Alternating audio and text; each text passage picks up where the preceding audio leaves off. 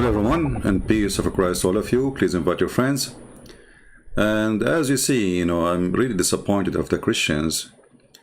If a Muslim kid, he make a little video, Muslims will share the video everywhere.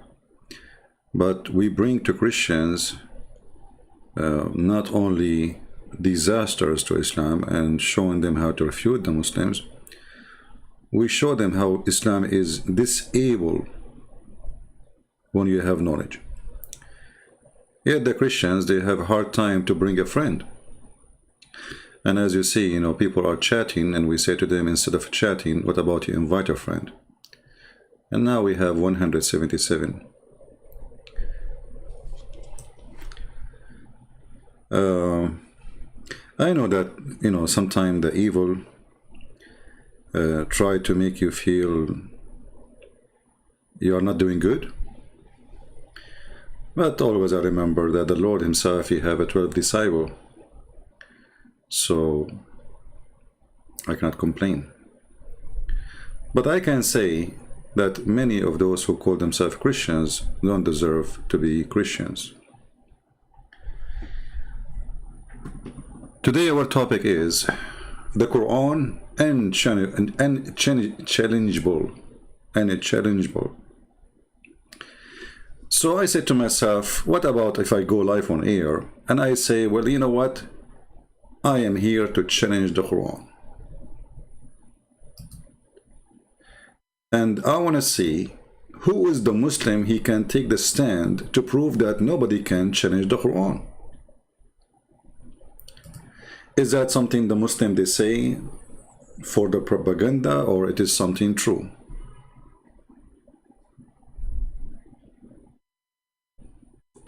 If you are a Muslim and you are listening, I am a Christian prince, and I offer you a challenge to challenge me about what you call science and Quran.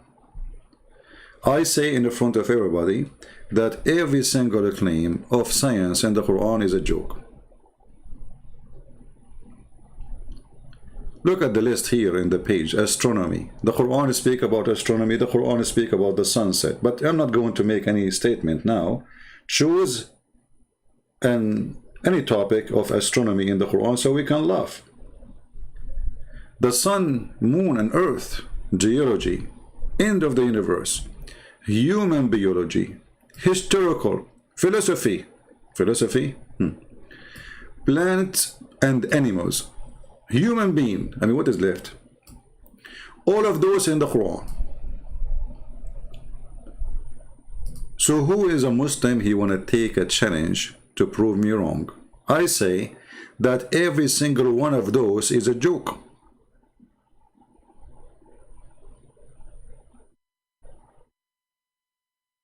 Every single one of those claim is actually the opposite. It is proving that Islam is a false cult.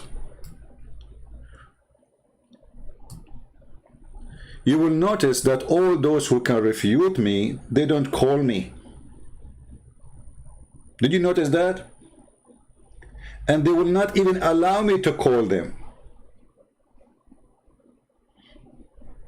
For sure, the only one who will call me is the guy from Nigeria. What's his name? This crazy guy. He can explain the Quran by himself. He don't accept Muhammad explain the Quran. He don't accept scholars. He don't accept hadith. He has his own religion. But this guy is an idiot. All those who can refute me, they don't call me and don't let me call them. The question why? Isn't it a great opportunity to talk to someone he claimed that Islam is a joke and you destroy his claim? Isn't it a great opportunity to show them live on air that this guy is not sharing the truth?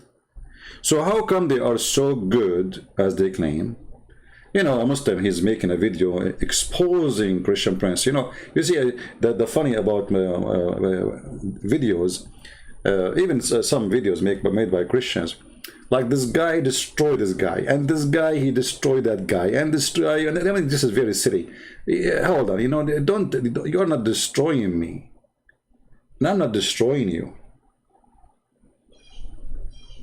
The challenge here is about your book. It's not about me and you. So because they are silly, they make it personal. This is why they make fun of the person, etc. Who care about you? Who care about me? I'm not a prophet. You can say whatever you want about me. The question is, can Muhammad and the Quran and Islam stand? Little questions. In front of me there's an article. And the title, as you see, the Quran, the title of the website, Quran Unchallengeable Miracle. Creation in three darkness. Okay, this is in the Quran, brother. Okay. Creation in three darkness. Okay, what is that? Let us see. It is He who created you in the womb of your mother in stages, one after other, in three darkness. And here we go, the three darkness. The Muslim, they found a solution for this, brother. This is the first darkness. This is the second darkness. And this is the third darkness. Is that what your prophet said, really? Is that what the Quran is saying? Just to show you how easy to get them busted with their lies. The first question you ask yourself, who understands what the Quran is saying better? Abdul in YouTube or the Prophet of Islam?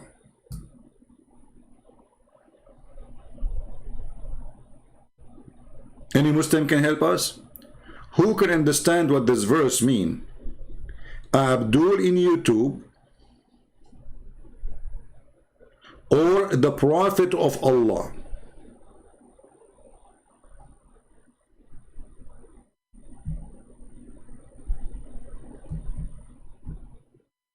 Any Muslim can help us?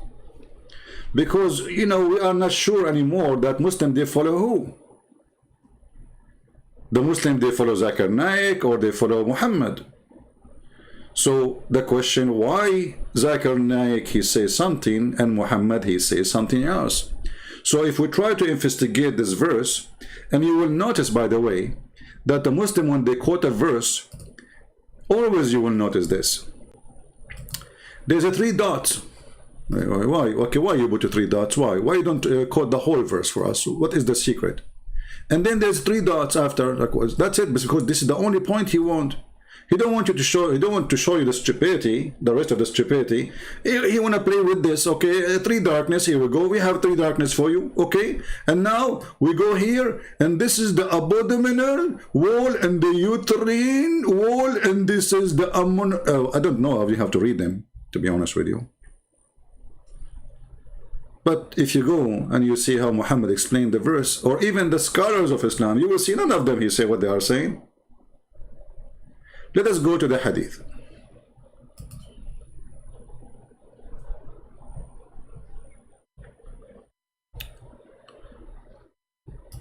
And then we will see if the Muslim is saying the truth or not.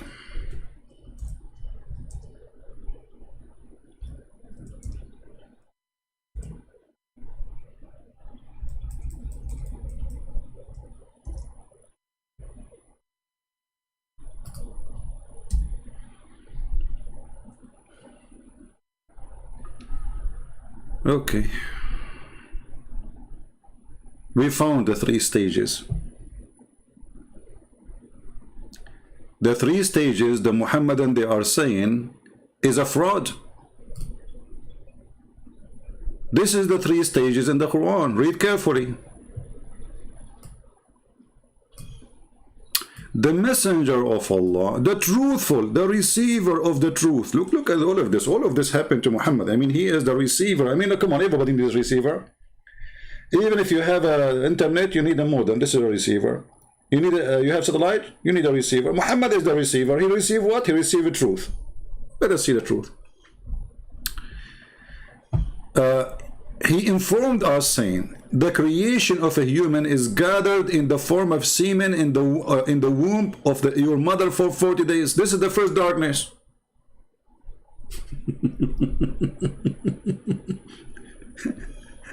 Let us go to the website of the Muslims back, just to compare between what Muhammad is saying. Huh? You see the stupidity? They fabricate. This is why Islam is invalid, the most stupid cult. They think by lying and fabricate meaning is not there, people will believe it. Well, why Allah don't say those three stages? Like, name them as they are. Why Allah He say three darkness? What the three darkness? And by the way, even the word darkness is not, you know, I mean, if you want to take it correctly, there's no absolute darkness inside the human being. This is why X-ray can go through the body, which means always there is a ray going through your body. Are you listening? So the word darkness is kind of, you know, if one take it in a scientific way, it's not really true. However, how the Muslim they come to this conclusion that this verse is speaking about those three things when their prophet saying something totally the opposite?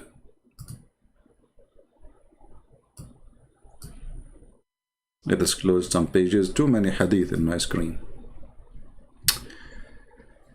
So the first lie Muhammad he said, which is proving that Muhammad is a fraud, that you are gathered in the form of a semen for 40 days in your mother belly.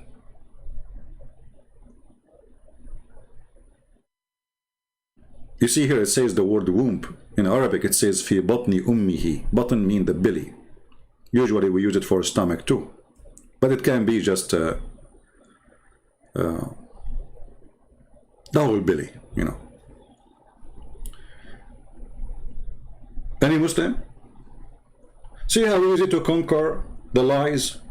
See how easy to expose the stupidity? I mean, why? And okay, what is the second darkness for stages? And then he became a clinging thing for the same period. And then he became a lump of a flesh. That's it. This is how the human being is created. Well, according to science, human semen cannot live more than 5 days. Secondly, what do you mean we are gathered in the form of a semen? How many semen a human being is? According to science, it's one will fertilize the egg.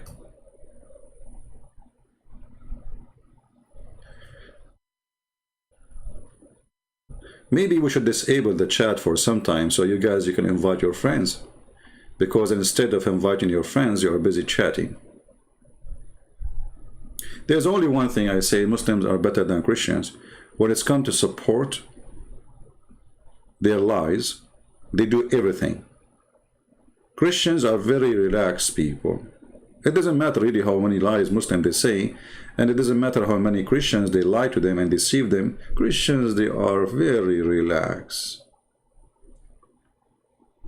They want to come here just to laugh at Islam and to have fun.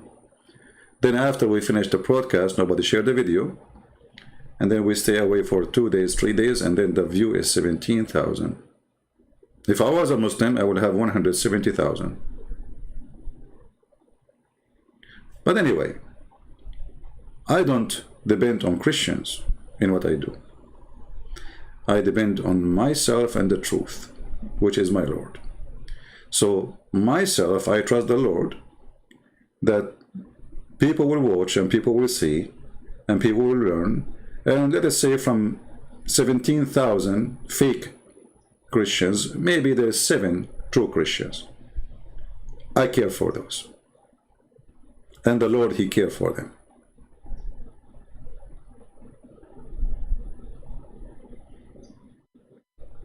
Time will come, and many they will say to me, Lord, Lord, God, God.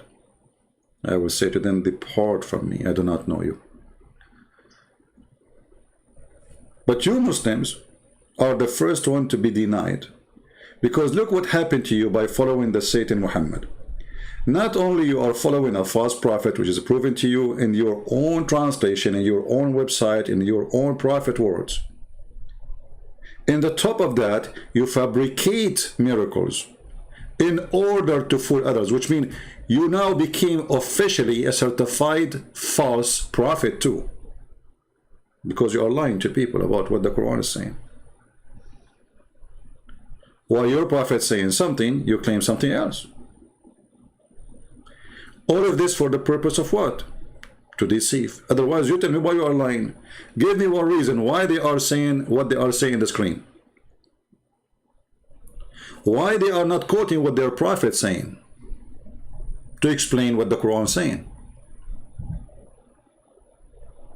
How suddenly Muhammad's statement is not the one can explain the Quran, it is Abdul, any Abdul.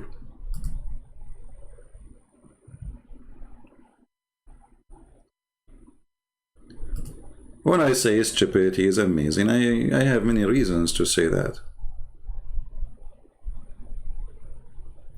The funny, there is a Muslim in the comment section in previous videos.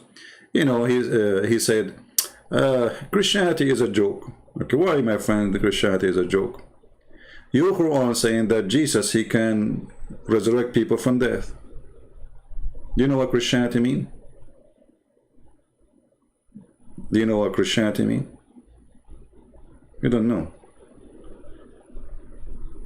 The second you say Christianity is a joke, you are making fun of Christ, because this is his name. Secondly, let us see who is the joke. Is that a joke in front of you or not? Suddenly Muhammad became Dr. Muhammad, and he knew how you are created, and now he make for you a statement that you are created in three darkness. The first darkness, you are gathered in the form of a semen for 40 days.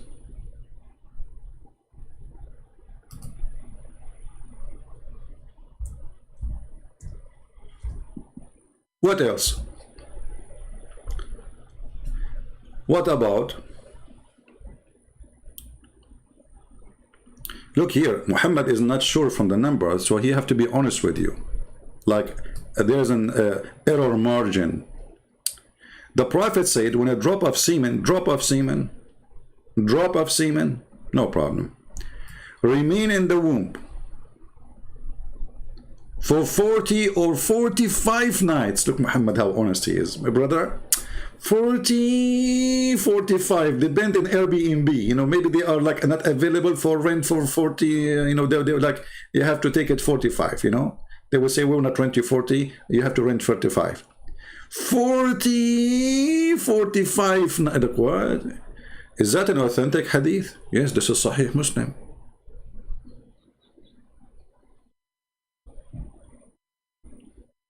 So why you don't quote your prophet saying those statements?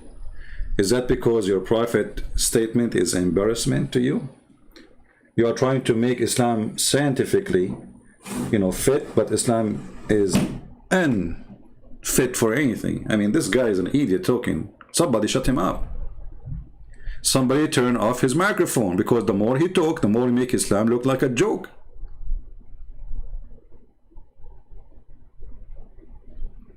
Is that your prophet explaining the three darkness and how the baby is created, or we cannot count Muhammad's explanation because he's an idiot?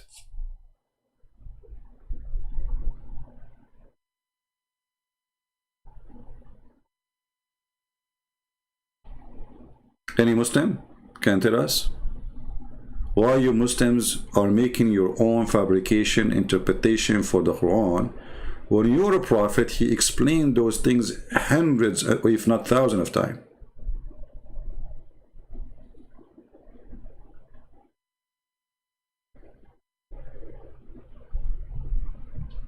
Right?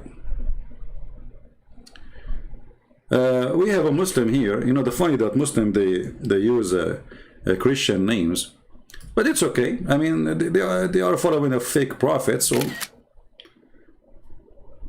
they claim to be, they use the Christian names because they are fake like their prophet. Look what this guy, he said. Thank you, Mr. Simon Muhammad, for making such a statement. But, you know, sadly, you will become famous and everybody will laugh at you in a second. I'm kind of inclined to laugh at you, CP, for the belief of Augustine Christianity. But I know you better. I think you make notice Christianity because you show the way your religion respect. So like if we respect you, I don't know what does that mean, religion respect. Maybe I should not call you an idiot, a fool maybe. Okay, I will not use the word idiot, just to show you how stupid you are.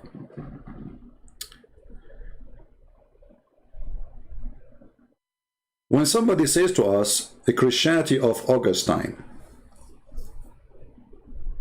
then why your stupid prophet, he take an oath in our book? Why your prophet in his book, he keep calling us the people of the book, you idiot? Why your prophet never used the word Augustine? I will give you a solution for this, brother. Your prophet was a certified donkey. He did not know about Augustine, but you do. Look, your prophet never said the word Augustine. I wish, brother, that you will exist in the 600 years after Jesus to tell the stupid Muhammad, you idiot, shouldn't you say that this is a Christianity of Augustine?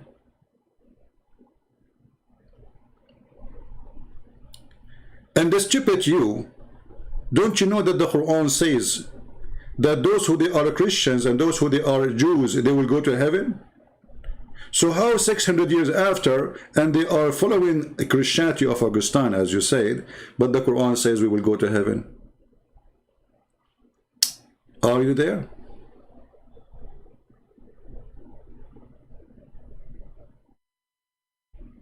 Are you there, Simon, the Muhammadan?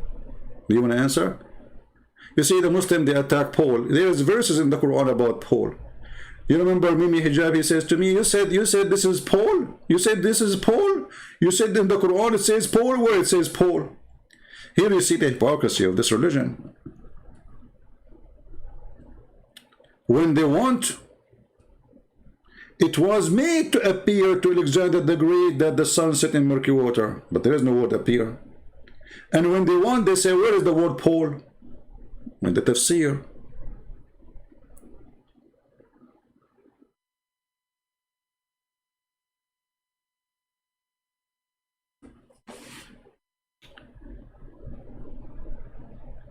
Simon, I don't need your support, my friend. Please leave the chat, because I have no place for idiots. Your comment is proving to me that you are an idiot and you are seeking attention. Take care. If you are a Muslim, I will keep you in the chat, but look like you are not, you're an idiot.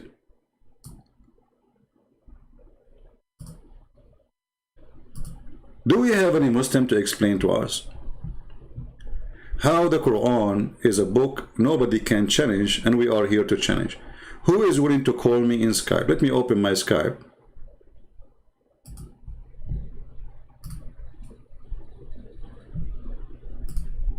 And see if we can get an opportunity of a Muslim. He can make the title of this website true, that nobody can challenge the Quran.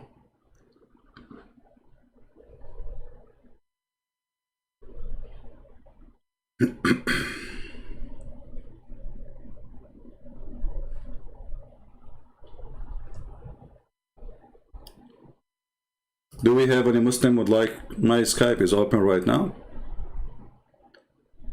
if you are interested.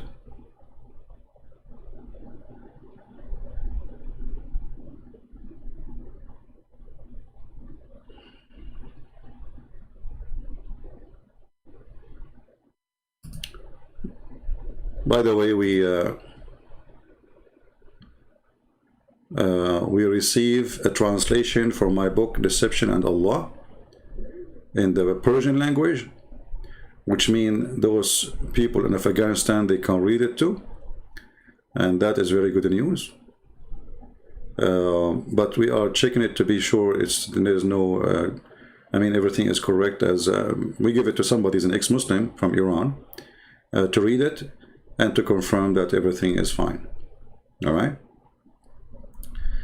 And then when we do that, when we have a confirmation, we will post it for free, you know,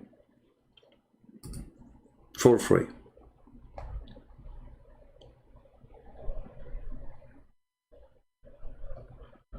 We have Mr. Okay, let us see.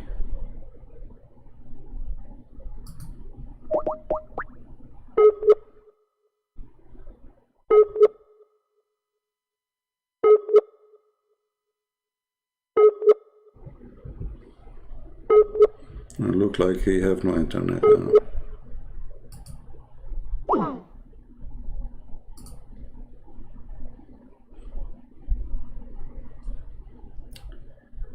Do we have any Muslim would like to contact us? Prove us wrong?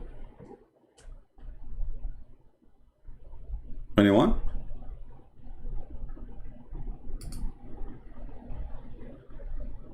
Let us see this person here. This is from yesterday.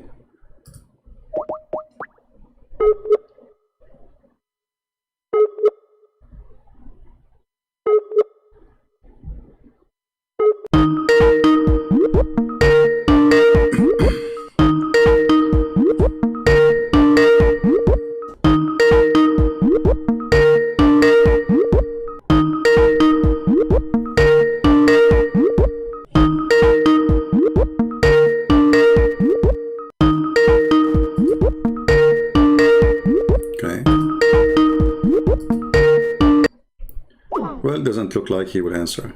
Yeah, it says call declined. So why they are texting me? Do we have any Muslim would like to call us and show us that nobody can challenge the Quran? Anyone?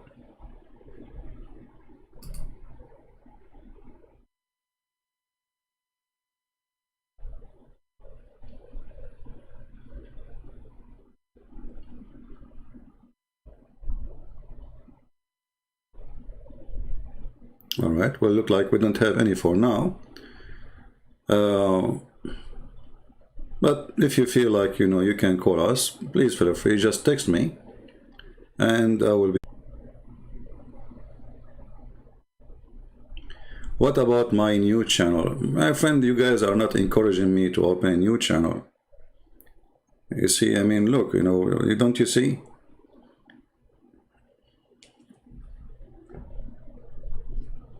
Like, even now, today, you know, I said, look, you know what? Maybe the majority don't deserve you to go live, but there is a few, still those are worthy. So I came for the few, not for the majority. This is how I feel.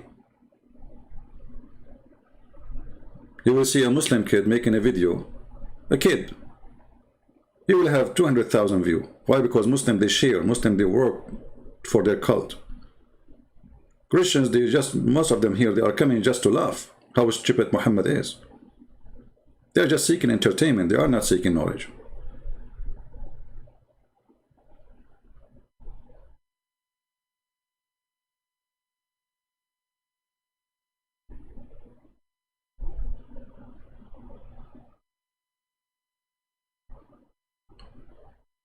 Do we have any Muslim want to prove us wrong? That what they are saying in those websites is true? They are Zakir Naik. Well, how come the Muslims, each time science discovers something, the Muslims, they discover it in the Quran, which means why you don't discover it before they discover it? Zakir Naik, he have an answer. For sure, Zakir Naik have an answer. So why you Muslim don't discover things unless it's discovered already? I mean, why the Quran don't say it before somebody else say it? How come you don't notice that this is what it is until science discover it, as you claim, you know? Quran says in Surah Shura, chapter number 42, verse number 29, that it's Allah subhanahu wa ta'ala who has created the creatures in the heavens and the earth and has placed creatures in them. So Quran says there is life beside this earth. Today science hasn't proved there is life beside this earth. Scientists say there are high possibilities that life will be there beside this earth. You see here how they lie about their Quran translation. The verse he is saying, is quoting, doesn't say there's a life beside this earth. He's saying there's dabba. Dabba. Dabba is an animal.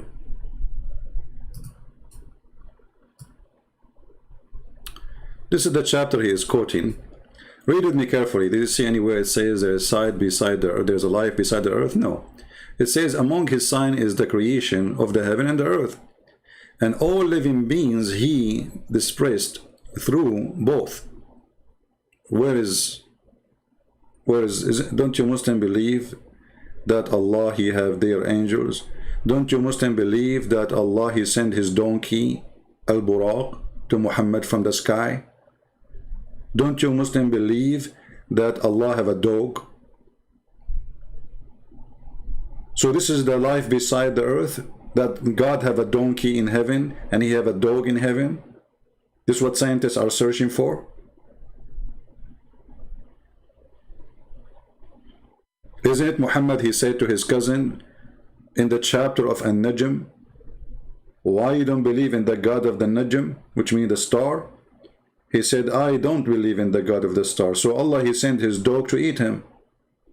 Who want to challenge me to prove that to be what Muhammad said? So here, the guy, he asking him, how come you cannot find something, you know, to be discovered before the scientists discovered? And most of them, they are either Christians or Jews or even Hindus, whatever.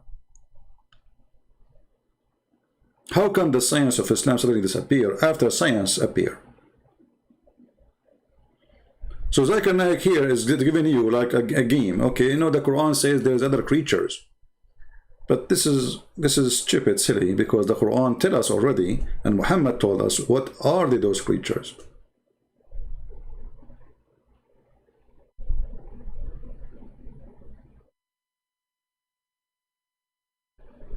Here you see how easy to debunk. I don't want to use even the word debunk. I mean, this is silly. What debunk? To show them how stupid on their claim and how false their claim is.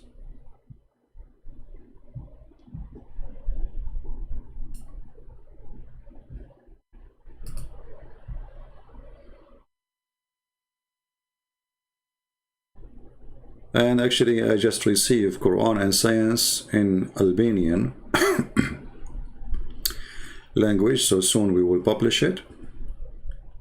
That's mean we have Deception of Allah in Albanian and Quran and Science in Albanian. Very, very wonderful.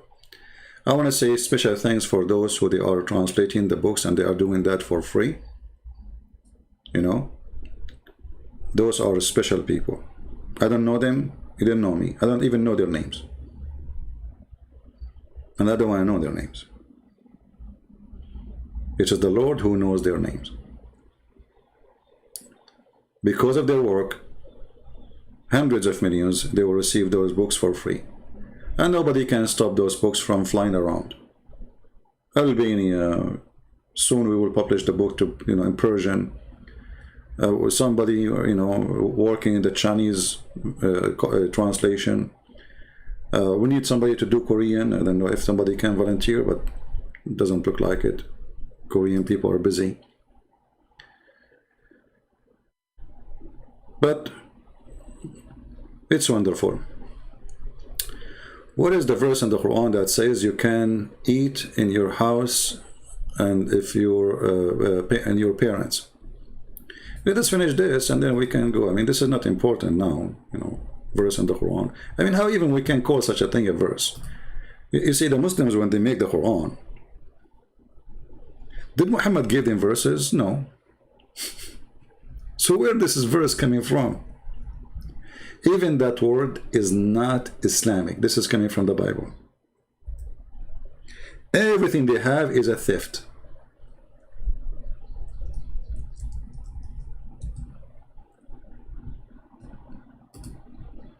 There's a chapters in the Quran.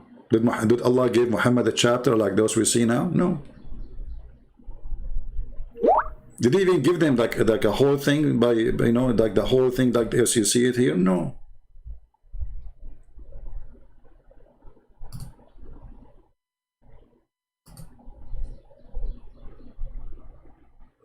All right.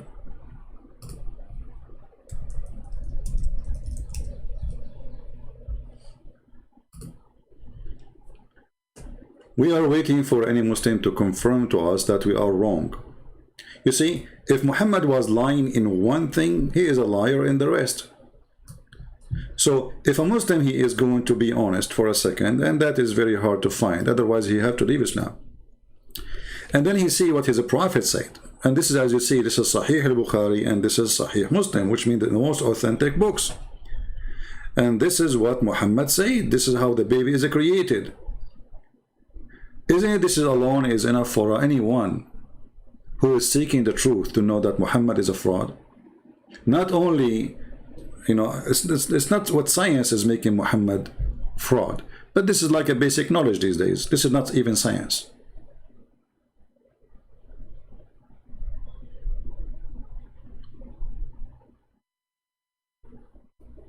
The word science is very flexible, like if science is the knowledge, then all of us, we are scientists because we have certain knowledge, correct? If science is let us say, the method to find out, well, all of us, we have method to find out about things, in life. However, when things come to a very simple fact everybody knows, that is not even science anymore. This is something this is knowledge for everybody. The man sleep with the women, they have a baby. This is a knowledge since the beginning of time. They do not need to be scientists, but somehow this is part of the science. But Muhammad, he take knowledge to different level. He claimed that he is the one who knows and nobody else knows. So he's providing to us knowledge which nobody have. This is not an average, supposedly, information. This is a high quality information. This is why they are saying to you that he is the receiver of the truth. He received it from who? Receive it from Allah. This is why they are saying Sallallahu Alaihi Wasallam, Allah pray on him and salute him. Muhammad is greater than Allah. To the point that God of Muhammad, he praise Muhammad and he salute Muhammad and he pray on Muhammad. And now the great Muhammad, he is telling us information which nobody knows. And now you need to ask yourself, why the Muslims, when they explain that verse about 3 stages of darkness or how the baby is created, don't use this to prove their statement? Why none of them use it? I mean, who is the best to know what the Quran is saying except Muhammad? Why do they want to use it?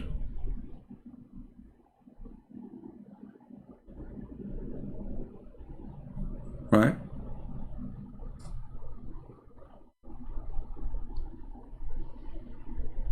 Any Muslim can explain to us why you don't want to use your prophet explanation for the Quran.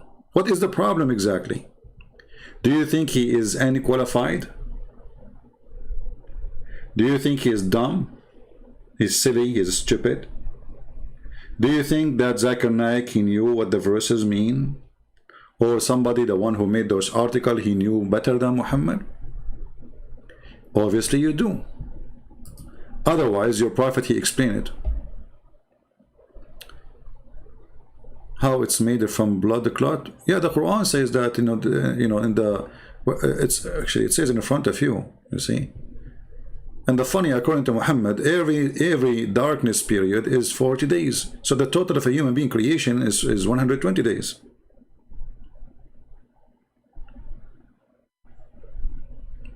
And by the way, this is the contradiction for what he said in the Quran, because in some hadith he make it 4 stages, in some hadith he make it 3 stages. So if you read here carefully, it says that you will be gathered in the form of a semen in your mother belly for 40 days. And then it became a clinging, which means clinging blood, for a similar period. This is another 40 days. And then he become a lump of a flesh for a similar period. Okay, what is the total? 40 plus 40 plus 40, 120 days. That's science. And you became a clinging thing, which is a congealed blood. You see here the translator, he said clinging thing, but this is not correct translation. If I copy the same hadith, I will copy 3 words, and I will take it to the search engine in the Abdul website.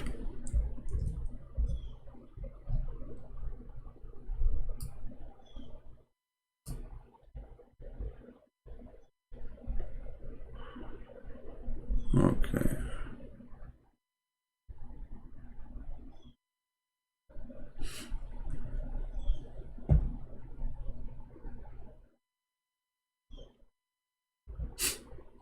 This is the science of Muhammad. Do you see it?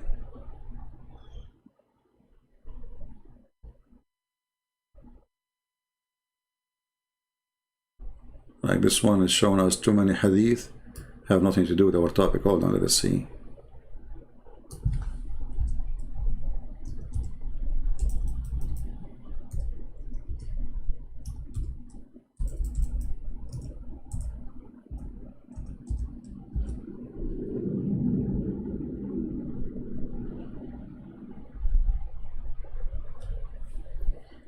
Do you see the science? Who is a person can oppose the science of the Prophet of Allah? Any Muslim.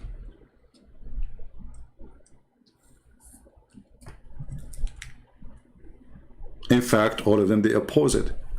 And the proof of that, not even a single Muslim website is speaking about the biology according to the Quran, use the interpretation or the explanation of their Prophet to explain the verses. You know what I mean? If they are not against what Muhammad is saying, if they are truly believers in what Muhammad brought to them, which is the Quran, then they should take what Muhammad said to them about the Quran. But they don't do that. They make their own article and they fabricate their own interpretation, and they hide all the statement of Muhammad because it is embarrassment.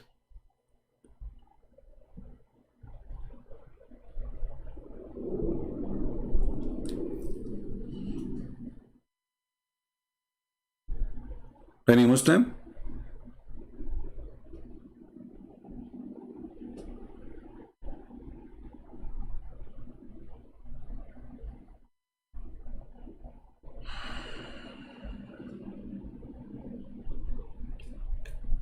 Any Abdul?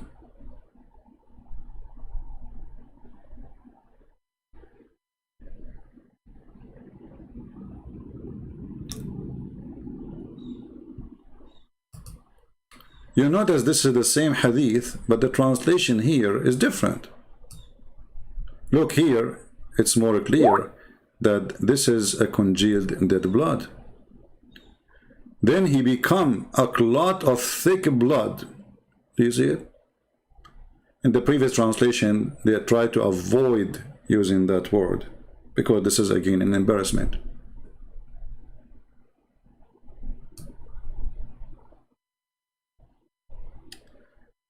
A reply to surf in YouTube. What does that mean?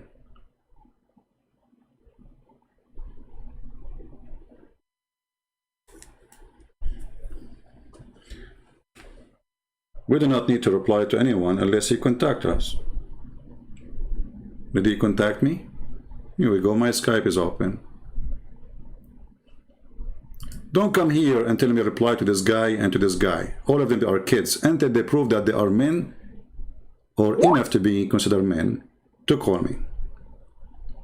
Well, we have our friend Bilal. He is back online and he is just texting me. That's wonderful. Let us see Mr. Bilal. He's a nice guy, Bilal. I like this guy.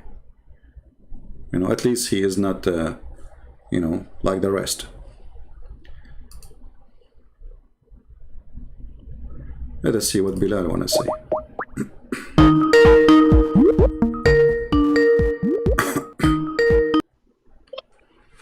Hello? Oh, let me, Yeah, it's okay. Turn off your camera, please. guys, go to the room. Guys, go to the room. All right, Mr. Bilal, you are with us? He's taking the kids away. Guys, go to the room, please. Mr. Bilal, you are with us? Okay, hold on. The Christian Prince, the kids, yeah. It's all right, my friend. I understand. No problem. Go to the room, guys. Go to the room.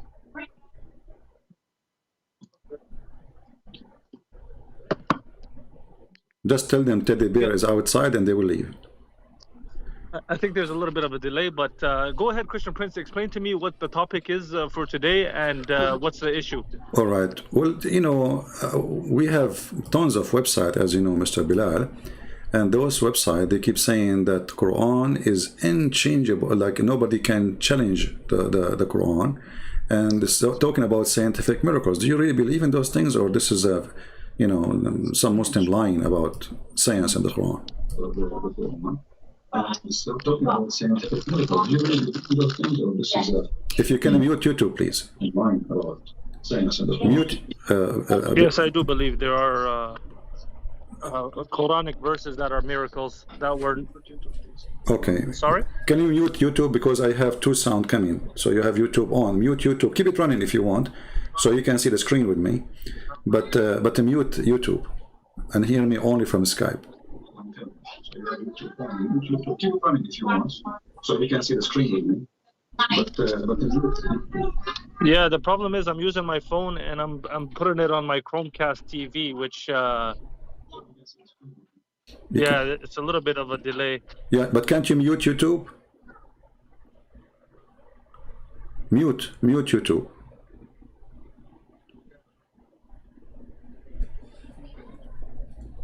Hold on a second. Let me see. How do I? Let's see. How do I...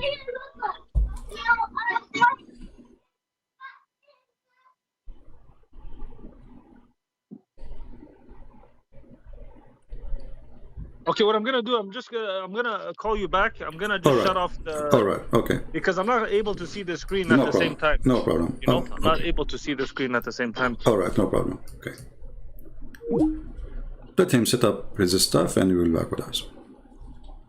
So we heard Mr. Bilal saying that he believed that there's some scientific miracle in the Quran. So we cannot wait until he comes back to us and tell us where we can find those things. But before he calls us, how many of you think that Mr. Bilal is right? How many Muslims here, they accept what Mr. Bilal said, that there is some science in the Quran? If you are a Muslim and you agree, give us one, please.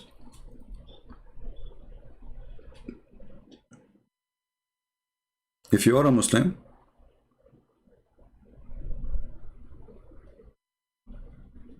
and you agree,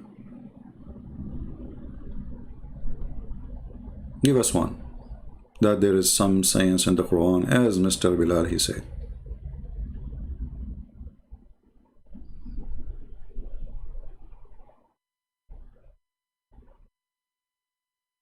No Muslims here? What happened? Where are the Muslims? Okay, let's do this. Do you think that Mr. Bilal, he will be able to prove anything really to be scientific in the Quran? Anything? Not even one. I mean, can he prove one thing to be accurate?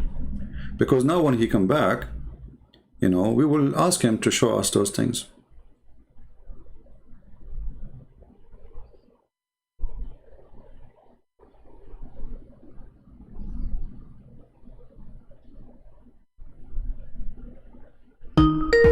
All right, Bilal is calling. Hi, is this better? Yeah, that's good. So Bilal, go ahead, my friend. You know, what is the science in the Quran? I'm not seeing anything in front of me, just to let you know. No problem. If I want to share something with you, I will post it for you in Skype. No problem. Okay, and also I would like to mention to the people that are watching, I am not a scholar of Islam. Okay. I am a regular Muslim, but I do believe wholeheartedly that Islam is the truth. Okay. And so I just want the people to know that I am not a scholar. No problem. And I have not studied anything before even coming on this. Like for this topic, I have not studied. I just like talking to Christian Prince. I like to see his point of view, and we'll take it from there. Go ahead, Christian Prince. No, actually, I want to listen to you because you said you believe there is some science in the Quran. So tell us something. Choose the most strong one, Bilal, please. The strong one, like something you think there's nobody can refute this one. Okay, I'm also not a scientist, but I do believe that 1400 years ago they did not have the technology that we have today. Okay. So for the things that the Prophet mentioned in the Quran, for example, the mountains, right? The mountains being pegged to the ground. So the mountain is not. It's not only that mountain that you see like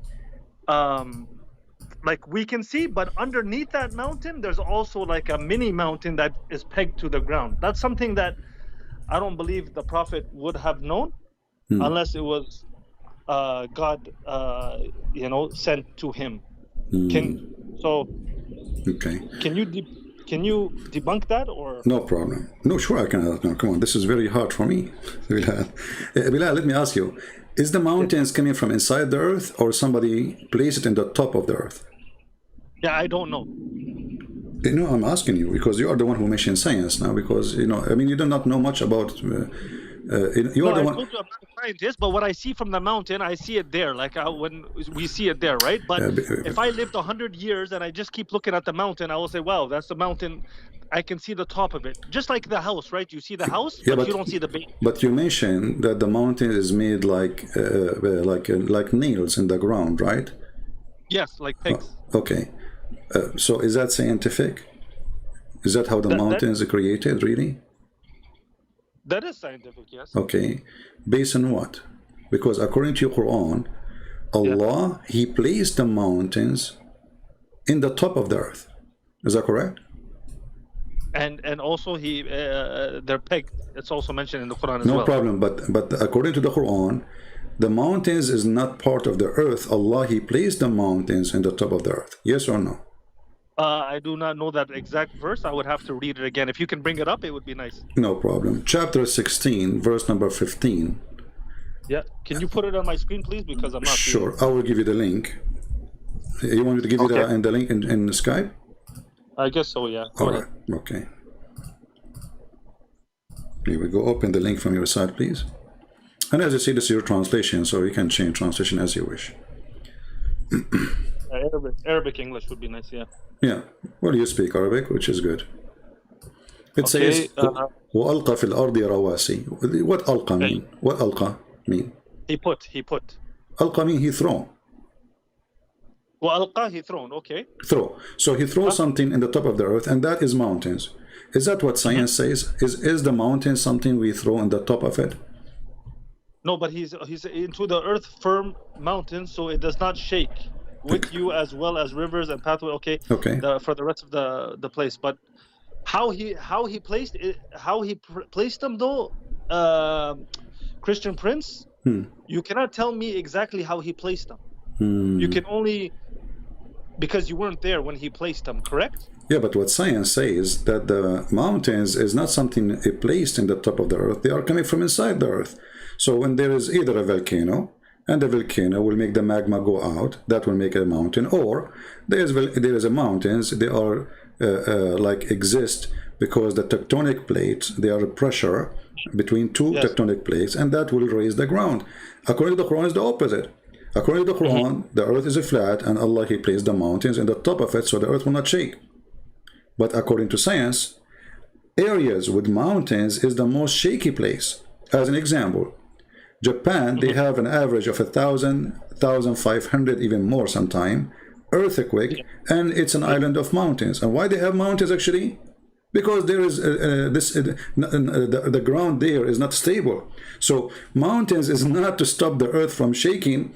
Mountains exist there because the earth is shaking. And the mountains are coming from the ground inside out, not outside in. And you studied that in school, I believe, right? Yes. Okay. So how the Quran teaching you something very false, according, maybe elementary school knowledge? Like I mentioned, Christian Prince, I do not know how he placed them. Doesn't matter how he placed them, but this is not what happened. You see, he placed them. He placed them. I mean, me and you agree on that he placed them. Okay, Bilal, do we agree that he placed the mountains in the top of the earth? He placed, correct? He placed it. Okay, so that means there was no mountains. Allah, He created the earth, and then Allah, He make mountains, and then He put it in the top of the earth, correct? Put it on top of the earth? Yes. How he did it? Yes. There was mountains on the earth. I don't know how he did it. It's not a question. The question is how he says such a statement that he placed mountains in the top of the earth, when all of us we know, and you just agree with me, that mountains is coming from inside. Actually, scientists today, they try to fight Christianity, even Islam, by saying, well, if you want to know the age of the earth, study the age of the mountain. Why? They say like the mountain of Himalaya increase an average of whatever centimeter a year, you know, and they say we can measure how many centimeter or millimeter, whatever, and then we will find how many years was the age of this mountain. That's what they say. That is what they call it, science. So when I asked you about science, you said, okay, I will give you this one. But this one again proving that Islam is false, because mountains is not something placed in the top of the earth. Mountains is part of the earth. Actually, it's coming from deep inside the earth. As an example, mountain of a volcano. Fair enough, Christian Prince. So can you tell me how this earth, from your Christian perspective, how this earth came about? Well, you know, the Bible doesn't give us details much, except that God, he created the earth, God created the heaven. It doesn't say too much about it to tell you what, you know, because this is not really important for me, and the Bible is not a book of science anyway. I mean, if God want to create, if you know, when a guy he studied to be an eye specialist, just to study the eye, he study 60, 80 books just to study the eye. So if God want to tell us how he created the eye and how the eye function, he'll need to write for us 60, 80 books at least, so we understand the eye, right? But the Bible is not a book to understand the eye, is to understand God. So here, your God, he is voluntarily jumping into knowledge which is supposedly nobody knows, and this knowledge is false. Okay, like I mentioned, I do not know how he placed them, how he created, and you said you as a Christian you don't know how he created it. So I'm gonna, if you don't mind, I'm gonna move to another topic, because we don't know how the earth was created. Okay, give me another one. Okay, so you mentioned, and this one you can tell me from the Quran as well, and also from science. You because I seen you talking about this one, and I'll let you speak about it here. Give you the floor about the child being in the womb of the you know, the steps a child is made in the stomach. Can you explain to me what's wrong with the Quran in that aspect? Well, if we go on, let us see first verses speaking about that, you know, and then we will understand better. And for sure, you know, I think you agree with me, Bilal, that's the best one to explain these verses is your prophet, correct? Not a guy in YouTube or Zakir Naik. I would love the Quran, because we're not Arabic. We're not really Arab. I wouldn't consider you or myself Arab experts, like in the Arabic language, especially in that time. Why not? Because and if you look at Sibawayh and like some real Arabic scholars, you know, it would be probably more. My friend, my friend, Bilal. You see, there is always in certain time people who they spend their life studying something. Yes. Right. Okay, that make them experts. So I'm not going to compare myself by that person, but doesn't make me that a person I do not know what Arabic is, right? So he might be a person who is able to create a grammar rule, new grammar rule, you know, because he's smart. He's studying this for long. So you know that the one who fixed the Arabic language is not even an Arab. Correct? That's right. Okay, the Arabic language was horribly hard to understand, horribly hard to have a grammar for it. It's a horrible language when it's come to grammar and how to make it work. Then a person who have nothing to do with the Arab, he just learned Arabic.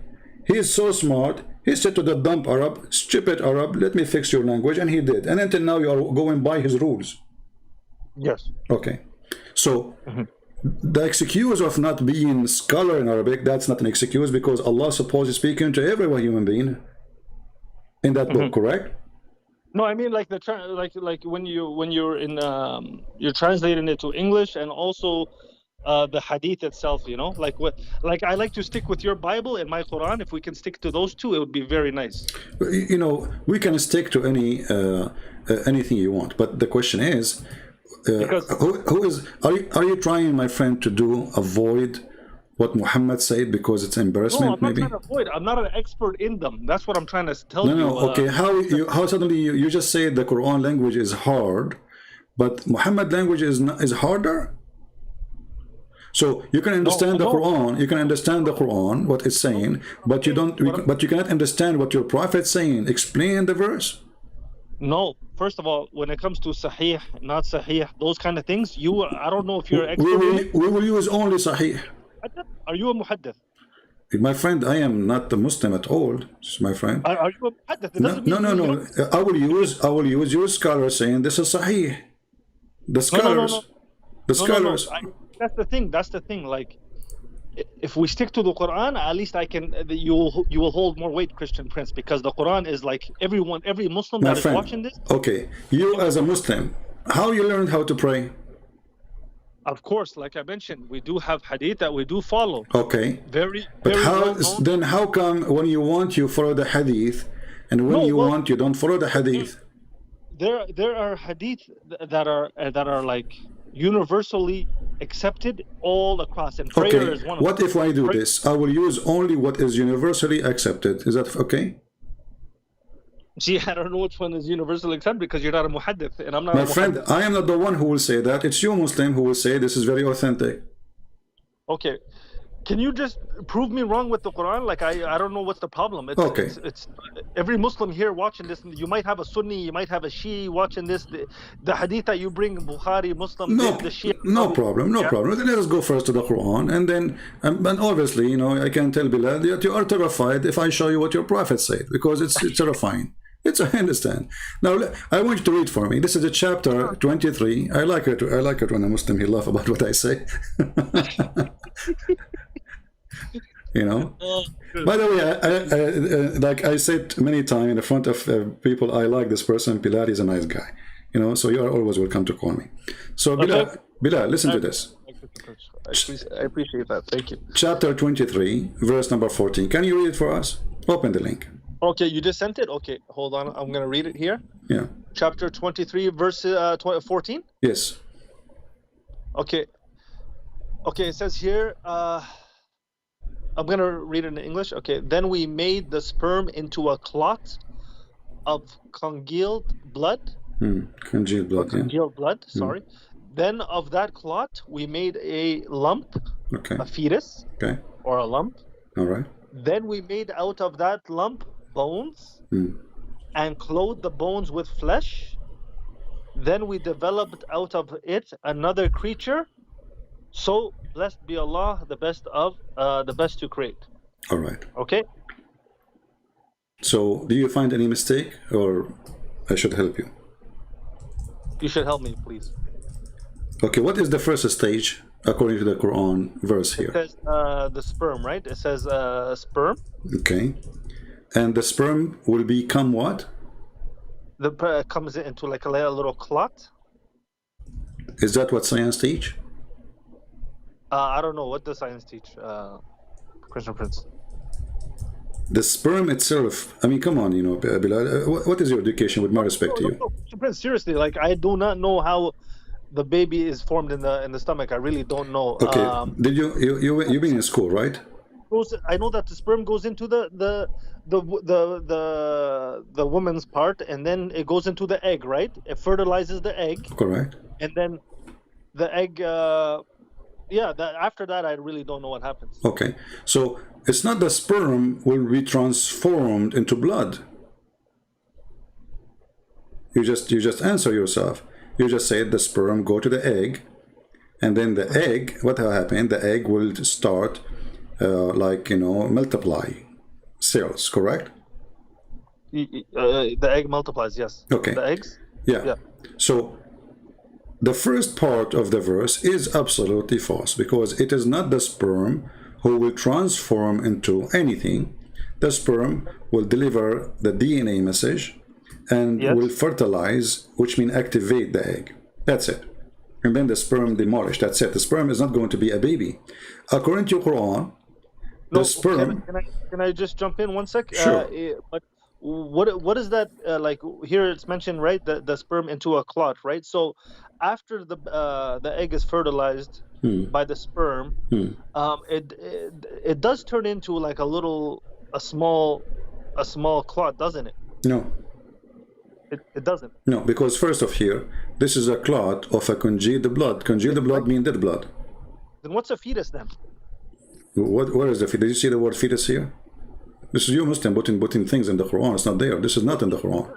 This is what it said. Then of that clot we made like a lump. A lump is a fetus. Exactly, but this is the third stage. So the first stage is a sperm. Yeah. Then the second stage is a dead blood, as you see, correct? Yeah. All right. And then the third stage is a piece of hard meat, lump. Okay, but not a single person in the world accept that a baby stages is like that, because congealed blood is not in any stage of the baby creation. And look what your prophet is saying, or his God saying, that it is the sperm who became, it is the blood, which it is the dead blood, and then the it is blood, which is dead blood, become a lump. So what he is saying, that the same object is changing. But it says alaqatan here though in Arabic. It says that's not blood. No, I've opened the dictionary. Alaqa is alaqatud dam. ثم خلقنا نطفة علقة. علقة is like a clot. It's like a little. My friend, you are an Arab who live in Saudi Arabia, but your Arabic is not good. ثم خلقنا النطفة علقة فخلقنا العلقة مضغة فخلقنا المضغة عظاما فكسونا العظام لحما. Correct? Yeah. Okay. فخلقنا العلقة. العلقة is the congealed dead blood. علقة الدم أي ما تخثر من الدم على الجلد. And this is why your Islamic translation is saying the word congealed blood, which means dead blood. There's no dem here though, brother. No, there is. This is the blood. This is the alaqa, the word alaqa. This is why the. Okay, did you ask yourself? Okay, why this guy is saying congealed blood? Why he's adding the word blood? Is he a Muslim lying? He's lying as a liar? I don't know, but I know dem is blood. Everybody knows. If any viewer is watching, dem means blood. Alaqatan does not mean blood. My friend, alaqa is alaqatul dam. Alaqa is a name. Alaqa is a name for a blood which is not a liquid no more. This is what alaqa is.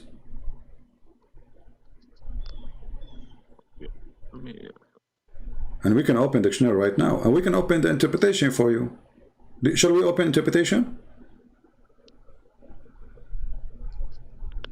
Okay, here it says in the English dictionary it says leech, you know, but I don't. Obviously, it's not a leech, right? No, the congealed blood is not a leech. Alaqa is, you know, I can show it to you. What about we open the interpretation? Why we don't do that?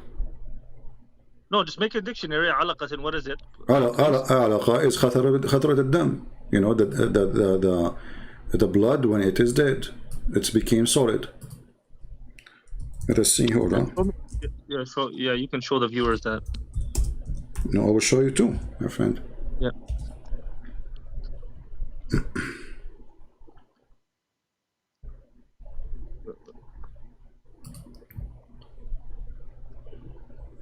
All right. I want you to open with me. Here we go. This is the dictionary. I will give you the link. I will put it in the screen, but I will give it to you first. And as long, and you know, I'm very glad that you speak Arabic, because that will make things a lot easier for me. So, read me carefully with me. It says, علقة قطعة من الدم غليظ جامد وهي طور من أطوار تكوين الجنين. According to the Quran. And right away he quote for you the verse of the Quran after it. You see it? It is, yeah, but, it is a piece of a thick blood which is solid, not liquid. And it is a stage of the baby. And he quote for you the verse from the Quran. Hey, but you said dead, right? Blood that's like dead, right? My friend, does it say دم غليظ جامد?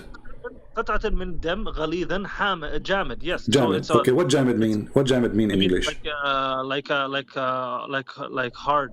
Okay, like so solid, right? Solid. That happened when the blood is dead.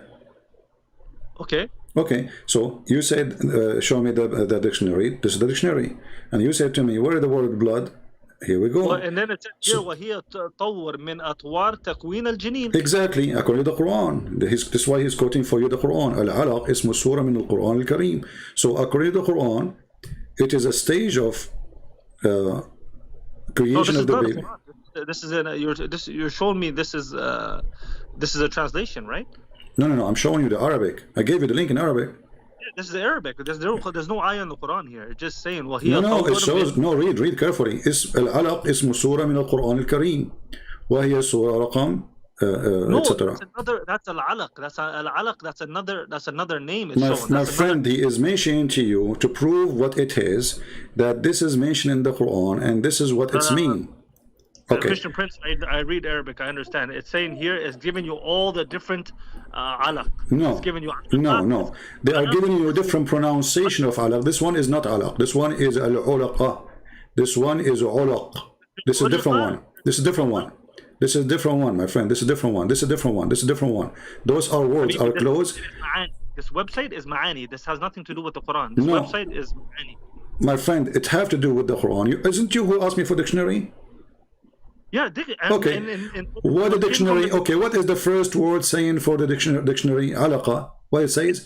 It is قطعة من دم غليظ جامد. Do you agree? Does it say that, or I'm making things up? Yeah. But it also continue though. It says وهي طور من أطوار تكوين الجنين. Exactly, and it is one of the stages of the baby. So just to become a child or to become. Okay, but this is according to the Quran. This is stupid. This is not true. So don't give me this don't give me this website then, if that's the case. Give me the my friend, it is you who asked me for dictionary, and this is a dictionary. You're giving me a Quran dictionary? That's what you're giving me? This is Islamic dictionary. No. I don't want Islamic. I want a regular dictionary, man. Oh, this is I mean this all regular dictionary are Islamic dictionaries. What's wrong with you, Bilal? Come on. all dictionaries. Bilal. Okay, hold on, Bilal. Yes, all of them. You know who is the writer? His name is Muhammad Abdul Potato. The other one, his name is Khalid Barra, etc. So it's Islamic dictionaries, and as you see, right away they insert the Quran. If I'm a Christian, I will not use the Quran to explain a word in Arabic. The last thing I will do is the Quran. So this is an Islamic dictionary. Okay, you see, you remember I said to you, Bilal, I said to you.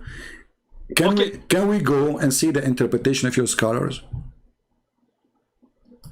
To see the interpretation, yeah, if you would like, but like I said, I would rather the viewers stick to the Quran and the Bible, because when we get deep, there's too many viewers. Christian Prince. No, it's not. This is not the point. The point is, as long, my friend, listen. Only Bilal. regard as 100%. Okay. Why can't you stick with that? Listen, it's the only book. No, because now, my friend, it is the only book. Because now we are trying to understand what the chapter is saying. No, it's clear what it's saying. What's clear?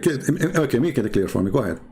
Okay, it says we made sperm, and then ثم خلق نطفة علقة. What is alaqa? Let us stop here. What is alaqa? Okay, alaqa is we said it's like it's solid blood. Thank you. Okay. Is that what science says? Let us stop here. Is that what science says?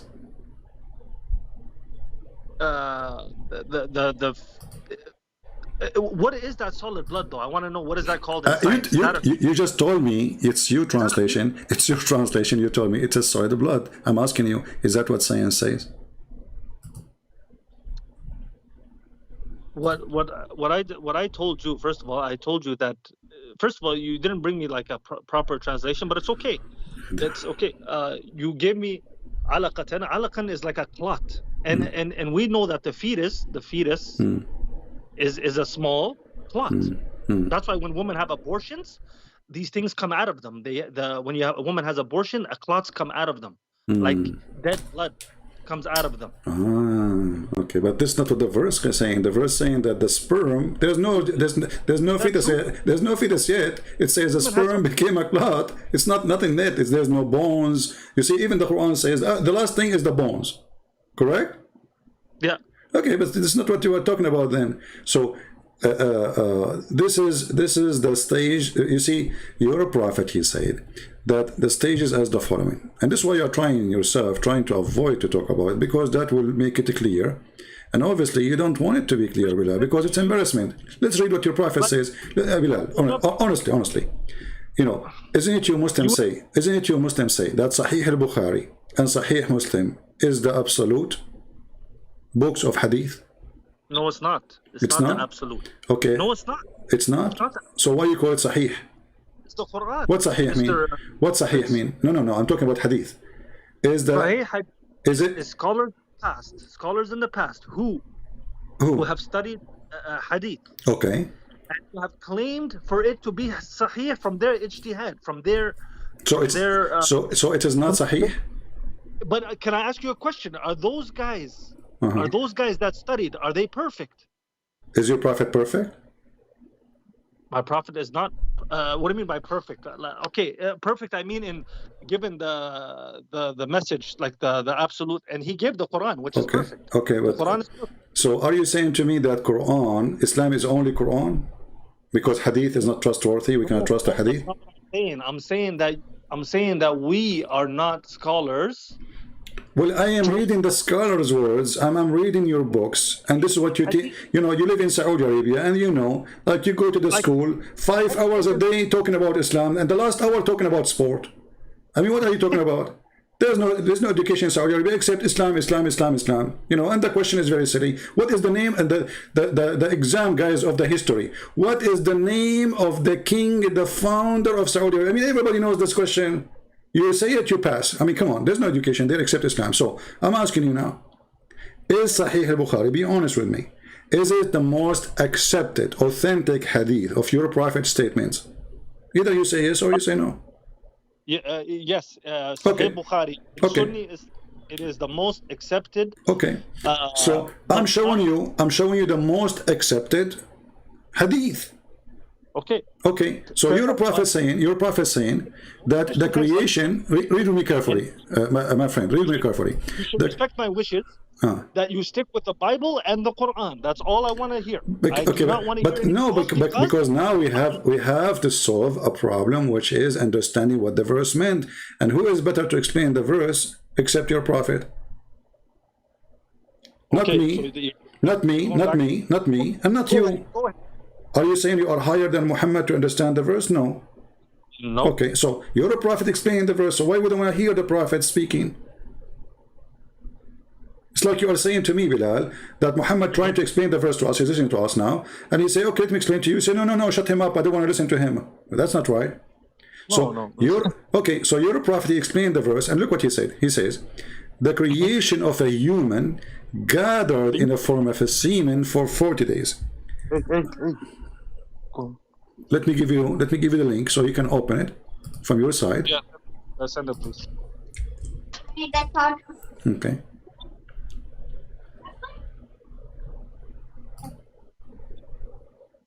Also, Christian Prince, not to get off topic, but do you ever look into like the good hadith or the hadith that are pretty sound of the Prophet, or you just look at the ones that you think they're negative or they're lying? Or my friend, you can tell me later anything you want about something positive, no problem. But that will not change the fact that he's a liar then, because all prophets who lie, they try to present themselves as good people. The Bible says, Jesus said, be aware of false prophets who come to you in the clothes of a sheep, but they are wolves. So a person who is a false man, he will not come to you and say, I want to rape your wife, right? He will make himself like a friend. Then you open the door for him, then you make coffee for him, then you trust him, and maybe one day you give him the keys because he is a closer friend. And then when you trusted him, he do the crime he is planning to do because he's evil. Correct? Yeah. Okay. Right. Okay. So if a man, he says something good, let us say he said, okay, respect your mother. That's wonderful. Okay, that's great. But doesn't mean he is a good person. So here your Prophet saying the creation of you as a human is gathered in the form of a semen in the womb for new mother for 40 days. According to science, semen can live only for 5 days maximum inside the body of a woman. So when Muhammad, he made such a statement, speaking about the Quran, explaining the Quran, as you see the word alaqa, as you see the word mudgha, You see, this is exactly the verse in the Quran. So alaqa, mudgha, nutfa, this is what the Quran is saying. I apologize, that's wrong. Actually, in Arabic, inna ahadakum Okay. jamma khalaqa fi batn ummihi 40. Khalaqa. It doesn't say semen here, brother. My friend. It says khalaqa. Okay, no, you see, your Arabic is not good. Inna ahadakum yujma'u. Let me read for you. Let me read for you. Listen to me. Inna ahadakum yujma'u khalquhu fi batni ummihi 40 yawman nutfa. So he is, okay, nutfa is a semen. Hey, what? Is a drop of semen. So but in what though? Like semen, like what? In the egg? Is it no, like you are not, Allah is gathering you now just as a semen. That's what it says clearly. Allah, He gather you as a semen, and this is what the real translation. Okay, let's say Christian Prince is not giving good translation because he have an agenda. What about you Muslims? It's your translation. That's your Muslim website. No. Fair enough. Yeah. Okay. Continue. Okay. That is correct. The creation of you. I want to ask you though, Christian Prince. No, this is a serious question. I'm not joking here. So here it says Arabian Yoman, right? Okay. Does that mean like just swimming around, or does that mean fertilizing the egg, or what? It says fi batni ummihi. Obviously, it is in the belly. It says the word button. You know what the word button mean, right? What the word button mean? Button, womb, right? The womb? No, the word button mean a belly or a stomach. Yeah, this is the Arabic. This is why I'm telling you. No, my friend. The word womb is raham. Raham, but correct? Can button mean raham or no? No, button mean belly or stomach. If I say batni yu'limuni, I'm saying my stomach hurting me. If I in the belly of your mother, that's mean in the belly of your mother, the belly. Okay. So we can say it is about womb, no problem. But as you see here with me, you're a prophet. He confirming that the first stage that you are gathered as a semen. Allah is collecting semen for 40 days. And then you are staying as a semen for 40 days. This is the first stage.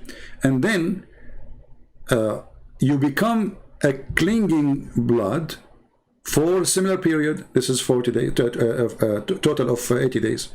So now you are a semen for 40, and now you are, the semen itself became a congealed blood for other 40, and then the last 40 you became a lump of flesh. That's mean the total of the creation of the baby is 120 days. Is that what science says, that a woman, she give birth after 120 days? A clinging thing, then it becomes a lump of flesh like that.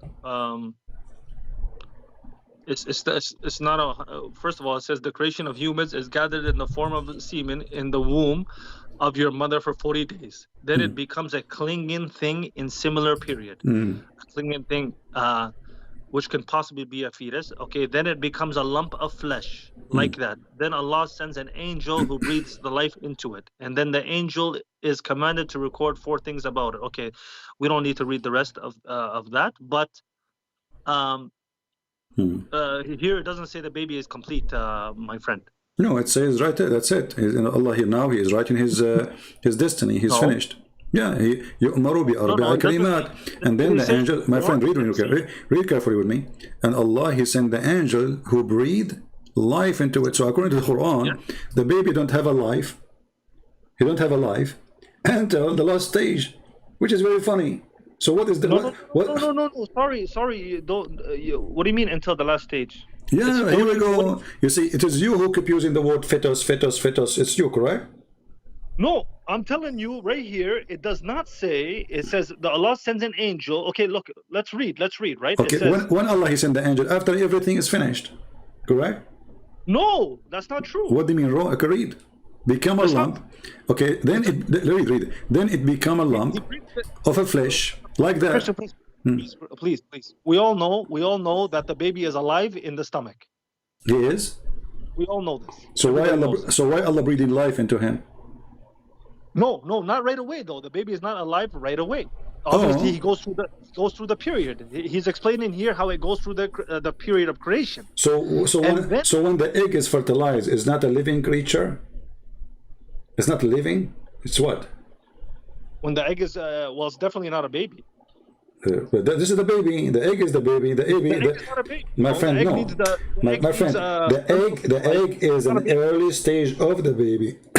No, the egg is an egg and the sperm is the sperm. They come together, they fertilize, and they become slowly into the stages of That's a what baby. we are saying. No, the egg after fertilization is the first stage of the baby. It is the baby.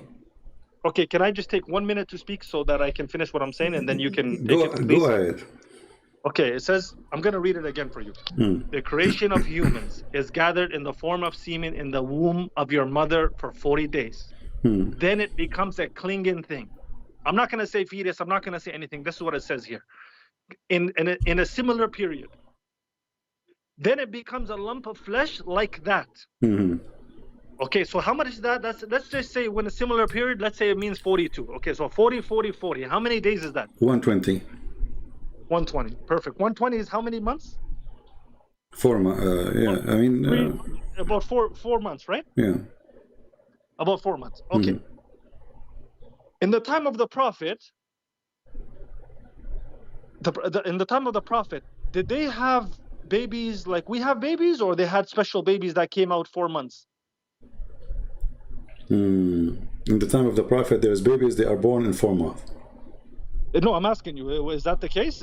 Because that's what you're saying. You're claiming that the Prophet No, said according to your Prophet, babies can be born after 4 years, not 4 months. 4 years? Yes. If you right now, if you search for Muddatul Haml fil Islam, the period, the maximum period you're of... jumping to another thing. We're sticking with your hadith and you're jumping to another thing. I'm asking you a question. No, this is we are talking about the same topic. You know, you are the one who mentioned the word 4 months.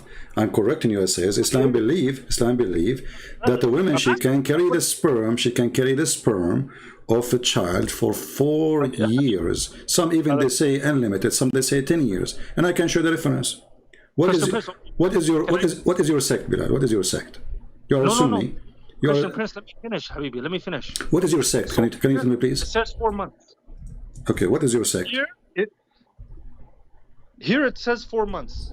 And clearly, we know that a baby takes 9 months. Every human being since the time of whatever was 9 months. All right. Clearly.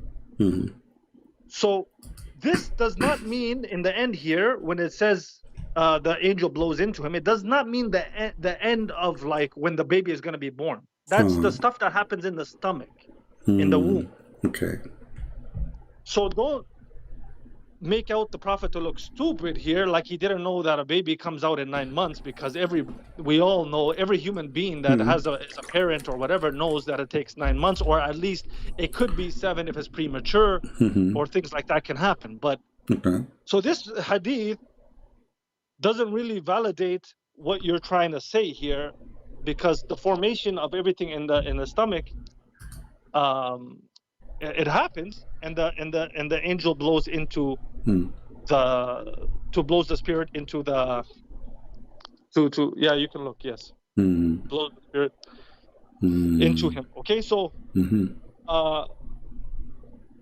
what do you have to say about that? If you want to, I mean, what I can say, I mean, come on, that's it. You proved me wrong. I mean, Bilal, listen. It's say after your Prophet, he stopped with the last 40 days. Did he mention anything else would happen? I mean, come on, you know, I feel for you. I mean, the guy, he stopped. He says 40, 40, 40, and that's it. And then the angel, he says, okay, this is your life. They breathe into him, and then he tell him his deeds. So that's it. But you are struggling to find a solution, trying to add the stages, but there's no stages to add. The guy, he said 40 and 40 and 40, and the poor Bilal is trying to look in the manual. He look in the, you know, Bilal is like an Arab guy, like all of us Arab. We buy a car and then we want to fix the car, but we never knows anything about car. And then we take screws and we try to put it back. We cannot find the place for the screws. So here Bilal is trying to find how he can close the holes in this story. My friend, it says 40 plus 40 plus 40. And then what happened? That's it. He gave him life. He's a baby now. Why is giving him life? He's the baby. I didn't say like he's not. What I mentioned is he doesn't come out of the womb at that time. What do you mean coming out? Okay, did your Prophet continue saying there's more of 40 days coming? Something will happen after that? No. No. Okay, that's it. That means it's over. No, he's talking about the creation of the baby in the womb, and that's it. He Exactly. didn't say, So, like, okay, are you saying to me that after the 120 days, the baby will go and live in the brain, or live in the tongue, or live in the neck, or live? Come on. So all of this is in the womb already. So because the baby is staying in the womb, the baby stay. The baby. Christian Prince, okay. he's talking about the process from the beginning Uh-huh. to the womb. He's not talking about the process from the beginning till she comes out of the woman's vagina. Ah, He's not talking uh-huh. It's clear. It's clear, like, okay, like the sky, my friend. It's so clear. Okay, let us try to help. Oh, Christian Prince. Oh my God, Christian, where are you from, man? Where are you from? Let us try to help Mr. Can you at least tell me where you're from? Okay, listen. Let us try to help Mr. Bilal, my friend. Go ahead. I'm listening now. I'm going to give you the floor. What is your sect? I believe in the Quran. What is your sect? You are a Muslim. You are a Muslim Sunni, right? You can say Sunni, but I don't like.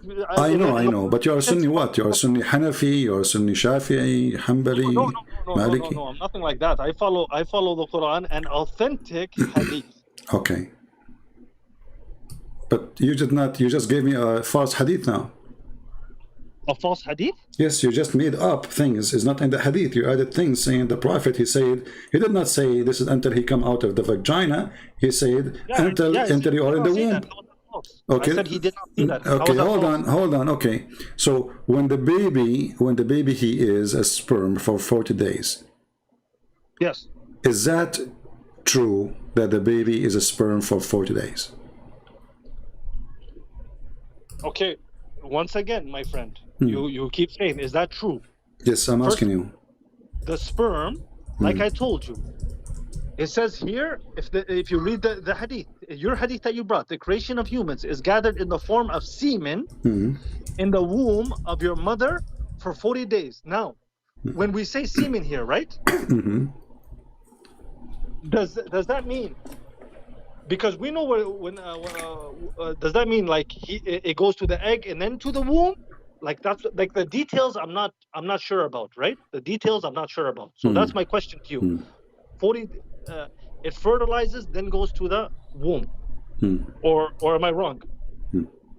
Now, friend, the verse is so clear. It says that you are gathered in a form of a semen for 40 days. So you are semen for 40 days.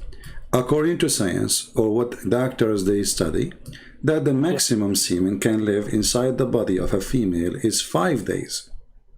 So your prophet, he just added 35 days to the period only. Okay.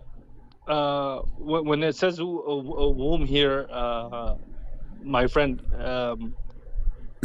we know that like when you're ejaculating into a woman, it's in the vagina area.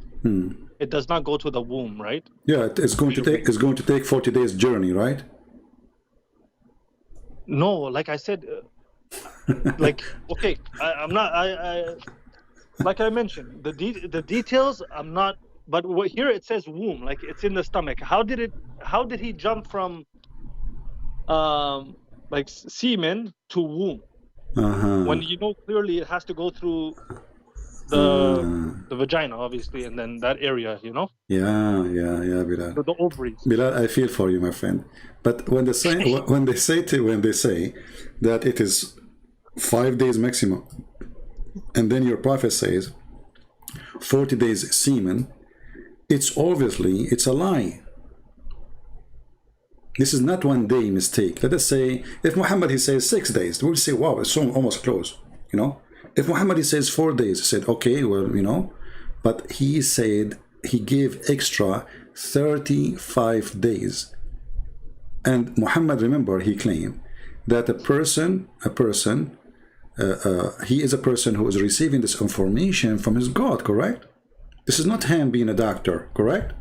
That's correct. Okay. That is correct. So when Muhammad he gave information claiming to be from God, and then we find that this information is absolutely foolish, that means this person is impostor and he is not a prophet. Yeah.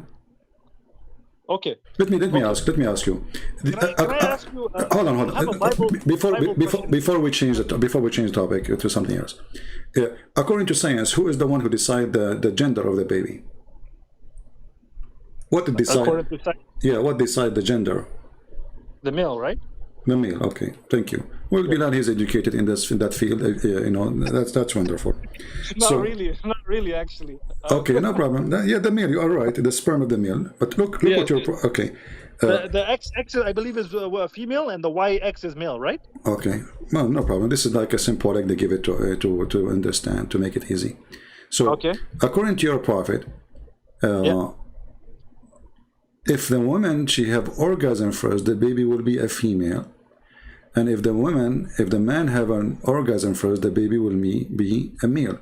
Is that correct, or this is another foolish statement from false prophet? I never heard that before, but if you want to just show the viewers and show me, it's fine. Like I mentioned, I'm not a hadith expert, but go ahead. Okay. Go ahead. You're gonna send me the link? Yeah, sure. Here we go. And as you see, this is Sahih hadith. Yeah, go ahead. And the one who is saying it is Sahih, it is you. I mean, it's you Muslims, not me. Hey, be careful. It's not me. I'm not, like I told you, I'm not a muhaddith. No. And I'm not the one saying that too. It's you Muslims saying it's Sahih. So, you know, you Muslim lie about hadith. Okay. Christian Prince. The messenger said, There's knowledge to everything. Okay. We have to know our level of knowledge. No problem. We have to know our level. Well, here we go. The knowledge. This is the knowledge of your prophet. The messenger said, the man water is thick and white, and the women water is thin and yellow. Whichever of them comes first, that child will resemble the parent. Is that true? You did not send it to me. I didn't. No, I sent you the link already. No, hold on. I still didn't get it, so I'm not able to see it. Let me do it again. Let's see. Maybe. Okay, you're right. I did not send it. I sent it in the chat, maybe. All right. Now you have it. Okay. Okay. It says here, the messenger of Allah, sallallahu alaihi wasallam, said, the man's water is thick and white, and the woman's water is thin and yellow. Whichever of them comes first, the child will resemble that parent. Is that scientific? Okay. Is that what science teach, or Muhammad is making things up? I don't know what science teaches in this topic, to be honest with you. Can you explain to me what science teaches? Well, according to your prophet, if Zakir Naik having sex with his wife, his child will look like Zakir Naik, not like the wife. If the wife came first, the child will look like the wife, which means female, and will look like her. According to which madness that is true? I mean, who cares who comes first? Because even if the baby, even if the woman, she never have orgasm. Well, actually, most of women, they never have orgasm. Actually, your prophet wife, she never have orgasm. So if the one who have orgasm first would decide how the baby look, then none of the Muslim women should decide how the baby look, because most of them, they are circumcised and they never have orgasm. They cannot have it because you killed that area. So you're a prophet making a statement that the one who has to come first is the one who decide how the baby look like, you know?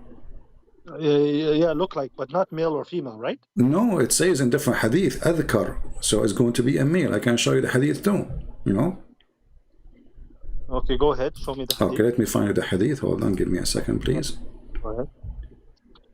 Because this one, guys, just mentioned how the baby will look like. Yeah. That's all. Yeah. Okay. It does not mention male or female. Right. Okay. Yeah. Well, you know that you should know by now that Christian Prince will not say something unless it is true, correct? Well, I met you through my friend who is Christian. He's I gotta give a shout out to Zuzu. Oh, somebody invited you. His name is Zuzu. Oh, Zuzu, yeah, Lebanese guy, Lebanese Christian, good guy. All right. Yeah. Well, here we go. Let me give you the link, my friend. We were best friends growing up, you know. Yeah, but you know you cannot take him as a friend. You know that, right? When you say friend, I know the ayah you're going to bring from the Quran. This ayah I know. Actually, from what I understand from the ayah, it's like leadership, right? Like if you're in a no. It says it clearly. It says it clearly. Okay, we can go to the topic after we finish this one. No problem. No. I know what you're gonna say about that one, Okay. but like I mentioned to you, Okay. we live amongst Christians and Jews, right? Throughout time, we live amongst Christian Jews and even atheists and other people too. Yeah, and we kill them when we got a chance. No. You see, whoever is governing, Okay. My they're friend, the ones that control the system, okay, right? okay, no, but okay. Let us go there later. Let us go to the. You said to me, show me the hadith. I give you the link. Okay, hold on. Let me check it out. 1 second. Okay. Okay. Oh man, the freestyle. This is in Sahih Muslim. This is not in Sahih Bukhari, but no problem. Yeah, it's sahih. You can go down just to save yourself. Go down where it says that the water of the women is yellow. You know. Oh, what? Hold on a second.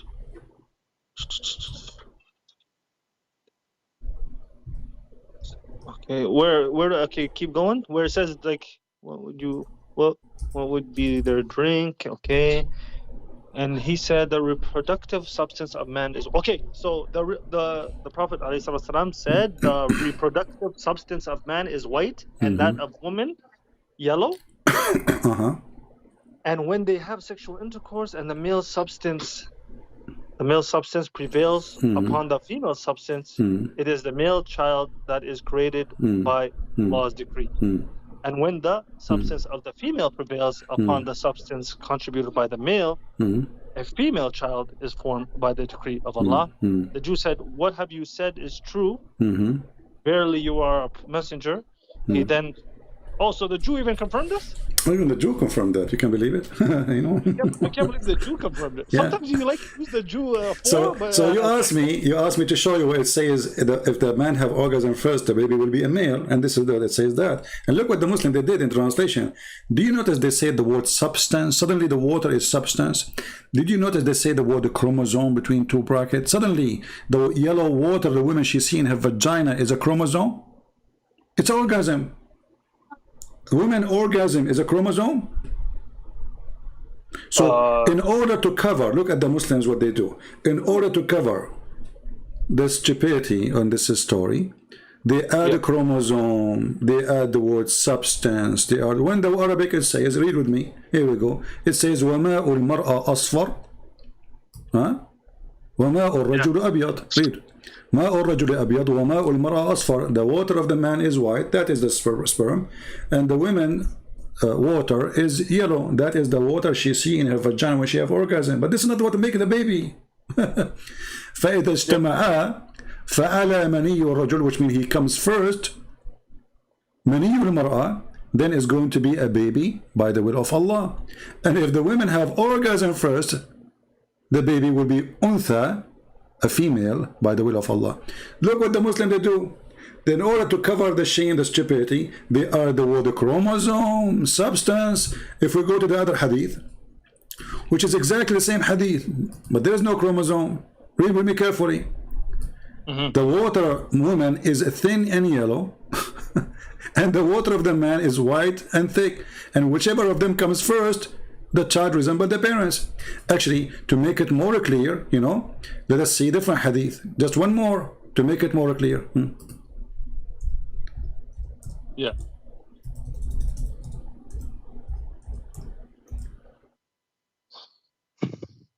These intricate details that you are trying to pick and choose from Islam is very funny, because I mentioned to you the pillars of Islam before and you could not argue with them.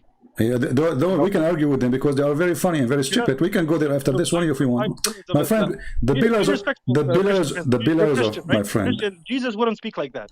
They're stupid, they're this, he wouldn't speak like that. No, Jesus, he's I can show you verses from the Bible saying to them, stupid, hypocrite, false, even he called them snakes. Hypocrites, yes, but not no, he called them snakes, he called them stupid, he called them foolish, he called them idiot, you name it. So don't tell me how to talk out of Christian, please. So okay, read me carefully. Read with me carefully. Is the water is the yellow water, Bilal? Don't you stop it. No son of God or God will speak like that. No problem. No, your God, he call us kuffar, he call us animal, he call us an'am, he call us najis, he call us pigs, he call us monkeys, he call us dirty. So don't tell me about how to speak politely. You just said, no, God will speak like this. But your God, he said, we are kal an'am, the same as animals. He said, they are filthy, dirty. The kuffar, you call us kuffar, which means we are liars. Kuffar means the one who hide the truth. So don't tell me that your God speaks nice and he's polite. He's not. So now, don't change topic, Bilal. Please. I respect you as a human being. Now, Salama said, Salama said, yes, when a woman, she came to Muhammad, and this woman, she have a special topic, because your prophet is a sex expert. This woman, she have orgasm. She was touching herself during night. She is imagining, تحتلم المرأة. So she was imagining herself having sex, touching herself. And then she come to the prophet, because he is the one have the specialty. She said to him, as we read, that Salim, she said, Allah does not refrain from saying the truth. And is it obligatory for a woman to take a bath after she get nocturnal discharge? He said, yes, if she notice a water, i.e. discharge.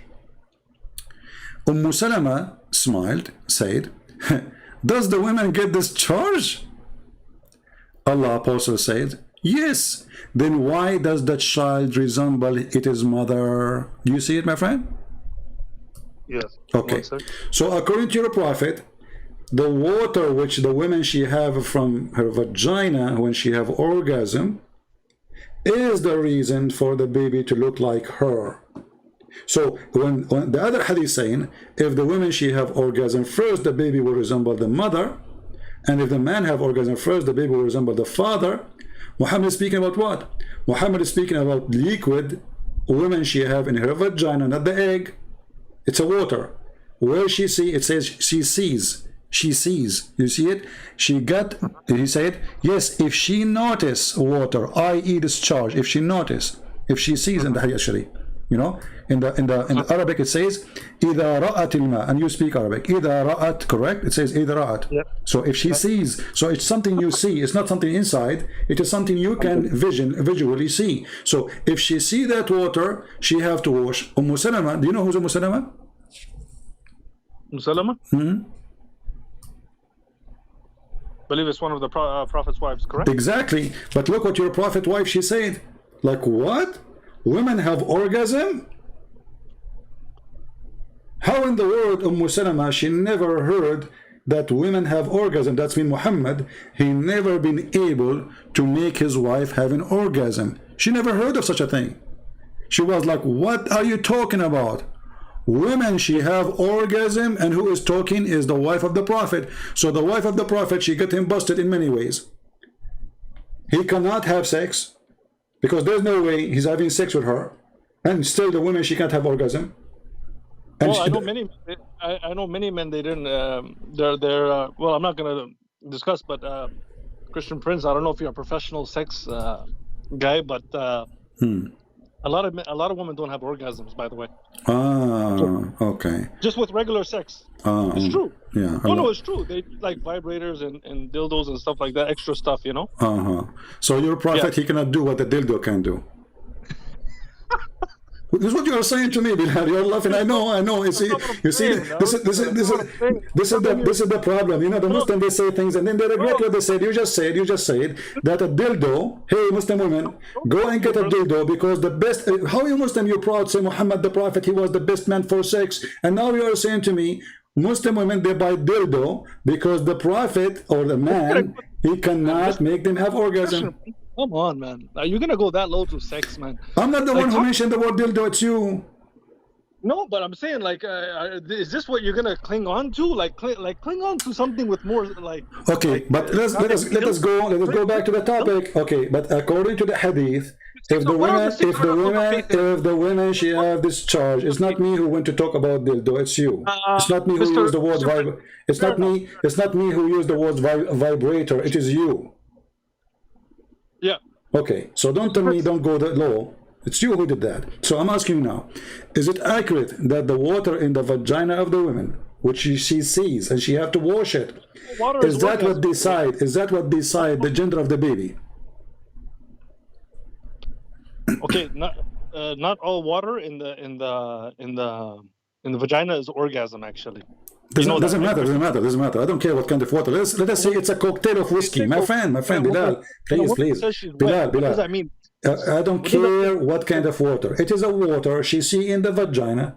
It is outside. It's not an egg. It's a water. It's a discharge. Discharge. Correct? It's discharge. So discharge, yes. Okay, so it's a water as a discharge coming from the vagina. She have to wash it. Okay, now she have to wash it. Is it true? It is you who said to me. Is it you who said? It is you who said to me that the one who decide the gender. This is the first question I ask you. Who is the one who decide the gender of the baby? You said the male. You said the. I did not say the male. You read the hadith. That's no. You say the male. Go back. It's recorded, my friend. It's everybody's my witness. You mean the XY? Yes, I did say that. Yes, okay, but now, yes. But you're a prophet now saying that this is charge which the woman she see in her vagina, which she can wash out, is what decide the baby gender. Yes. Is it true? Or this is a proof that Muhammad is a false prophet again? This is not something of substance to me, so I'm just going to agree with you on this one. Okay, thank God. At least Bilal agree with me in this time. That means Muhammad is a false prophet. Thank you. No. Would you agree with me? I mean, this is stupid. Oh, do you like to sneak in little lines like so, that? Okay, you agree with me after speaking to you for more than 40 minutes about this. That means you agree with me in everything I say. Yes, I said I have to agree with you. Okay, you agree with me. So you agree with me about what? That this is not true. You agree with me that this is false. You agree with me that your prophet is making a false statement. So you agree with me. Thank you. I proved to you that your first hadith that you brought was totally not taken in the right context and not understood properly. But I said to you, can we read the interpretation? I said to you, can we read the interpretation of your specialist scholars? You refuse. Okay. Can I? Okay. Let me ask you. Okay, hold on. The sperm of the man is coming from where? And do the women have a sperm? The sperm of the man is coming from the scrotum of the male. The scrotum. What is the scrotum? What is that? That's like the balls. The balls. So the balls are not decoration. They're not decoration. No. Okay. According to your religion, the sperm is coming from the backbone. The backbone. Yeah, the backbone of the man, where the sperm man coming from, and the sperm of the women coming from the ribs. Like I mentioned to you before, Wallahi, Christian Prince, I don't want to argue with you. How things move around in the body, that's not my science, my friend. That's not my science. I'm not talking about your science and my science. I'm talking about the science of Allah. No. Bilal, a second ago you said to me it's coming from the balls. I mean, why you bite back? Why you are biting back what you said? Isn't it you who said to me that the sperm of the man coming from the balls? Did you say that, or I'm making things up? No, you're not making things up. It is in the balls. So why you are taking it back? You know what kind? What? Okay, so what kind of God? Great. So you don't take it back. So what kind of God? He says that a sperm of the man is coming from the backbone of the man, and women have a sperm coming from her ribs. How we can believe in such a thing? Women have sperm coming from the ribs? Yes, her ribs. Her ribs. Yeah. So it says nutfatan min the ribs. Exactly. So, like I mentioned to you, is it fair to say are you like a person who doesn't like a Muslim to say I don't know? Oh, you can say I don't know, no problem. But can we say the prophet? Did the prophet Bilal? I'm not. You see, it is you. It's not you who is my topic. Yeah, Bilal. Listen, my friend. It's not you. I'm not trying to prove you wrong. It's not you. Understand like that. Bilal, I'm not trying to prove you wrong. You are not the purpose of this conversation. It's nothing personal, right? Okay, so it's not about you do not know. I respect that on you, but can we say the prophet do not know? Can we say Allah do not know? Yeah. Okay, so if Allah he say that, open the link I just gave you. just to show you that I'm not taking things up. It says يخرج من بين الصلب والترائب. Okay, الصلب والترائب.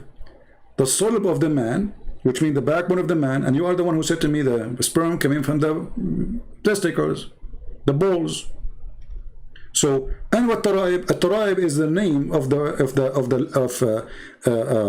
top ribs of the women's chest, not only the chest, the top ribs where the necklace location is. So this is the word used for women specifically for the location of the necklace of the. You're saying God is saying that they have semen? Is that what you're saying? Exactly. Read with me carefully. It says, meaning here it says, proceeding from between this water, the gushing forth, the one we are talking about, the yellow water coming in the vagina of the woman, where it's coming from. Listen carefully, Bilal. Where the yellow water is coming from, it's coming from the ribs of the women. Read carefully. Proceeding from between the backbone and the ribs, meaning the backbone of the man and the ribs of the women. Okay. Okay, which is referring to her chest. Yes. Okay. Okay. Is that what is? But it's you who said to me that the sperm of the man is coming from his balls. Yes.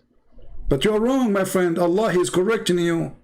Allah saying no, it's coming from the backbone. When I say coming from, I mean it's there, like it's placed there. Where does it get? Placed there. Is it you? Didn't I say to you? So the balls are not decoration. You said yes. They're not decoration. They're not. Okay, but according to the Quran, the balls there, they hang them. The man, he hanged them in his private part as decoration, so the woman, she can see them. You see, look at the big balls. So like they have no duty according to the Quran. Like maybe he go and buy them from the store and he hang them there. You know, maybe he glue them there, because according to your Quran, meaning the backbone. And look, they say between two brackets or lines. Doesn't say that. It says backbone. A sulb means the hard bones, not only the bones. The sulb. A sulb is the last bone in the ass. You know, in the spine. This is a sulb. So the sperm is coming from the last bone in the spine, and the woman, she have a sperm, and her sperm is coming from the location of the necklace of her ribs, not all her ribs, the top of her ribs, the last ones, the one is meeting with her neck. This is where the sperm of the woman coming from. What kind of God he say such a thing? Yes, correct. I read with me, Bilal. You see, just to show you, I'm not making. This is what even your scholar says. The backbone of the man, the backbone and the man, and the ribs of the women. He continues saying, it is the fluid. The fluid is yellowish and fine in texture. The child will not be born except from both of them. The sexual fluid, and those are. He is confirming the hadith we just showed you about the women. She have a yellow. You remember? The woman, she have a yellow fluid. The man, he have a white fluid. So the baby will not be born except from both of them. But where this yellow fluid is coming from for the woman? From the top ribs in her chest. Okay. This is why I'm not married. I don't want to go to the bedroom. She take off her clothes. Instead of seeing the breast, I see testicles. I'm scared. I mean, come on, put yourself in my shoes. I mean, come on. If the Quran is saying the truth, then when women, she take off her clothes. You gotta be married though, Christian. You have to get married. But I'm afraid. I mean, you need to take this verse first from the Quran, then I will marry right away, because I'm terrified. You marry a woman, you dream about having a woman, she love you, etc., and then we go to the bedroom, and then she take off her. You know what? I think I will not allow her to take the top. You know, she have to keep it, because I don't want to be shocked. You know, because the Quran is telling me the truth that women, she have testicles in her chest. Testicles in her chest. Yeah, because those two big things you see in the women, those are not breast, my friend. According to the Quran, those are breast testicles. Okay, fair enough. That's what you say, Christian Prince. That's what you say. It's not me saying that. It's in front of you, and you agreed it says that. Okay, fair enough. Can we change the topic now or no? So do we agree, me and you, that your prophet is false prophet? No, unfortunately we don't. Okay, do we agree that this statement is a false statement? The statement, like I told you, I'm not an expert in science. So Bilal, after I talking to you for 2 hours, the answer for all this disaster, I'm not expert. It's not a disaster. When I told you what I Okay, Bilal, isn't it you? A second ago, you were expert. It's you who said to me, Bilal. I asked you. The first thing I said to you before we open this verse. just move on. No, hold on. Did I ask you where the sperm coming from? Bilal, just wait. Use your break for a second. Isn't it my question to you was, where is the sperm of the man coming from? You said the balls. Correct. Okay. I did say that. So your God says the backbone. Which one?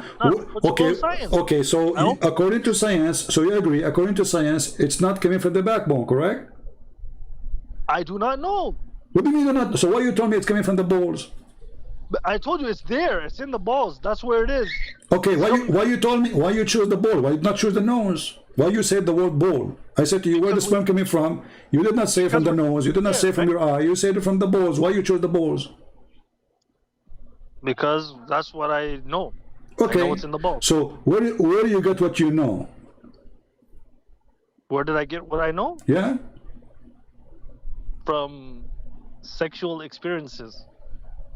So you did not read that in books. I probably did. I believe I did in science. Okay, so that's okay. Thank you. So now you just agreed that you learn from books that sperm is not coming from the backbone, and this is wrong. So you don't agree that the Quran is a shish kebab book. Like I mentioned, I when they taught us that, I did not study it. I did not study science. I did not study biology. I did not study what the tafsir of this, or what's understanding what this. Okay, let us make it simple. You did not study science. Do women have a sperm? Do women have sperm? Yes. Honestly? Yeah. I know that they ejaculate, but what they ejaculate, I don't know. This is just a water. Have nothing to do with the sperm. Women don't have a sperm. They have an egg. They have eggs, yeah, exactly. Okay. Yeah, water. Okay. Let me make it simple for you. I mean, when the women ejaculate, Bilal, when the women ejaculate, do they ejaculate eggs? I don't know. What do you mean you don't know? I swear to God, I don't know. So are you saying to me that according to you Muslims, women they lay eggs? No. Okay, so you are married with my respect to your family. You are married with my respect to your family. I mean no insult. You know that it's not true. You know that the egg is inside the woman, not something come outside. How small is the egg? How does it look like? Do you know? It doesn't matter. It doesn't matter. It is something she ejaculate or something stay inside her. Have you seen sperm?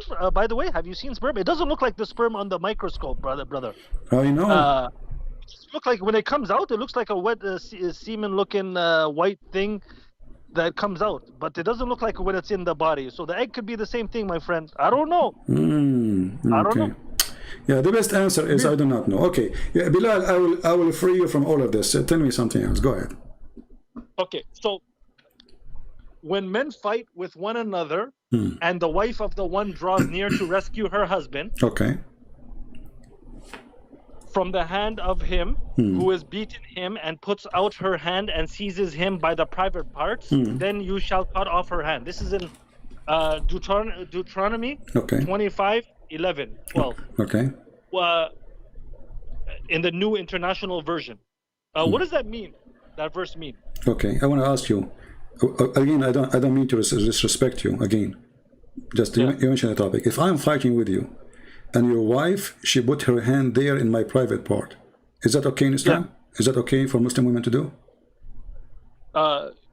You're bringing this into the Muslim. I'm asking you what that verse means. I know. I'm explaining. This is my explanation. I'm asking you, is it okay? Are you saying to me, because what is your problem with the hadith? You need to tell me. I mean, with the verse. What is your problem? You shall cut off her hand. So you cut off one. Yeah, that's mean that a woman, she do such a thing.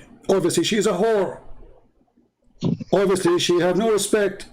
Obviously, she's a bad woman, because a woman, she respect herself. Okay, she want to help her husband. She could not find a place to grab the guy except his balls. So, are you saying to me, Mr. Bilal, that Muslim women, if I fight with a Muslim man now, his wife, she will be happy to grab me from my balls, and maybe she will bite it, and you will be saying to her, good for you, do it more. So you see here in the Old Testament that those are very conservative. Those are very conservative. This is very conservative verse saying a woman, she should not act like a whore. You don't grab a man from his private part. This is an extreme act. This is an extreme act of being filthy. Now I'm asking you, according to your religion, what is the penalty? What is the penalty for a woman she grabs someone else's balls? My question, the topic that I brought, you're gonna avoid it. No, I'm not avoiding. I answer you. I just answer you. I'm asking you now. I'm asking you, what is the penalty of a woman she grabs someone else's balls? It's a sin. There's no penalty. There's Where it says that? Where it says that? Where it says that? Bilal, I challenge you to show me it's a sin.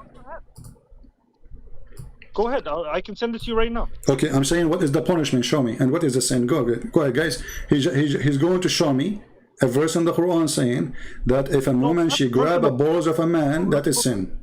No, I'm talking about the Bible here. I'm talking about the Bible. I'm talking about I answer you about the Bible. I said to you why, because that will make the women very filthy, and to prevent people from being filthy, the punishment is extreme. I'm asking you now, how come? So you guys cut hands in Christianity as well? That is Judaism, and yes, we cut hands. Why not? Are you saying it's bad? No, I'm just going with you here. Okay, no Christian so ever if there's a law, you respect the law. You live in Saudi Arabia. The law says if you do something like this, or you steal, sorry, they will cut your hand. Yeah. Correct? In Saudi Arabia, or you're talking about in general? In Saudi Arabia. I never seen anybody get that. I seen people because get their head chopped because in Saudi Arabia, if they cut the hand of every thief, they have to start from everybody. Everybody is a thief. But this is not the topic right now. So listen. So I ask you now, in the Bible, they are very conservative.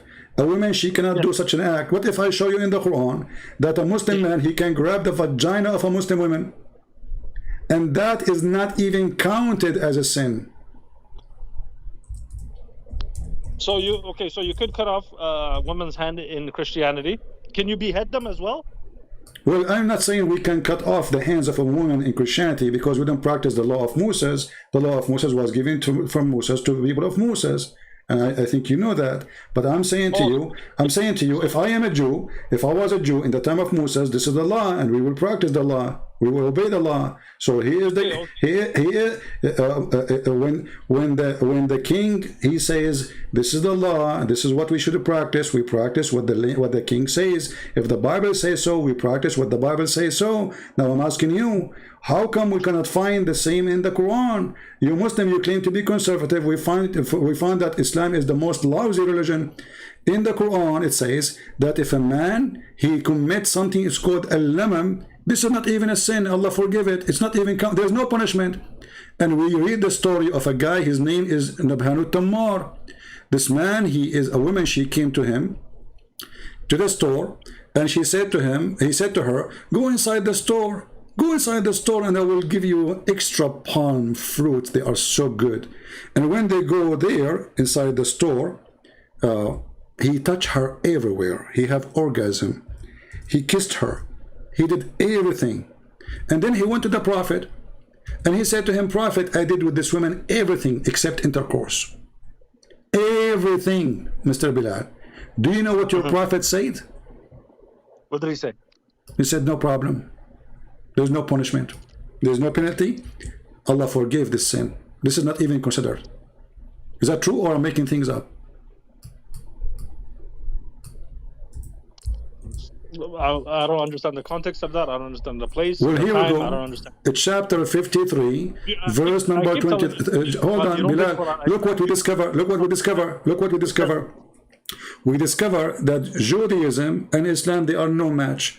Muslim, they claim that following God, yet a Muslim man and a Muslim woman, they can grab the penis and the vagina of each other, even if they are married. And that is not considered as fornication. And it is not a big deal. It's a small fault. Read carefully. This is the Quran translation in front of you. I will put it. I will give you the link. Here we go. And if you don't believe me, I can show you the interpretation for this. You will die laughing. So when the Muslims, they say to the Christians, Islam is a religion of being conservative, Islam is against sin, the fact is the opposite. In Judaism, you are the one who quote for me the verse. If a woman, and she is not grabbing the penis of the guy because she want to play with it, she is trying to save her husband. Imagine, she is not grabbing it because she is horny. She is grabbing the penis or the balls of the enemy. Still, they will cut her hand. In Islam, if a woman, she is married, and a man, he is married, and they touch each other vagina or penises, Quran describe it as a small fault. Explain to us how such a thing happened. Okay, can I give you another verse? Don't give me we have to finish this one first. I gave you one for one. Okay, one for one. Okay, let me see.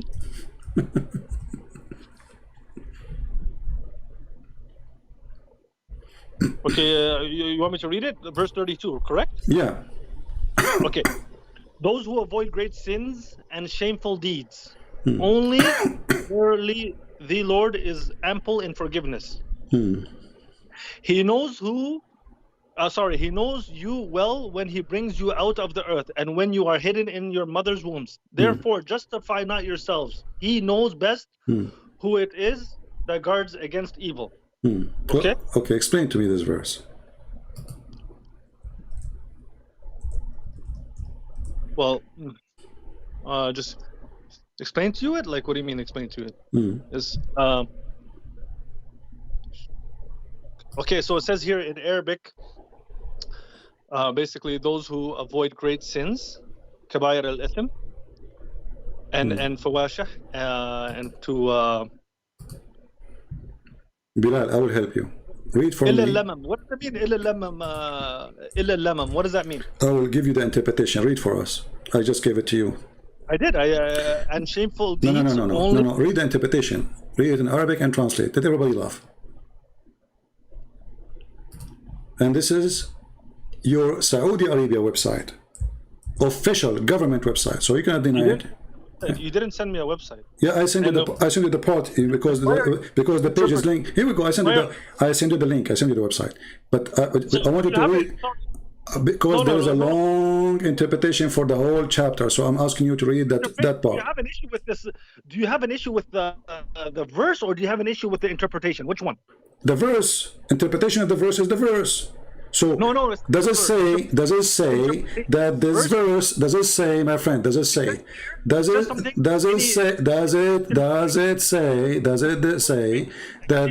Bilal, does it say that this verse came down? I sent you the Arabic text, you can read in the website. This is the Saudi Arabia Kingdom of Saudi Arabia, the university. I don't know if the people are watching, but anybody can read this verse. It says those who avoid great sins and shameful deeds. Okay, except small fault. Only into small fault. Okay, what is al-lamam? Al-lamam is a guy was grabbing the vagina of a woman. A woman, she was grabbing a penis of a man. They were touching each other. Read with me the interpretation. Here we go. I'm not making things up for you, my friend. Here we go. It says here, إن هذه الآية نزلت في رجل كان يسمى نبهان التمار. This verse came down in a person, his name is Nabhan al-Tammar, and he have a store. He sell pond date fruits.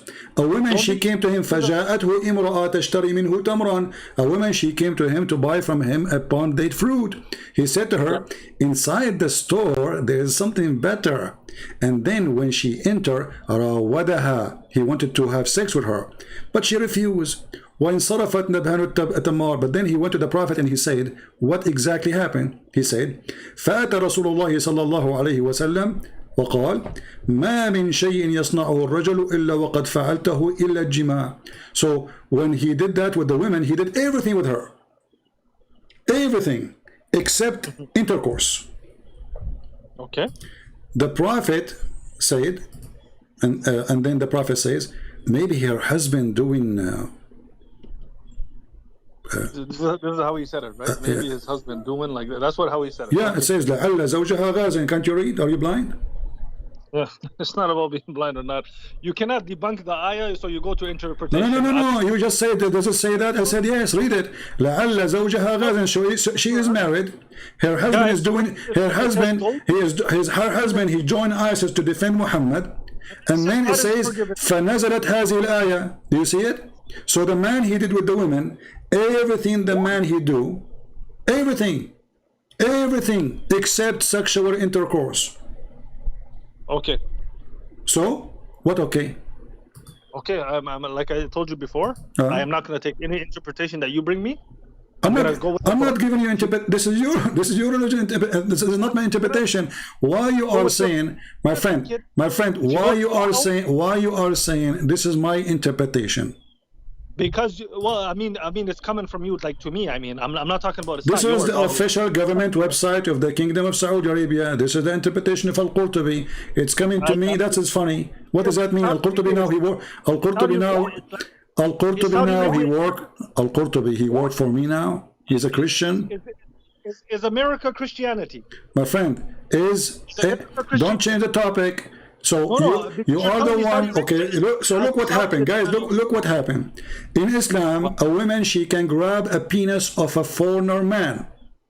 Wow. There's no single penalty in the Quran or in the Hadith. It says there is a penalty. Can you show me? Yeah, because our religion is the real merciful religion. It's not yours. See, you are not answering. You are the one who showed me a verse from the Bible says if a woman grab the private part of a man, but he is the enemy, she is not grabbing it to touch it, to have fun with it. She is doing that because she is defending her husband. They will cut her hand. Imagine how serious this crime is for the Jews. I'm asking you, how serious it is for a Muslim man if his wife, she go to the store and she hold the penis of the guy who owned the store and he touch her vagina. How serious such a thing is in Islam? Okay. Are you a Sharia expert? I am not. Is there any country right now? I am not a Sharia expert. I wash my hand from such a Sharia. There's no Sharia. How you can be? This is Sharia. This is Allah. This is Allah. What can when you're Muslim you use the word Sharia? If there is Sharia in the Sharia, there's no law in the law. Look what this guy he said. The man he is married. The woman she is married. The man is touching her vagina. He is touching her boobs. He is touching her ass. And then the Prophet he said to him, "Don't worry, be happy." Don't worry, be happy. That's what he told him. Read it. Okay, prove me wrong. Read it. Read it. Be happy. Read it. Read it. Read it. Okay. Don't worry, be happy. My friend, why don't read it? What do you mean, my friend? Don't read it. Why you don't read it? You read it and translate. I will listen to you. The verse for you. You told me verse for verse, and then you brought me interpretation. I never brought you interpretation. I gave you a verse, and you said to me, you are the one who said to me, what al-lama mean? Yes, what does it mean in Arabic? Al-lama mean, you go and you grab a woman from her vagina, she is not your wife, and she is married, and she grab your penis, and you touch each other, as long as you don't have intercourse, that is al-lama. I didn't know a word has that much meaning, man. That's crazy. I know, but this is your interpretation, my friend. It's not me. This is you live in Saudi Arabia, don't you? Oh yes, I do. Okay, this website is owned by the king. This website is owned by the king of Saudi Arabia. Are you against the king now? Yes, I am against anybody who does not truly follow Bilal, Sharia take it back. They will arrest you. This guy, he just said he's against the king. Don't say that, my friend. They will arrest you in 2 seconds. No, I'm against anybody who does not follow Sharia law. When it comes to Islam, okay. But this is the Quran interpretation. So the king is following the Sharia law. It says a woman, she went inside the store. The guy, he grabbed her from her vagina. He grabbed her everywhere. He did everything with her. He did not do intercourse. She refused to do intercourse, but she allowed him to touch her everywhere. And Muhammad, he said to him, don't worry, be happy. It's okay. So look what happened. You brought for us a verse from the Old Testament, thinking that you are going to create a okay, how you can explain that? We can explain it because this is a religion which is about faith, not just a religion created by a man. So they are very conservative. A woman, she cannot do such a shameful thing, but a Muslim woman, she can grab the penis of somebody else, and there's no penalty. And I am challenge you to show me. You can go right now and search in Google. What is the penalty of a woman, Muslim woman, she grab a penis of somebody else? What is the penalty of a Muslim man who grab the vagina of somebody else? No penalty. No penalty. Can you show me? Because this is not fawahish. This is called lamam. The man he told Muhammad, I did with this woman. My friend Zuzu said. He said it means small faults. Lemon. Okay, so your prophet, he called a man playing with the married women a small fault. No, hold on a second. What does now in the small faults? What are the small faults? The guy he explained. He said, I did with her everything. I respected you, but there is my friend. It is the interpretation and the interpretation in the front of you. It says, I did with her everything the man he do with the women. My friend, I do not does it say? Interpretation. No, you need the interpretation. It's not up to you. It's not up to me. Why is it not up to me? Because you are saying this is your interpretation when it is not mine. It's yours. You are the Muslim. This is what you teach you in Saudi Arabia. This is when your son he go to school. This is what they teach him to explain the verse for him. Okay, fair enough. I agree with you. Fair enough. Okay, so what kind of a religion, as long as you agree with me, what kind of God, he say a woman, she can do such a thing. She can't touch a private part of a man he can touch her private part, and she can play with it, and this is a small fault. Okay, so God didn't say that in that verse, but if you want to go with the interpretation, I'll say, oh, that's okay. Yeah, so are you saying to me that the God, he did not say that in that verse, but you Muslim, you lie? No, I'm saying small. So why in the interpretation it says this is what it say? What happened? Mr. Prince, I said I do not know what small faults entails, and then you bring me a story. Okay, the story is coming about your prophet being told. Oh my God! It's your prophet's story. It's not my story. Why you don't want to hear that? You see, you Muslims are ashamed of your prophet's story now. No, it's not about a shame. We don't know what's authentic. Is that a story? If it's not authentic, why it's in the Islamic website? Why is it the Qurtubi? It's from Saudi Arabia, like they're the pillar of Islam. Guys, listen. We don't know if it's authentic, but so why it's there? You know how many lies on Christianity on the internet? We don't know if it's authentic, brother. We don't know if it's authentic. So why it's there, guys? Brother, we don't know if it's authentic, brother. Like, come on. How we know that this is authentic? Brother, there is no proof it's authentic. So, the Bahan Tammar, read carefully. This verse, I'm using Google Translation because Mr. Bilal, he refused to translate because he's ashamed of it. This verse was revealed about a man who was called Bahan Tammar. He had a shop which he sold dates. And the woman, she came to him to buy date from him. And he said to her, there is something better inside the shop. And when she entered, the translation is not showing correctly, he tried to have sex with her, but she refused, which means she did not have intercourse. But then Muhammad, the guy, he went to Muhammad. Listen. Then he went to Muhammad. So he came, listen, Abilal, let me read. So he came to the Messenger of Allah, and he said to him, there's nothing that a man does except having sexual intercourse. So I did with that woman everything the man he do, everything except intercourse. The Prophet, he said, maybe perhaps her husband is going in a invasion for me. And then that verse was revealed. So it is a lamam. So look what your Prophet said.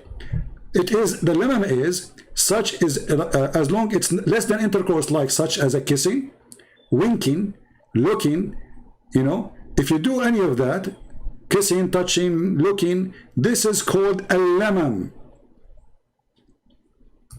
So now, do you understand what al-lamam is, or still you don't understand?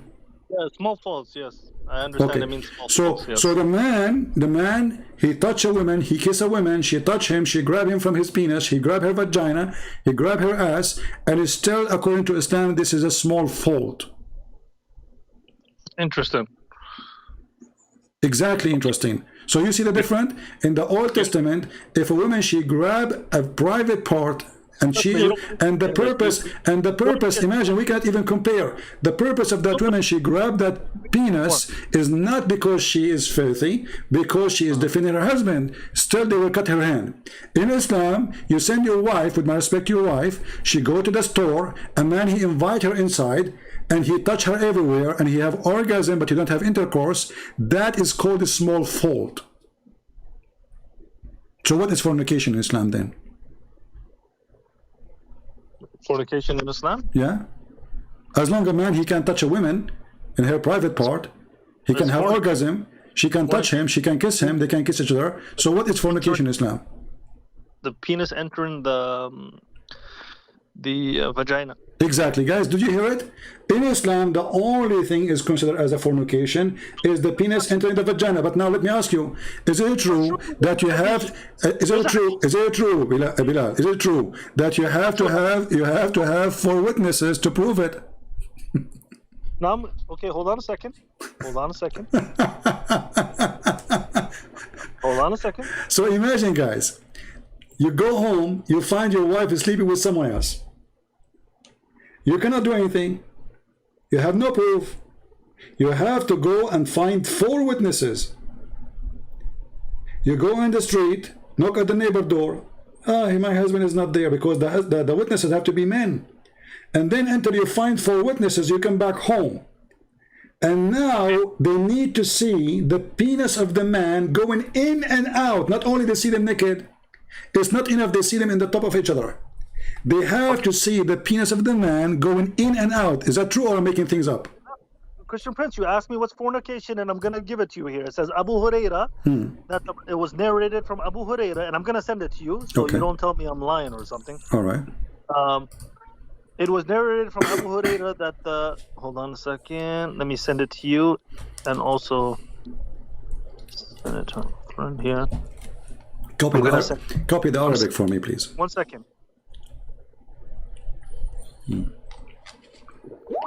I like Abu Huraira, the father of the cats.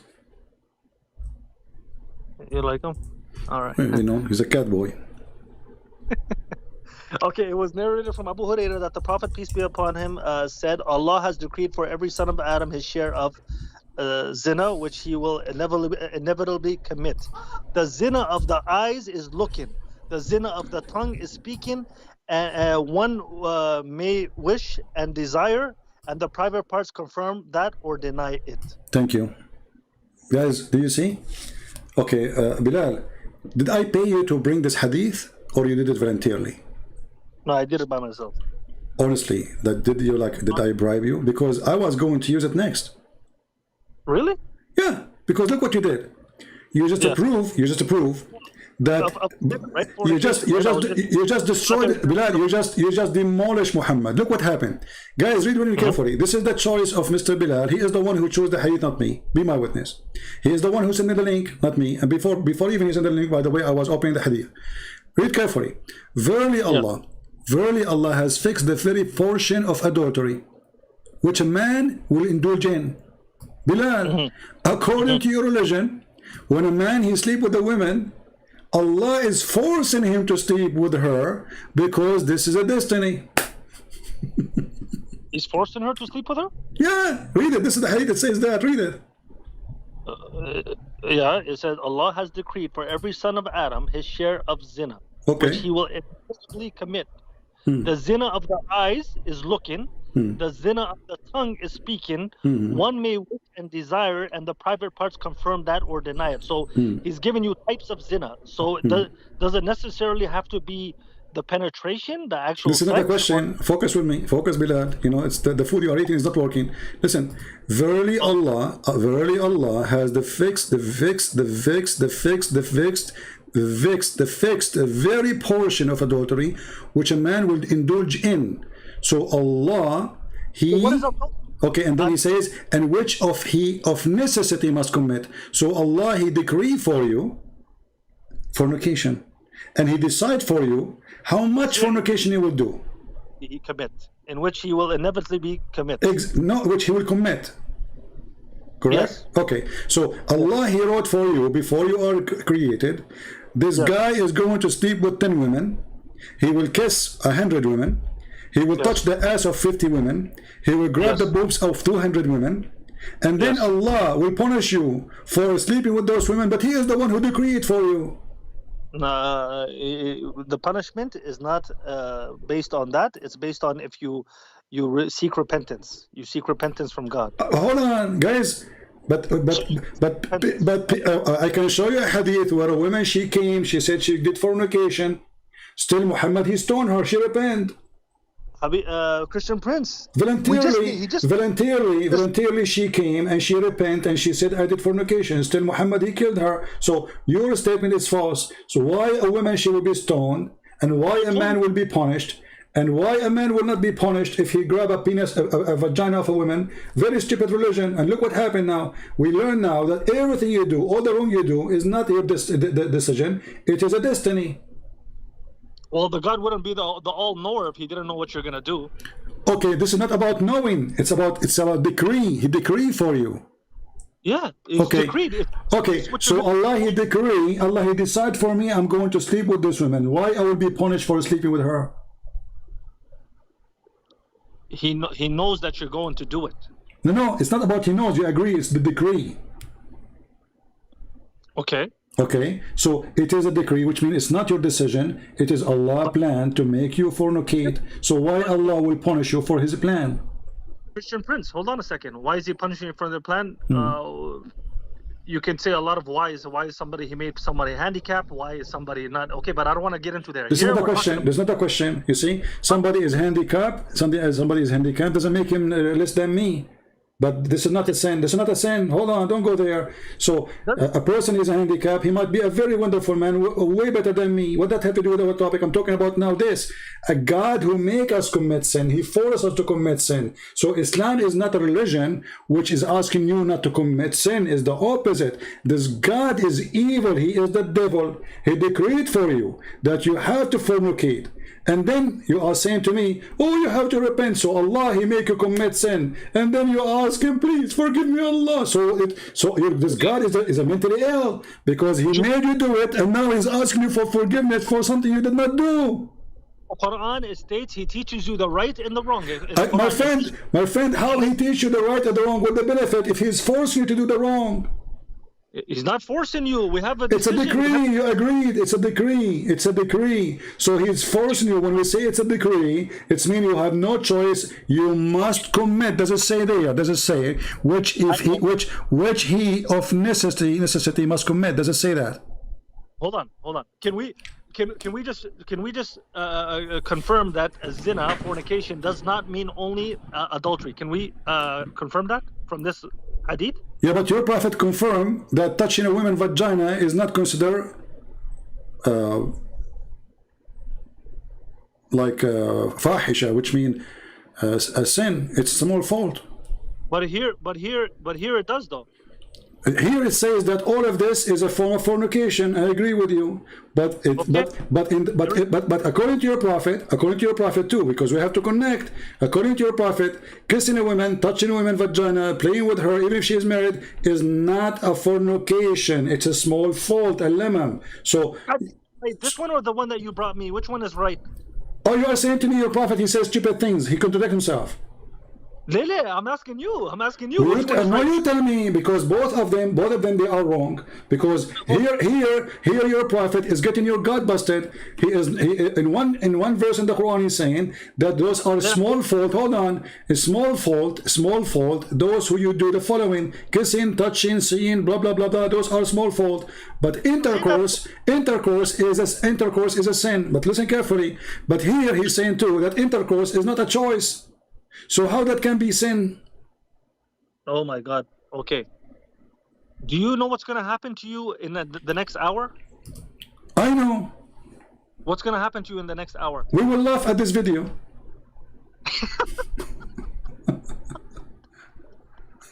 This would happen.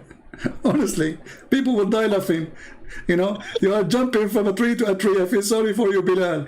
So guys, do you know what will happen after 1 hour? Your God did not know what will happen after 1 hour. He said to Muhammad that send your men 100, they will fight 1,000. They went to war, they lost. Oh my God. Don't say my God, say oh my Allah. Come on, you know. Oh my. Okay. Oh my Allah. So my friend, sorry. When you commit sin, according to Islam, is not a choice. In Christianity, it's a choice. So what kind of religion this religion is? This is mad. So your God will decide for you. Okay, let me ask you. Do you choose to go to heaven? Is it up? No. This is the same story, the same hadith, the same thing. I'm asking you. What? Is fornication will lead you to hell or to heaven? Fornication, if without repentance, will lead you to hell. Yes. Okay. Why will lead you to hell? Because it's sin. It's sins. But if Allah He decreed for you the fornication, why you go to hell? Okay, so He decreed for you the fornication. Why are you going to hell? Are you positive 100% you're going to hell? Because we have repentance. This is the question I'm asking you. If you let us say I'm driving a car and there's God who control me and He make me make an accident, okay, Yeah. and then this God He says the one who make accident He will go to hell, but He is the one who made me go make the accident. How that work in Islam? How you are forced to do the accident, which is not accident anymore because this is planned for. It's a crime. Very good, very good. So He decreed for us to do certain stuff, and that decree we don't know about, correct? We don't know about. Yeah, they will happen later to you, right? So we live our lives not knowing. But God knows, right? God knows, but we live our lives not knowing what He decreed for us. Okay. So your question for me is, if He decreed someone to be like a sinner, right, or a fornicator, his whole life, and that person never didn't know about it, and to change. Can you change? Can you change? Can you change? Yeah. Well, we have choice. Where it says that? And Najdain. He gave us a Najdain. He showed us the right and the wrong. No, hold on. You just say that Allah He decreed for you to do sin, right? Okay. Then where is the free choice? How you can change? How you can change? Can you stop doing sin? Can you stop doing sin if Allah decreed for you to do sin? Did God give us also free will? Where we can find that? Let us go. Hold on. You see, Mr. Bilal is a gift from God to us, not from Allah. Look, hold on. You know, Hold on a second. hold on. We go back to the same hadith we mentioned. We go back. Remember the hadith about 40 days and, you know, the sperm, the semen. We will go back. We're not changing topic. Okay. So, according to your prophet, that Allah, He wrote your destiny, and then what Allah He wrote for you will decide where you go. It's not your choice. So what you said to me is absolutely false. Read carefully. Let me give you the hadith so you can read with me. You know, you don't say I'm like saying things is not there. So here we go. This is the hadith. Open the link and read with me. Your prophet said the same hadith about the 40 days of sperm, which is hilarious. Your prophet, he said, Allah, He will command the angel to write your destiny, your provision, the terms and the word, etc. Blah blah blah blah blah. Happy or miserable, everything is written by Allah. Even bad things will happen to you is destiny. Good things will happen to you is the destiny. So let us laugh. Then it says, Muhammad, he swear, he says, I swear by Him who like my soul He have, you know, that a person of you. He will work the act of people of heaven, you know, the doors of Jannah, until there's only one cubit between him and the Jannah.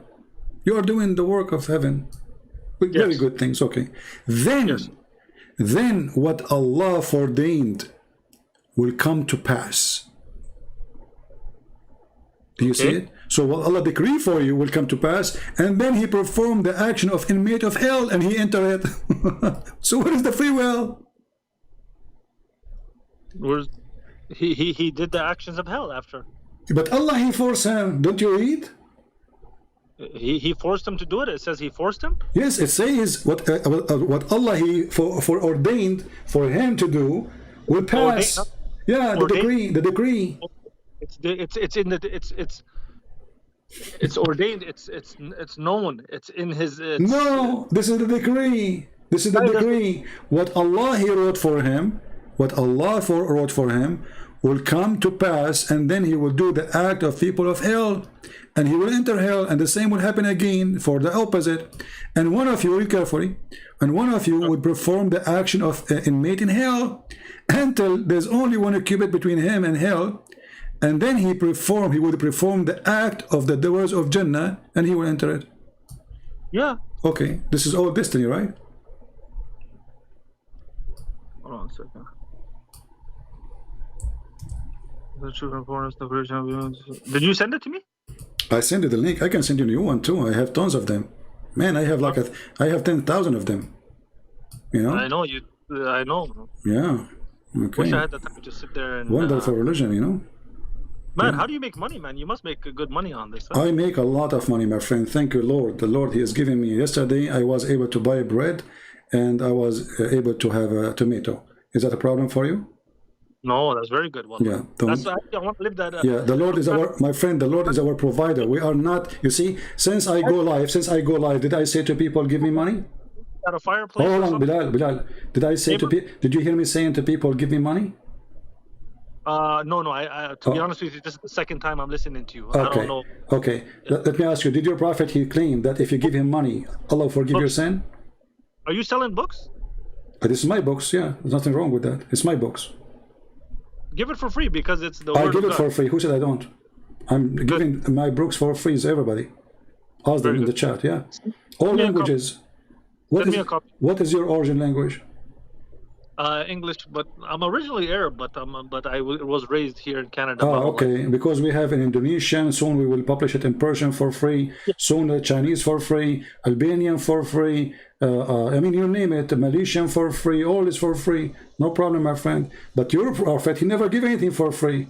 He claimed that if you pay him money, you go to heaven. But this is a different topic. Now read with me carefully. Is it your choice? Is it your choice to enter heaven, or what Allah He wrote for you as a destiny will make you go to hell or heaven? So God says, "Yahdi man yasha wa yudhillu man yasha," correct?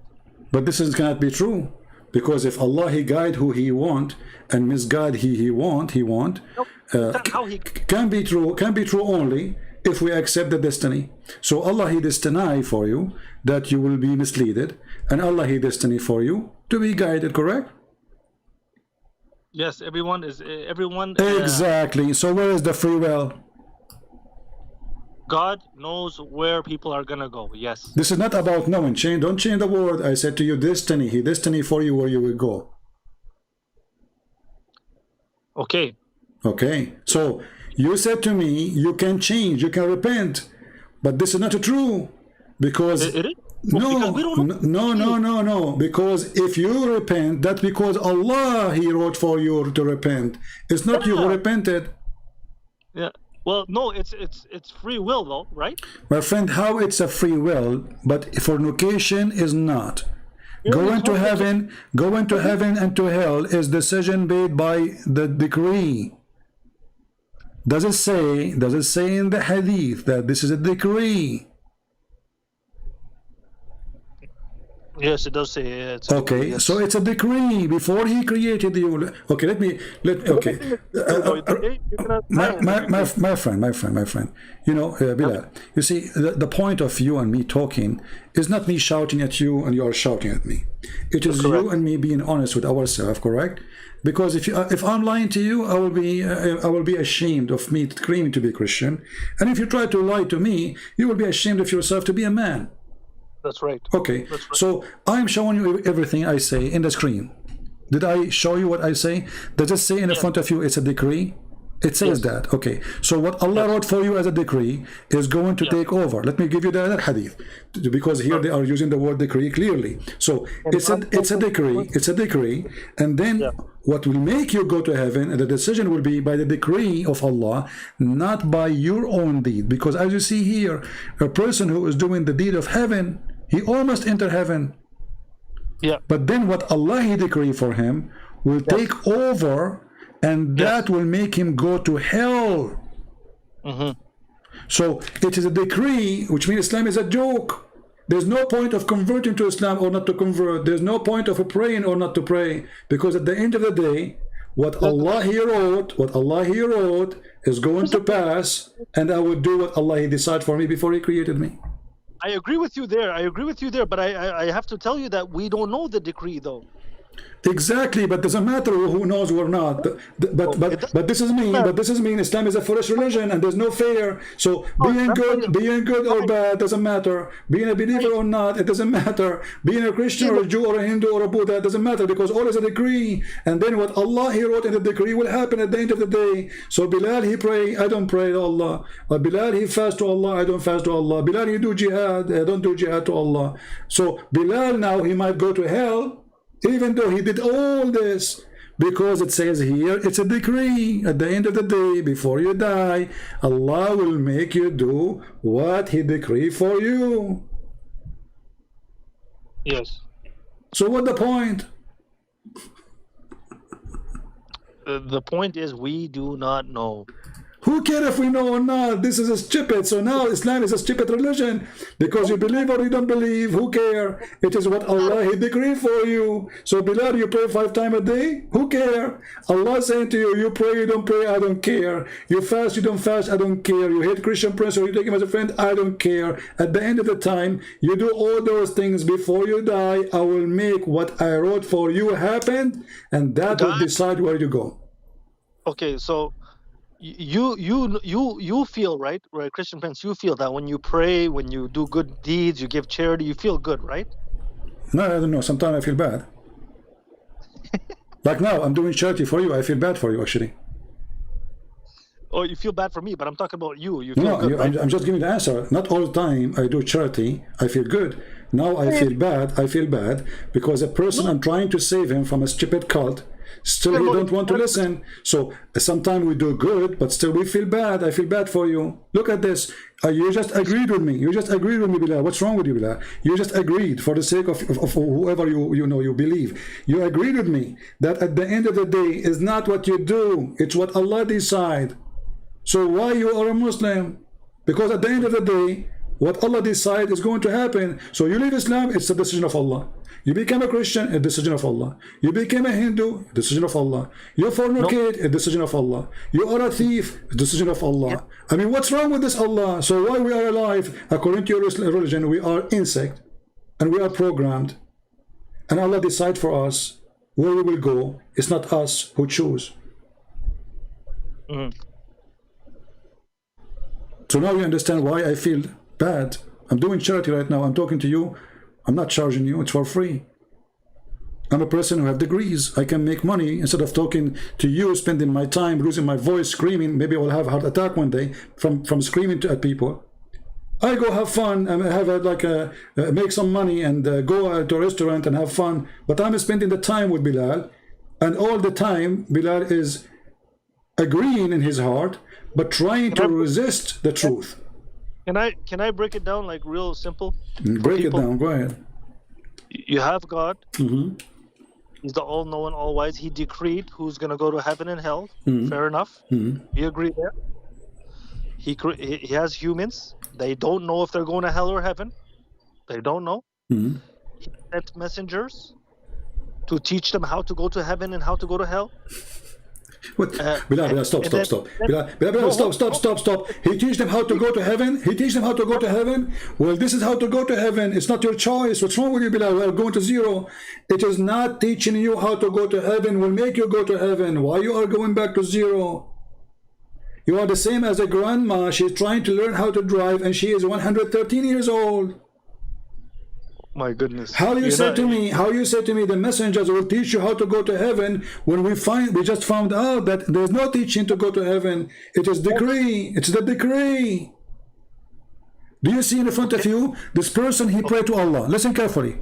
This person, the person he prayed to Allah, he is doing the act of inmate of paradise. And there's only 1 cubit between him and heaven. 1 cubit, which means less than 90 centimeters. The guy is almost there. And look what will happen. Then what is decreed will overcome him. Correct?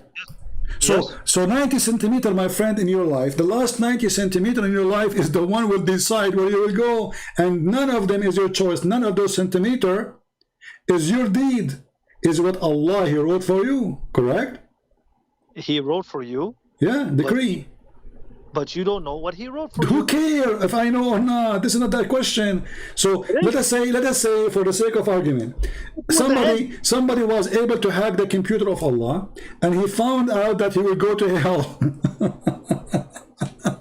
Is that going to make any difference? So all of Islam is a joke, because in the Quran he says to them, if you do deed, if you do etc., you will have heaven and garden, and then we find that it's not true. It's a decree. That decree we do not know. Who cares if we know or not? This is a joke. It's like, doesn't matter. so Islam is a gambling machine. So like you don't know if you will win or not. And, and the only one who play in the table is Allah. It's all about sincerity. Islam is all about sincerity. What sincerity? What sincerity, my friend? We just showed you that a man, he can grab the vagina of a woman, and this is okay for Allah. And even this one is the decree of Allah. Where is sincerity? Yeah. No, I understand. We don't understand what he decreed. So we live this life. My friend, we understand what he decreed. You will go to hell. Who? Maybe you. Yeah, maybe. Okay, so don't tell me we don't understand what he decreed. You can say we do not know what he decreed, but it's already decreed, so it's not you, believe it or not. So Islam is a joke.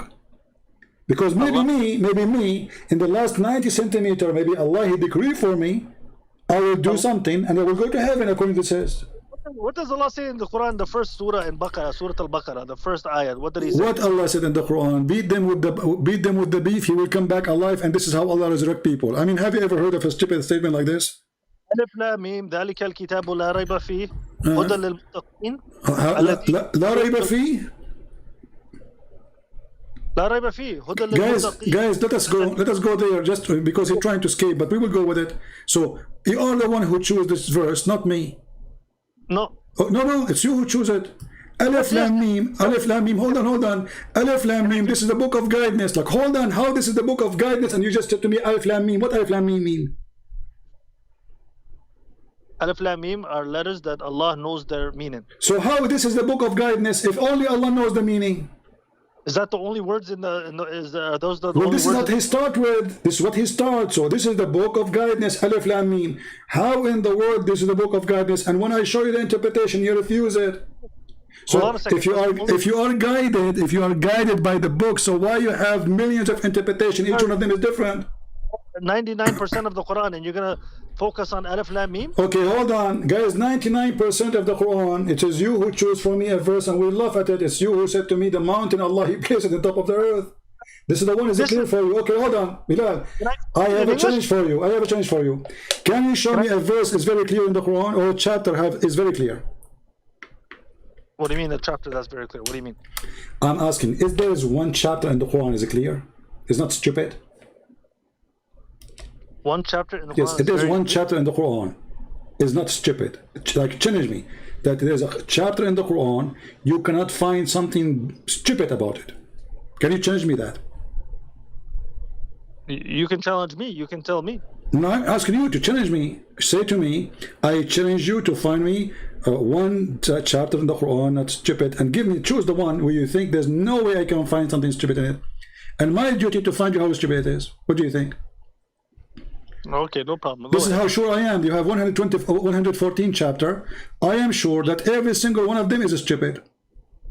Every single one is stupid. Exactly. Oh yeah. So then, you mentioned also a lot of the stuff came out of Christianity and Don't change topic. Don't change topic. Show me a chapter is not stupid. Just one. You have 114. There's no way that this God, he cannot talk without saying stupid things.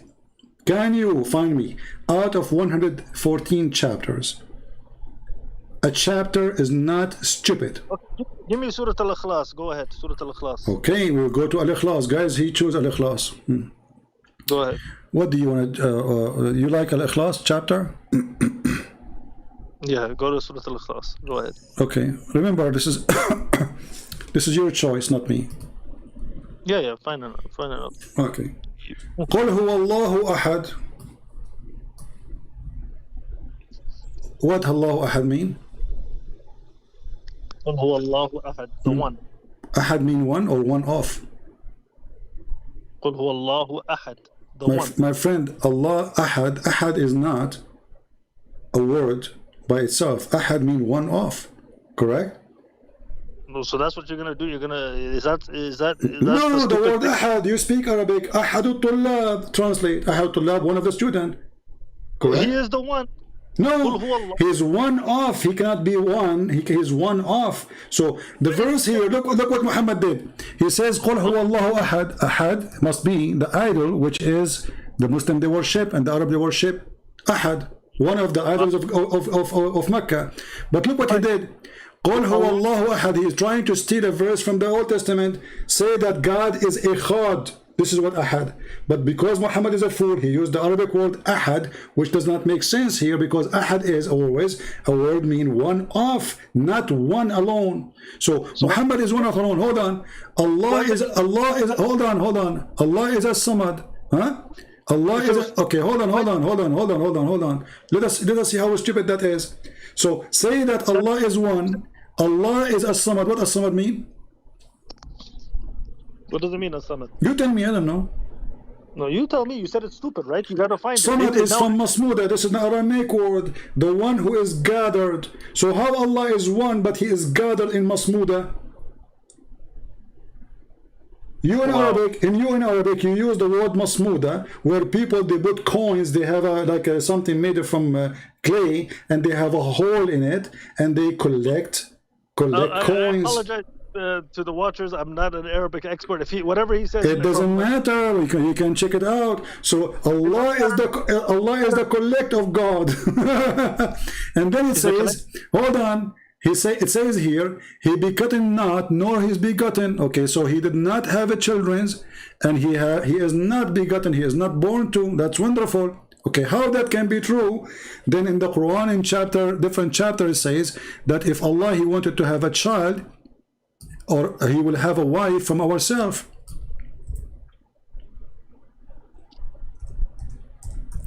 You see, you are the one who says to me that this verse, this chapter, you choose supposedly the best. It's not stupid, but this is stupid, because Allah in the Quran says in chapter 21, verse number 17, if I want to have a woman for fun or a wife, I will choose it from us.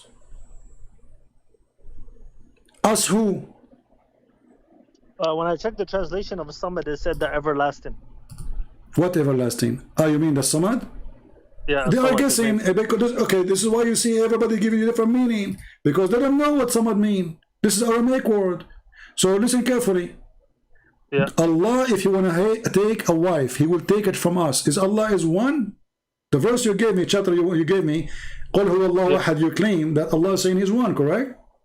Yes. Okay, so when Allah, he says, if you want to take a wife, he will take it from us. Us who? Sorry, say that again. Take it from us? If Allah is one, according to the interpretation you are trying to understand. Yes. Allah in chapter 21, verse number 17, and let me send you the link, saying if Allah, he want to take a wife or a son, whatever, he want to take it from us, that partner, he will take him or her, sorry, from us. Who's us? Hold on, I'm gonna get it here.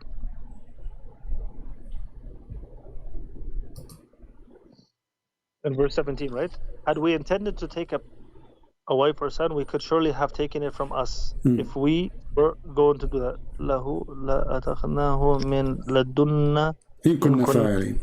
Us who? Allah want to take a wife from us. Who is us? Yeah, I do not know. But what do you mean you do not know? You gave me a chapter saying, challenging me about something stupid. This is stupid, because if that a chapter, listen, if that a chapter does not mean, hold on, you see, now I confirm that the chapter you gave me, Al-Ikhlas, meaning that Allah is one of many Allah. Otherwise, this verse here does not make sense. When we ask the Muslim what the word us mean, they say Allah, he speak about himself as a majestic. He say we, but this is here different, because here is talking about taking a partner. This is not about us, like we order you us. This is about taking a partner for sex. If we want to take a partner, which is a wife, we will take that wife from us. Us who? Us, I don't know the word ladunna. I don't know who's us. So you see the Quran, you gave me Alif Lam Mim Al-Baqarah saying the Quran is the book of guidance. Now we are guided. Yes. The answer of guidance is I don't know. You see how much guidance we have? I don't know. Each time I say something to you, you end it with I don't know. Like this is the killing switch. Well, they say half of the knowledge is I don't know actually. Half of the knowledge is I don't know. Is that goes to your God? So if Allah is one, Allah want to take a partner, Allah will choose one of us. Is us is a female? Is us is a female? Bilal. Is us is a female? Mr. Christian Prince, I did confirm prior to starting the conversation with you, I did confirm I am not an expert. This is no problem. I'm talking to you as a Muslim man. Aren't you a Muslim? Yes. As a Muslim man, I can tell you the 5 pillars of faith. That's it? So all what you know about the 5 pillars of faith? That's it? No. I'm telling you the 5 pillars of faith. Okay. 6 articles. Can you show me? Can you show me the 5? Okay, hold on. You said the 5 pillars of faith. Who is the one who decided these 5 pillars? No, hold on a second. Let me just finish because you were speaking. Christian Prince, you have to let people speak, please. The 5 pillars of faith and the 6 articles of faith. Do you have any issues with them? All of them, they are a joke. They're all a joke. Absolutely. So giving charity is a joke to you. Okay, give me, guys, give me charity. Let us talk about charity then. Do you want to talk about charity? Oh my God! I'm telling you, my friend, don't tell me, oh my God, say, oh my Allah, you don't have a God. Now listen, you are the one who mentioned charity. Is it true that if you give a charity, and this charity is the rings of your wife to your prophet, that will erase your sin? Yeah, Christian Prince, stick to the 5 pillars of place. My friend, it's you who choose it, it's not me. What's wrong with you, my friend? Zakat. What is zakat? My friend, I'm asking you. Zakat is a Hebrew word. Muhammad, he stole it. You Muslims don't have zakat. This is from the Old Testament. Zakat. Can you tell me how much the zakat is? It's about 2.5%, I believe. Where you get this from? Is it in the Quran? No, that's what the Muslim. So you don't follow Muhammad. It's not in the Hadith. It's not in the Quran, and you fabricate things. So let me ask you now: is it true? Is it true? Hold on. Okay, hold on. Is it true? Is it true? If you give your wife, she give her bracelet and her rings to the prophet, even though if she will go to hell, Allah will make her go to heaven? Okay, now you're going to another topic again. No, this is the charity. It is you who mentioned charity. No, I mentioned the 5 pillars in the 6 articles. It is you who mentioned the charity. This is the charity. How in the world there's a religion? If you give the prophet, those women, they will go to hell. Those women are going to go to hell. God and believe in that. Hold on, yeah, but those women, they will go to hell. So how women they will go to hell if they give Muhammad? Hold on, Bilal, just to show you the joke. Let us say I am a prophet, God forbid, and now I am 10 women. You will go to hell because you are kuffar. You don't, you don't pray. You don't blah blah blah blah blah blah blah. But then he says to them, but if you give me your rings and your bracelet, you will go to heaven. Okay, fair enough. The second pillar, which is praying 5 times a day or praying at all? Wonderful. Do you Muslim pray to Allah 5 times? Do you Muslims? Are you asking? Yeah. We're supposed to pray 5 times a day. Where it says in the Quran you're supposed to pray 5 times a day? Where it says in the Quran you're supposed to pray 5 times a day? Yeah. The Quran says 3. The 3, the Prophet explained that, correct? Don't tell me explain that. I'm saying it's you who said to me you don't want to follow they want to talk the Hadith. Stick to the Quran. So the Quran does not say. The Quran doesn't say 5 times a day. Hold on. The Quran doesn't say that. The Quran says you pray the 2 end of the day and the approach of night 3 times. That's it. No, but there's also a very famous. Okay, are you saying to me that the Quran is not a book of guidance? Isra wal Miraj. Can you explain that? Like Qissat Isra wal Miraj, when he went to receive the prayers. Okay, okay. How many prayer Muhammad received in the Isra al-Mi'raj? 50, and then Moses kept telling him that it's going to be difficult on your people. So it went down to 5. So but the reward. 50. Okay, so Allah, he said 50. Moses, the Jewish guy, he told Muhammad, this is bad, this is stupid. You cannot do 50. He's not stupid. He's not. It's. You think God didn't know he was gonna do that? He knew he was gonna do that. Oh, so Allah, he told him 50, but he's playing. Yeah. Listen, what God does, that's his kingdom. This is his kingdom. What he does is what he does. But okay, let me ask you. When Muhammad, he went to the 7th heaven, you said Moses told him to make it until he go to 5, right? Correct. Okay. Was Moses alive? Was Musa alive? Yeah. The angels, from what I know, the prophets and messengers, their soul, actually everybody's soul lives on. Actually, it's just the body that dies. But the Moses and them were risen to the heaven, I believe. Where do you get this from? Because Isra wal Miraj, the story. Where do you get this from? That this is his spirit, not him. No, I do not know if it's him or his spirit. I do not know how he looked like in heaven. So don't they say things? It's not true. He saw a man. He even described how they look like. You know? Did you see the man? Did you see him? Christian it's Prince? not me, your prophet. He went there in the top of a flying mule.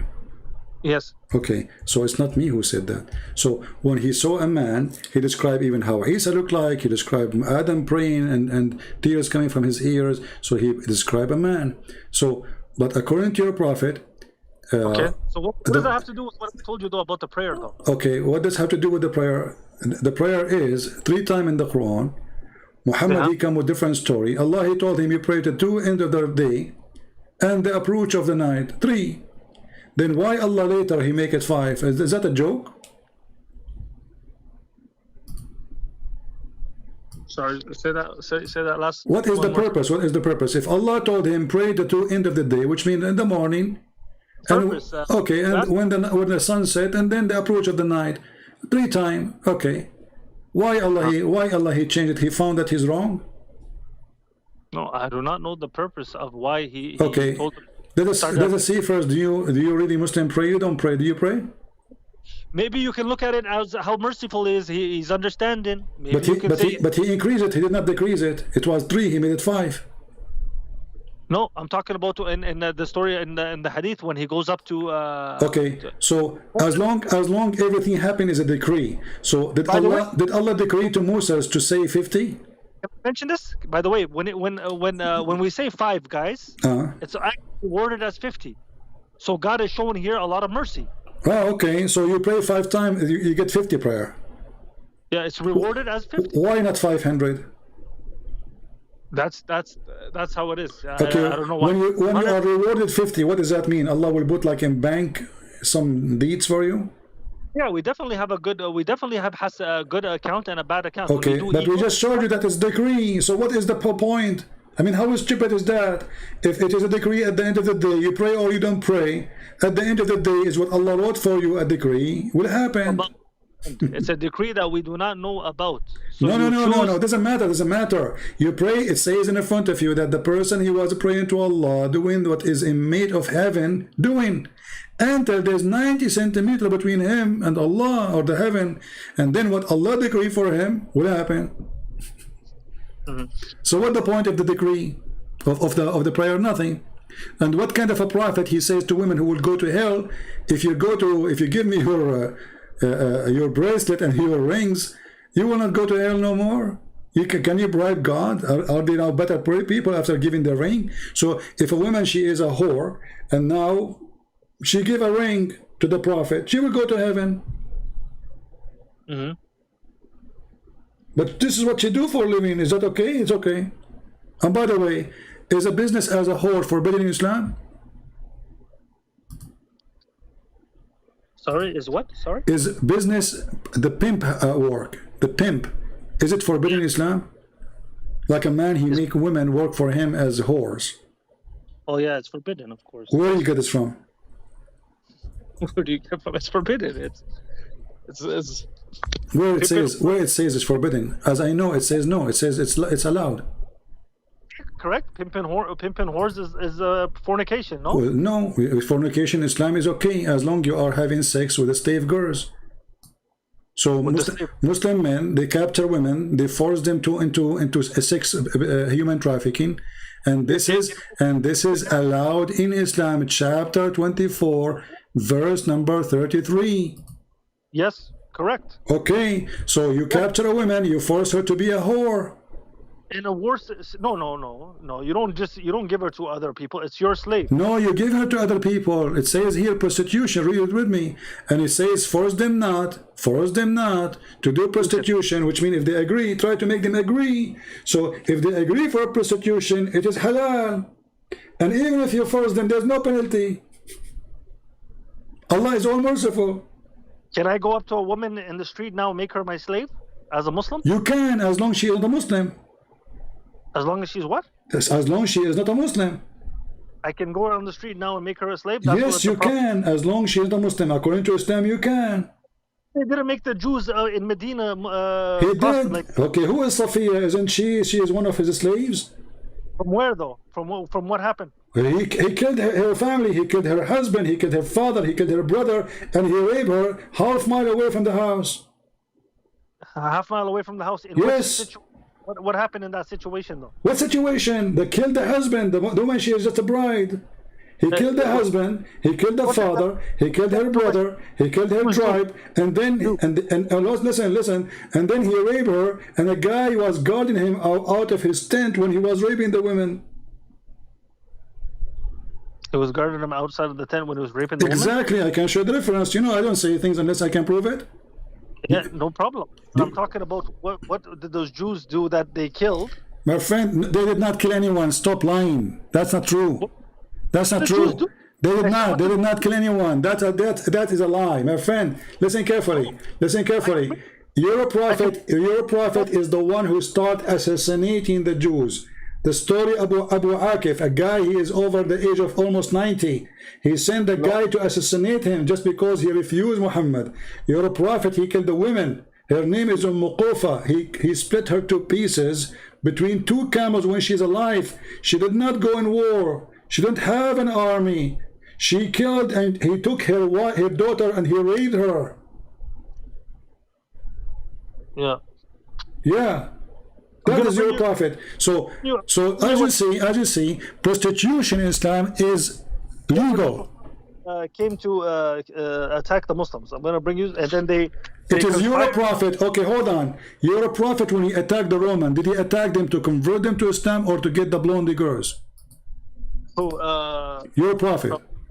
When he attacked the Romans? Yeah. What do you mean? Did he attacked them for what reason? To bring them to Islam or to get their blonde girls? The Prophet gave three choices. This is not the question. And the Prophet gave three choices. First of all, this is not the question. Like he claimed to be, right? Before the what your prophet says to the Muslims, let us attack the Roman to do what? To convert them to Islam? I'll tell you what he does. I'll tell you what he does. He gives them three options. He sent letters to Persia and I believe Romans as well. Okay. He told them, either you become Muslim, okay, and follow God's law, or either you pay tax and you live under the Muslim rules, under our shoes, or not under our shoes. Okay. Have rights. So now I live in America, and we are the most powerful country in the world. We will send you alarm. Listen, we will send you alarm. Says you have 3 hours to accept.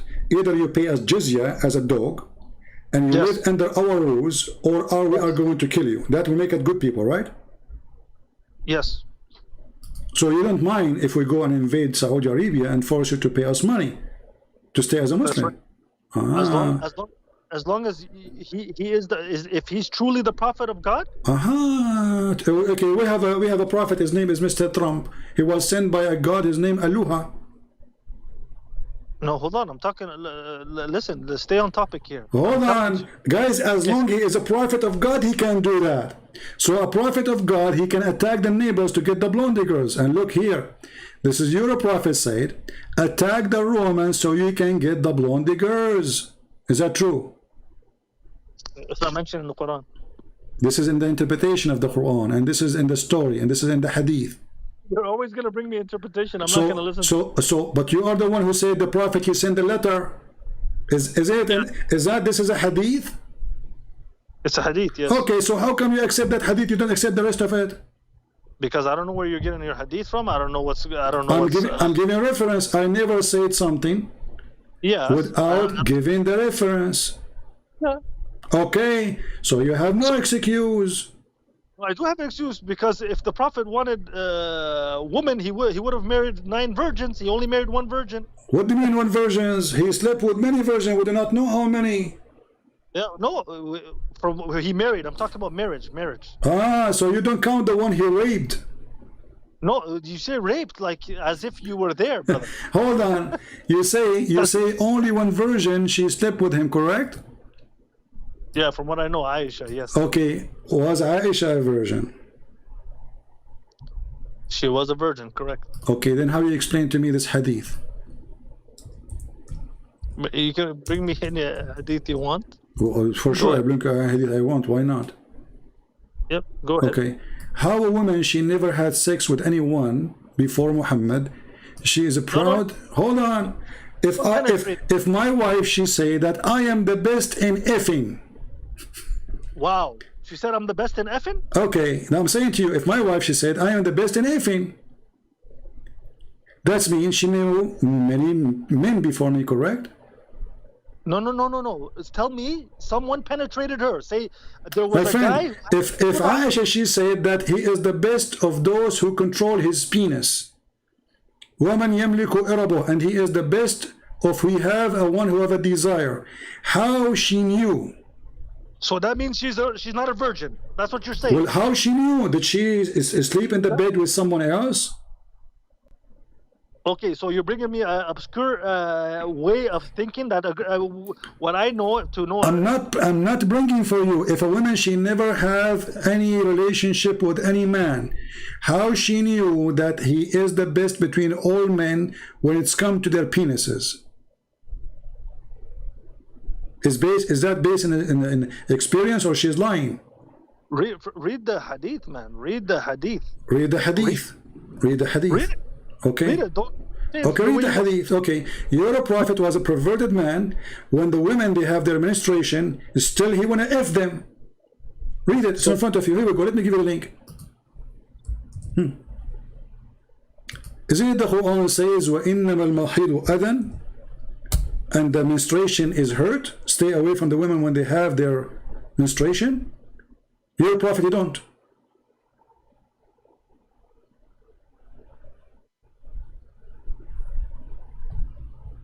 Okay, here's what it says. What he sent me. He sent me. Aisha said, the Messenger of Allah, peace be upon him, said. Sorry, not said. Sorry. He said the Messenger of Allah, peace be upon him, would ask us in the beginning of our menstruation to tie the waist paper, the waist wrapper. Sorry. Then he would embrace us, and who amongst you can have as much control over his desire as the Messenger of Allah had over his desire. So a man is embracing women, touching them, fondling them when they have their menstruation, is controlling his desire. Guys, look how much control he have. And Aisha said, and who of you can do that? Aisha, she have expertise. There's many men that slept with her, and they cannot do that. Otherwise, how she know? Secondly, how she is proud about the husband. He controlled himself to the point he forced his wife to push a sheet between her legs. She is pushing a sheet so the blood will not come to him. And actually, there's some hadith says that the blood was all over him when he was doing that. So how that is a sign of control of sexual desire when the man, he have tons of wives and slaves to sleep with them? Why he want to jump over a woman? She have her menstruation.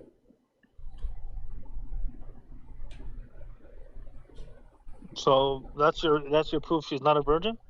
That's my proof that she's not a virgin, because she's comparing him between him and man about sex. And the second thing is prove that Muhammad was not controlling himself. And number three, Muhammad is a filthy man because he is even working against the Quran. The Quran says that mahid is a hurt. Stay from the women when they have their hurt. Muhammad don't follow his own book. No, he doesn't say stay away. Like it says, no intercourse. He's not having intercourse in this. So the Quran allow you to fondle your wife, play with your penis with her when she have her period. Correct? You can kiss her. You can hold her breast. You can do that. He was kissing her. Huh? He was kissing her. Of course, you can kiss. Okay. You can do. Well, let us see what the Quran is saying. The Quran says stay away from them. Doesn't say you can kiss them. It says don't even. It says don't even get close to them. No. Read it carefully. Here we go. Here we go. Chapter 2, the chapter you like. You told me this chapter is the chapter of guidance. Alif Lam Mim. Read it very carefully. وَلَا تَقْرَبُوهُنَّ حَتَّى يَطْهُرْنَ. And don't even get close to them until they finish their menstruation. Intercourse, my friend. Through intercourse. Does the word taqrab mean you get close? That the word taqrab mean intercourse, or it mean don't get close to them? So hold on. So kick her out of the house is what you're saying? Does the word taqrab mean get close to her or mean intercourse? So basically, if you're both in the kitchen, she has to be in the next house, for example. Why not? Muhammad, he have 13 houses. Okay, so that's what should happen? Why not? He have 13 houses. That's your logical way of thinking of this. Well, this is not my logical. The Quran says don't get close to them. Somebody with a brain understand blood comes from the vagina, so it's gonna be. And he mentions it here, waste paper or waste wrapper around it, and he will.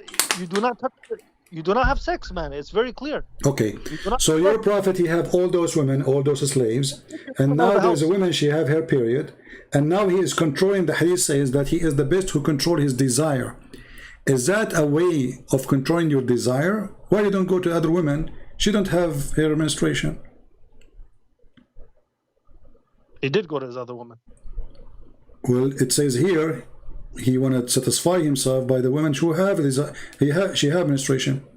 Can you show me something that shows she's not a virgin, man? Can you actually show me something? Well, obviously she is not. No, that's your obviously. Okay, hold on. You know, have you ever heard of a virgin? She say things which is, I mean, very sexual. Someone she is shy. A virgin is a shy. A woman, a woman she is virgin. She will not be speaking, loud about sex. But when your wife, your prophet, okay, do you appreciate your wife? Would not respect your wife now? To go on Facebook and she say, my husband Bilal, he ordered me. Hold on. Let us see how shameful it is. What we see in front of us. Do you appreciate your wife to go on Facebook and she post a post saying, my husband Bilal, he ordered me to put a sheet between my legs and he fondled me? Is that a good post of a good woman? Was that a good post of a woman? Of a good woman. It is? Okay. Yes, to teach the people how to live. Just like the Prophet taught us how to use the bathroom. He taught us how to eat. He taught us how to do many things. And that's something part of life that women need to know. It's fair. It's good. Okay. So I want you to confirm that the women who post such a thing, she is a good woman. She's a good woman, yes. What if I show you that your prophet, he said that she is a very bad woman? No, okay. Now he will change his station. Now, okay, hold on. So now, okay, hold on, Bilal. So she is a good woman. Do you promise me that you will not change your statement? I will not. I promise that anything that a woman teaches of the religion to men or women, that's a okay woman, and I will not change that statement. Okay, repeat again what you said again. I said any woman who teaches, authentically teaches, sincerely teaches men or women the religion, obviously through not obviously through like how can I use that word, like modest ways, right? Modest, not like alone or something like that, but teaches them about the religion sincerely and authentically, then that is not a bad woman. What the woman speaking about sex with the husband is religion? Yes. Why? Okay, so what is the business of the prophet? Because if we did, are you saying that your prophet, he did not do his job, and Aisha, she was a prophet too? Oh no, the prophet is the one that told them. No, it's not the prophet who told them. Don't lie. It's Aisha. Here I said. Where it says. The prophet would ask us in the beginning of our menstruation. Okay, but did the prophet says to Aisha, go and tell everybody what I did to you? Like I mentioned, she's teaching the people. Okay, is she the teacher? Is she the teacher or Muhammad? No, Muhammad is the teacher. Okay, why Muhammad did not say, if you want to have sex with your wife, put a sheet between their legs when they have their menstruation? Okay, he probably did say it in other sentence, but this is the hadith that came out. Why did Abu Hurairah's hadith come out? Okay, here we go. This is your prophet saying that the most evil woman is the woman she mentioned to others what happened between them in secret. The most evil woman. The sexual acts. It's secret. This is the most secret should be. This is secret between having a wife and if this is not a secret, what is secret then? Why a woman? Listen, it says the most wicked among the people of the eye of Allah in the day of judgment is a man who goes to his wife and she come to him and then he divorces her secret. So a man speaking about the secret of the wife, talking about how he have sex with her, and now we will show you the opposite. The opposite. If a woman, hold on, if a woman, she tell the same. So you're a prophet confirming that women she do that is evil, and a man who do that is evil. Yes. Okay. So how Aisha, did she get a permission from Muhammad to tell them about how they do sex? Christian Prince, hold on a second. My wife last night, she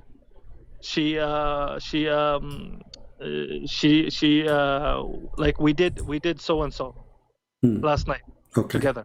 Did you? I'm just telling you, that's what I did. So now did you do and so and so? That's what's wrong. Okay, you understand? Hold on, but Aisha should not say we did so and so. Aisha say that the prophet penetrated me like this or did this? He cannot, because if he did, she will do, because simply now she have her menstruation, so she is telling you what he did. No, do you have a hadith where he said the prophet used to penetrate me like she used to talk, like she talked to another girl? Okay, we will see. Hold on, we will go there, don't worry. We have millions of hadith. You're talking to Christian Prince. Let us see this one.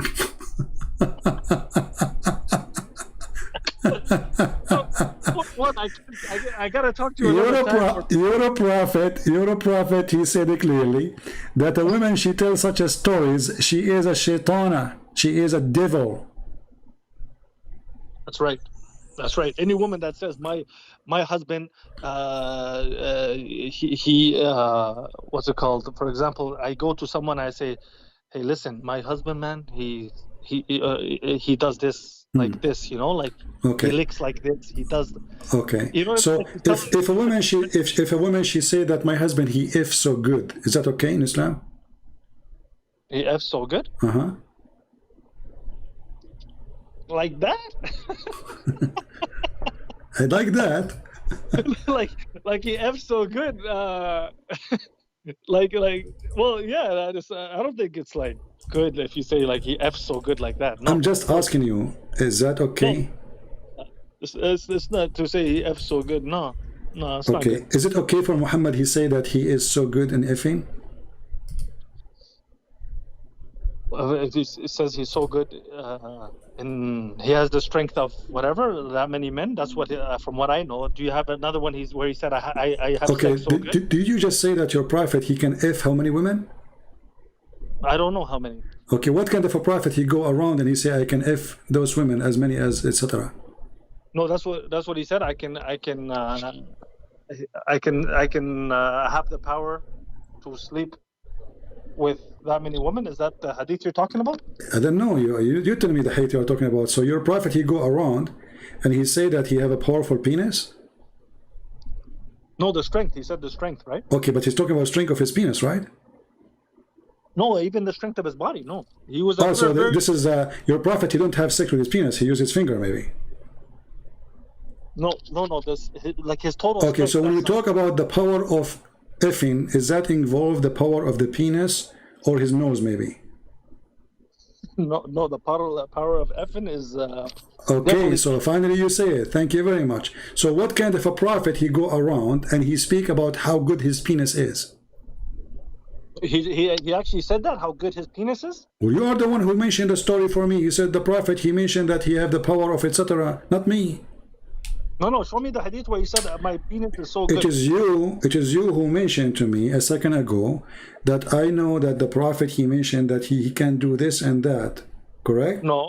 Okay. I said that as the strength. Strength of what? In what? Like the strength of.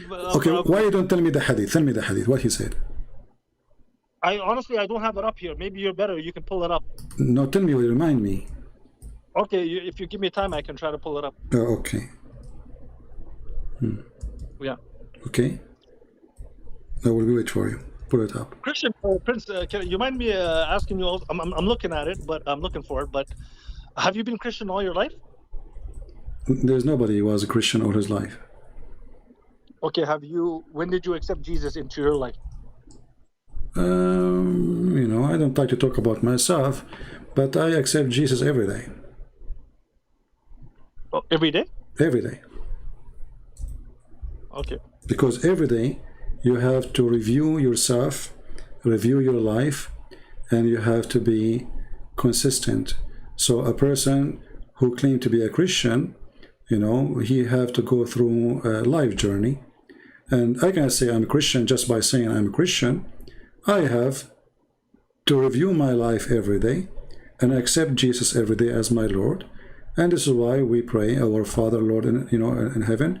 So we give him the authority. Which means we announce the authority that his authority is over us, and that is something we do every day. Because if you do it once and you stop, that means you don't care. Oh, okay. So to be a true Christian, you have to do it every day. You have to be confessing to Jesus that he is your Lord every day. Okay. And every second. Your prophet, he was busy speaking about his penis. I'm not finding anything here. Okay, I will help you. I will help you. Is it true that your prophet, he says that he was the most weak person between mankind in effing? He was the most weak guy in effing? In effing, yeah.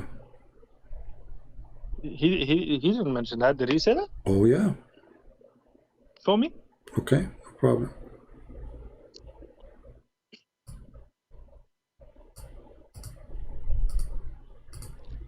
And then he invoked his God. Open this link, please, with me. This is your official Islamic website. And then he invoked his God. Don't do that. Don't tell me official Islamic website. Is it? Oh, did you just send it or no? Not yet. Yeah, here we go. I'm just copying the link.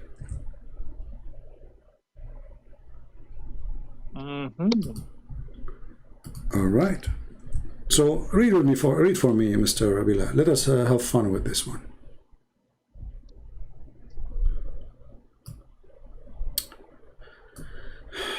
Fayd al-Qadir, volume number 5, page number 54. We can give it to you from many books. It's the same hadith. Hadith number 4626. كنت من أقل الناس في الجماع حتى أنزل الله علي الكفيت فيما أريده من ساعة إلا وجدته وهو قدر فيه لحم. I was the most weak person between all mankind in effing until I invoked Allah and he sent me a dish of shish kebab. Okay, this is the hadith. Okay. I don't know if it's authentic, if it's not, if it's up to you. Okay, but hold on. What's up to you, not up to me? I mean, what's wrong with you? I'm asking you now. Why Muhammad is speaking about a God? He sent him a dish of shish kebab to fix his penis. Yeah. Is that logical for you? I don't believe this hadith, so no comment on that. How come you Muslims? Well, how come the rest of the Muslims believe in it? No, they don't. Who said they don't? So why is there? Quran. Does it mention that the Prophet had a weak penis in the Quran and he made him strong? Did it mention that? Yes, it mentioned in the Quran. Let's go to the Quran. Okay, let's go to the Quran. Okay.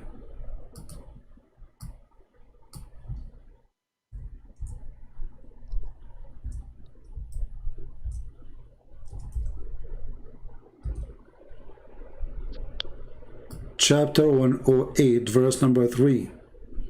People were making fun of the penis of Muhammad, that he cannot make babies, he cannot have sex. Chapter what? Chapter 108.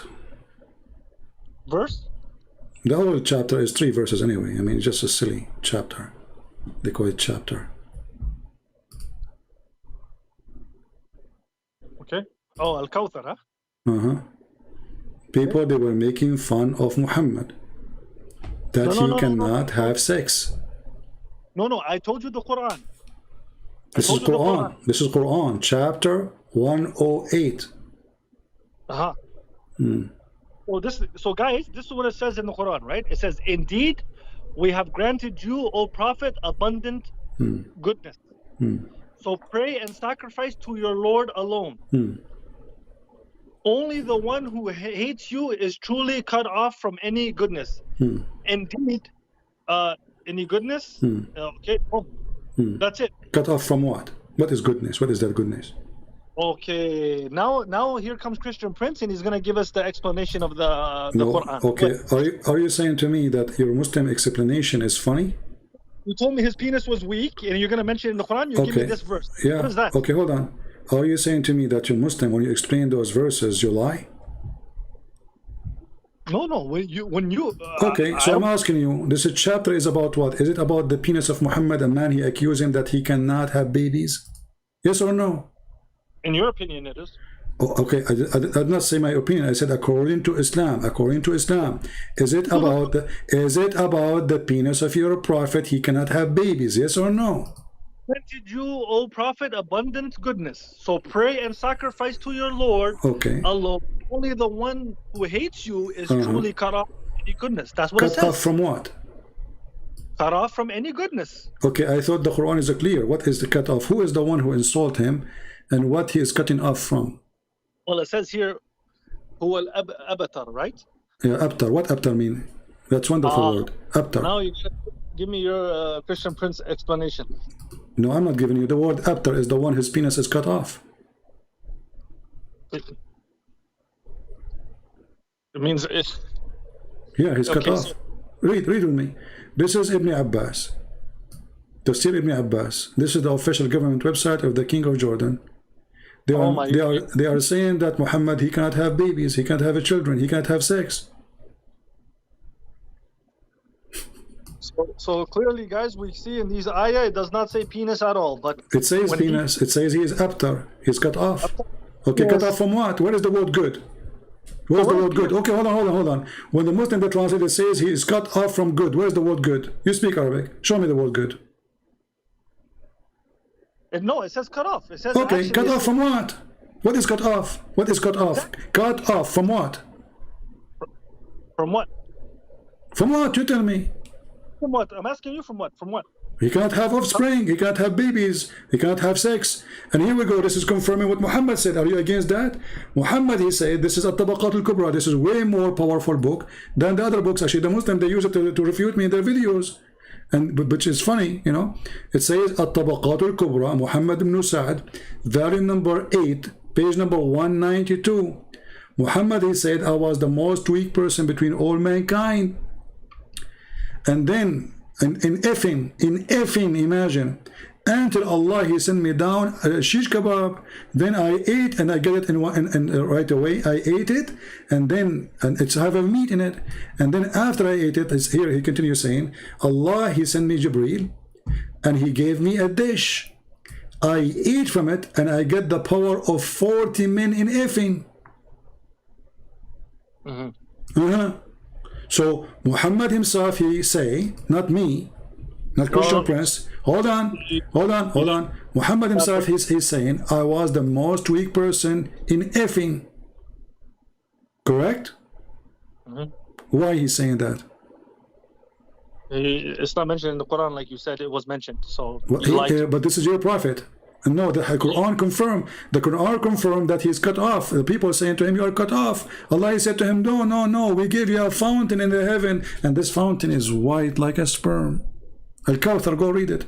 It's a fountain of very white liquid. What is that fountain? Sperm? You tell me. I don't know. Kawthar, I never okay, Allah, he gave him a fountain. The guy is talking about his penis.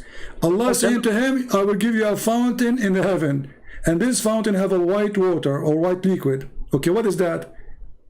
And then the guy, he have tens of kids. How he is cut off? So, and here Muhammad confirming that this Muhammad saying, I was the most weak person on earth in why he's saying that to the people. What is the business of the people to know this? Let us say, me or you, it can happen to anyone. You have a sexual problem. Okay, so what is the problem? Why he go around and he tells such a story? Do you really, Bilal, Bilal, believe that your God, he sent a dish of shish kebab to his prophet to fix his sexual problem? Do I really believe that? Yeah. It's not mentioned in the Quran. It's mentioned here. This is your prophet hadith. It's not mentioned in the Quran. قال رسول الله صلى الله عليه وسلم. The one is talking is your prophet. Stop telling me is not mentioned in the Quran. Nothing is mentioned in the Quran. Is the Quran mentioned? Is the Quran mentioned the 50 prayer you mentioned to me? Well, no, but you mentioned it to me. You see, Bilal, here you're being hypocrite, Bilal. So when you mention to me the 50 prayer, it's not in the Quran. The Quran say 3.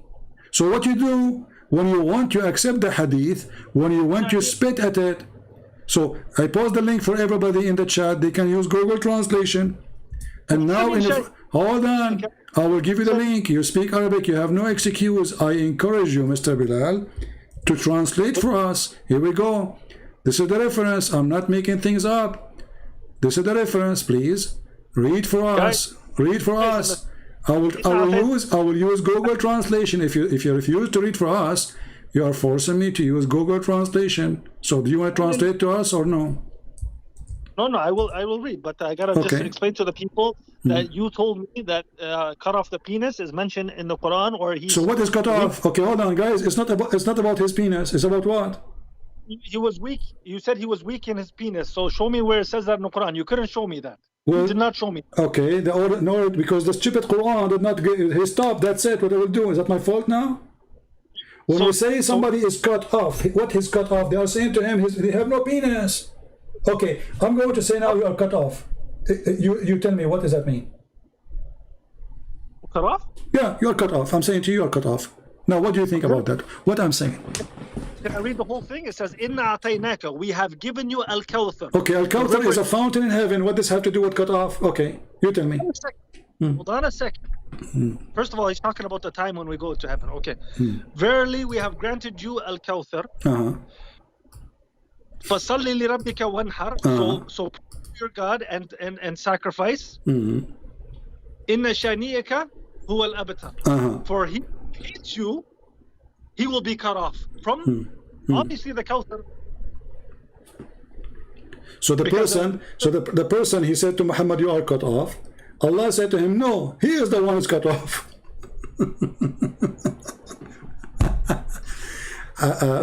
Okay, Bilal, read for me the website I gave you, please. Does it say there that I was the most weak person between mankind in effing? It doesn't open, to be honest with you. I'm clicking it. It says oops, like it says. Maybe many people open this website sometimes go down, but anyway, it's open in front of me. I use Google Translation. It says here. I can give you the text in Arabic. Hold on, let me copy the text for you. And you translate for us. I will copy cut off from Al-Kawthar. Anyways, you can't tell me that the Prophet's penis was weak in the Quran, man. Just show me a clear ayah, man. Show me a clear ayah. Well, this is a clear ayah. you refuse to be clear. You are the one who's refusing to be clear. And you know, I'm supporting what I'm saying with your hadith. You know, yes. Muhammad, he have a problem. People making fun of him.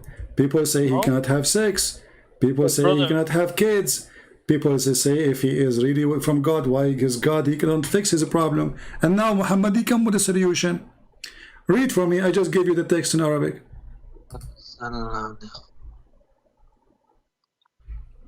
And I have it here in Google Translation.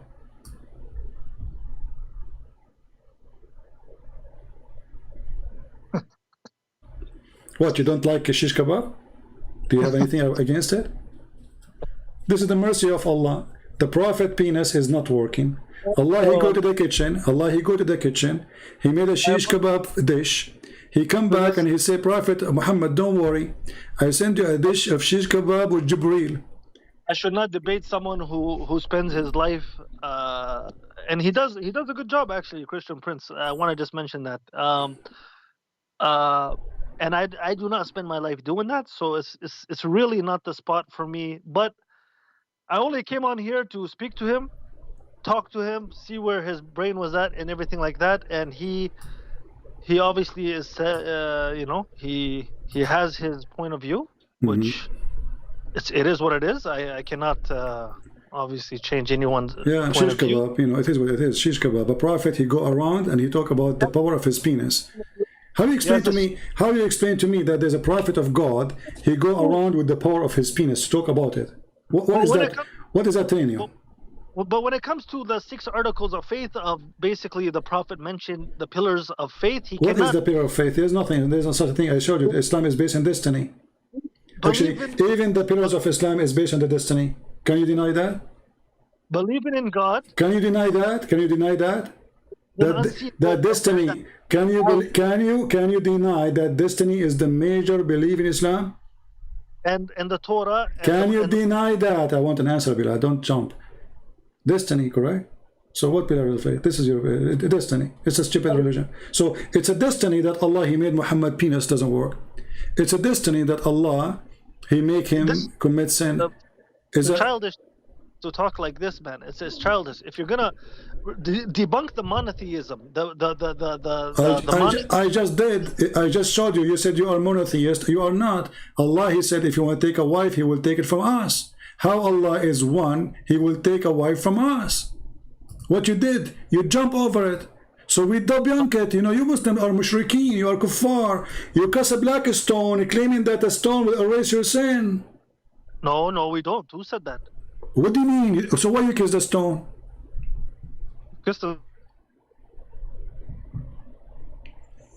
I lost you, Bilal.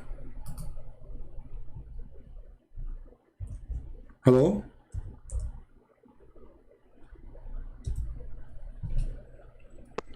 Hello?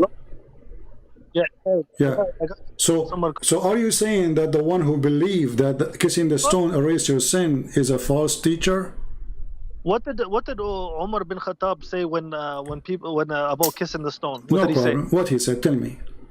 He said, if it wasn't for the Prophet to kiss you, we would never kiss you. Okay, and why the Prophet kiss it? Okay, that's why did the Prophet do many things? Why did he kiss it? This is a sunnah of the Prophet. Why did he kiss it? I don't know. This is not the question. I'm asking you why he kissed it. I thought Islam is Quran is the book of guidance. Does it say in the Quran to kiss the black stone? You're not a Muslim scholar. You see, you are the one who said to me. You are the one who said to me the Quran is the book of guidance. I'm asking you. I don't care if you are a scholar or not. Simple question. You live in Saudi Arabia. Did you kiss the black stone yet or not? I did, yes. Okay. So why you did it? Because the Prophet did it. Okay. Why the Prophet did it? I don't know. So you Muslims are crazy people. You do things you do not know why? That's not true. No. Okay. I said to you that kissing the black stone, the purpose of it to erase your sin. You said no. Who said that to you?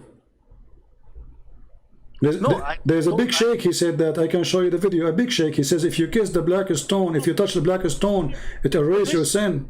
Does it say it in the Quran, my brother? Does it say it So in the Quran? are you saying the sheikh is an idiot when he said that?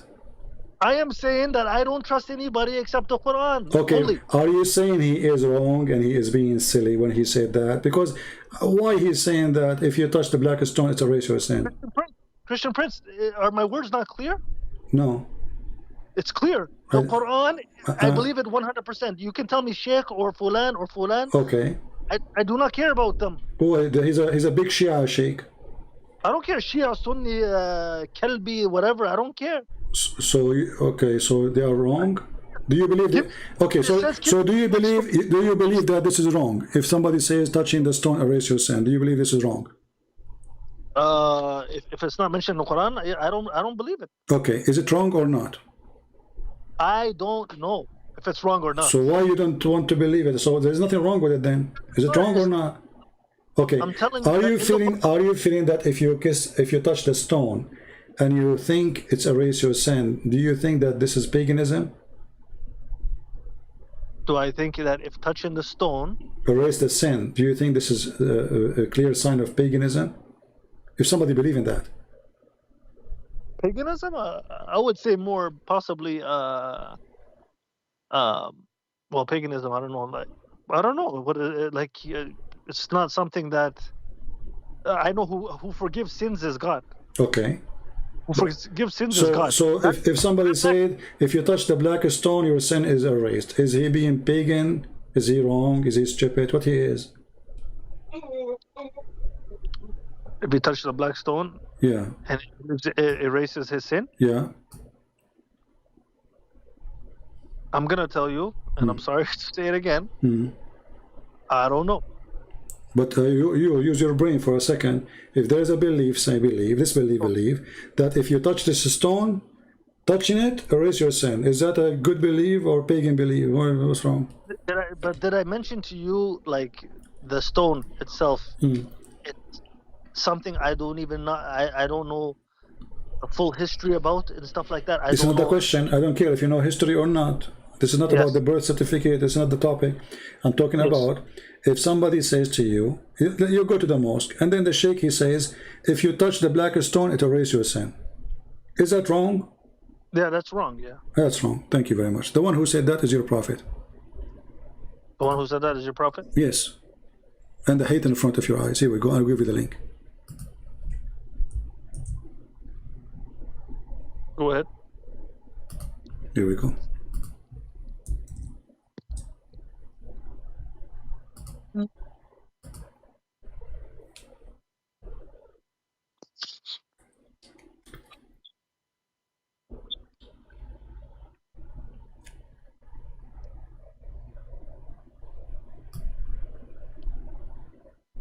Yeah, so it's a reward, right? What reward? It says it erases your sin. What reward? I said I heard the Messenger of Allah say, touching them erases sins. And I heard him say, whoever circumambulates 7 times, it is like freeing a slave. Yeah, so you don't have to free a slave. Just go around the black stone 7 times. That's it. And then if you touch the black stone, it erases your sin. And you are the one who told me it's wrong. It's pagan. All right, so the reference for this one is Surah An-Nisa'i. It's not from Bukhari or Muslim. My friend. And you're saying it is good. It's a good hadith. It's a good hadith. It's a good hadith for who? For you. No, for you. Okay, here we go. It says Hassan. What Hassan mean? Hassan is for who though? Who? Oh, okay, like, for the Muslim. This is the Muslim website. This is why the viewers will always be confused because you don't bring it from the Quran. Hadith from the Quran? No, the hadith, the black stone, touching a black stone in the Quran, takes away your sins. But show me the Quran where it says touching a black stone or the 2 corners of the Kaaba. So now anything your prophet he said in the hadith, according to you, if it's not in the Quran, it's your prophet is a liar. No. Okay, because you are the one who said to me Allah gave him 50 prayer and then he made it 5. I said to you, where he said that in the Quran, the story? You said it's not in the Quran. Now you are saying to me you will not accept the story unless it's in the Quran. You just mentioned to me that Umar al-Khattabi said, I know that you are useless, I know that you are harmless, but if not the Prophet kissed you, I will not kiss you, but it's not in the Quran. No, Did the Quran say the black stone is useless? of Isra wa Miraj is mentioned in the Quran, though. Where it's mentioned? There's a chapter. No, it's okay. Hold on. It says this chapter is called Al-Isra, right? But it says nothing. Yeah. Where it says? Surah. Yeah, where it says? Stupid verse. There's nothing there. Let's talk about the Layla, the trip he did in one night. Who? To who? The Prophet. alayhi salatu. Where it says the Prophet? Okay, hold on a second. No, I'm telling you that the trip. Okay. Hold on. Show me. Here we go. I will learn from you. Where it says he went to heaven. Where it says he went. Muhammad he went to heaven. Where it says that? Where it says that? Okay, hold on. Okay. Verse.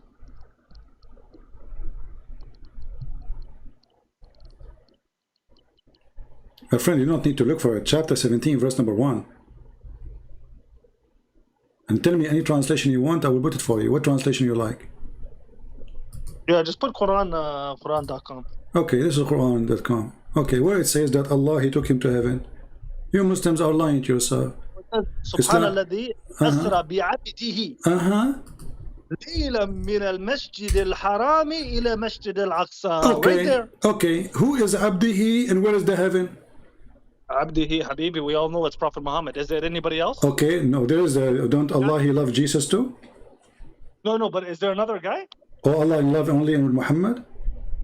This is in the Quran though, brother. No problem. I'm saying if there is somebody, Muhammad only, he love Allah, he love only Muhammad. Secondly, you told me that Muhammad, he went to heaven. Where is the word heaven? Masjid al-Aqsa in one night. Masjid al-Aqsa is supposedly in Jerusalem according to you Muslims. Where is the word heaven? Muhammad did not go to heaven according to the verse. I told you about the trip. I told you the trip. Hold on. You told me he went to the heaven and there he found Musa, correct? Oh, it goes into detail in the hadith. Okay, so the Quran never mentioned that Allah, he take him to heaven, correct? That's right. It says here. Okay, guys, look how stupid the Quran. The Muslims, look, hold on. Allah, he consider the trip of Muhammad to Jerusalem is more important than the trip to see him or to come to him. Nowhere in the Quran it says that Allah, he took him to the heaven in the verse. Why? But it does. It says he took him the trip there. But I told you. Where? Trip there? Where? Trip where? Trip. No, hold on. Bilal. Why? You are the one who said you don't want the hadith over the Quran. So why you agree that Muhammad, he went to heaven when there's nowhere in this chapter, which is a chapter of Isra, says Allah, he took him to heaven? The beginning of the journey. More details was in the hadith. Okay, so guys, so now we have to agree. So we go back to zero. The details is in the hadith. So when I show you the chapter saying Muhammad is cut off, the details is not there. The details in the hadith. So you see how hypocrisy work. When you want the details is in the hadith. When you refuse the details in the hadith. Now we go back. Hold on. You said it is wrong to believe that touching stones erase your sin. Okay, so your prophet is the one who taught that, and you Muslims rank the hadith as Hassan. Is it true that one of the grandsons of Muhammad? Hold on. What the word Hassan mean? What the word Hassan mean? With the Quran, so I reject them. But if they coincide with the Quran, who are you to reject them? Is that up to you? I follow the Quran. Anything that is not coincides with the Quran, that's the Mastar al-Awwal. Al-Mastar al-Awwal is the Quran. Okay, wonderful. The Quran say you do mut'ah. The Quran says we do mut'ah. Okay. In what circumstance? So, no, hold on. There's no circumstance. Show me. There's a saying thing over there. Don't lie. Okay, so now, do you still do mut'ah or you don't do mut'ah? Okay, now you are. Do we do mut'ah? We don't do mut'ah now. Why not? As long you don't accept anything as against the Quran. The Quran says, chapter 4, verse 24, you do mut'ah. Okay, but did the Prophet talk about the mut'ah? But you just said if a hadith don't agree with the Quran, we don't accept the hadith. Yeah, accept it. Yes. You accept it now. No. If the what the situational. What situation? What situation? What situation? You're a prophet. The situation is you are horny. That is a situation. You're a prophet. He says if a man and a woman they like to have boom boom, they can agree to 3 days and or 3 nights, and they can increase if they like to increase. Correct? In what situation? Horny. That's it. Yeah. Don't you have the Quran? Don't you have the Quran? Does the Quran say? Does the Quran says anything about situation? Does the Quran say anything about situation? Read with me carefully. This is Sahih al-Bukhari. This is not weak. This is not a hadith you can say I don't accept. This is al-Bukhari, and I will give you the link. Says the Prophet did not put conditions. He said if a man and a woman they like to do boom boom for 3 days 3 nights, go for it. If they like to increase, they increase. If they like to decrease, they decrease.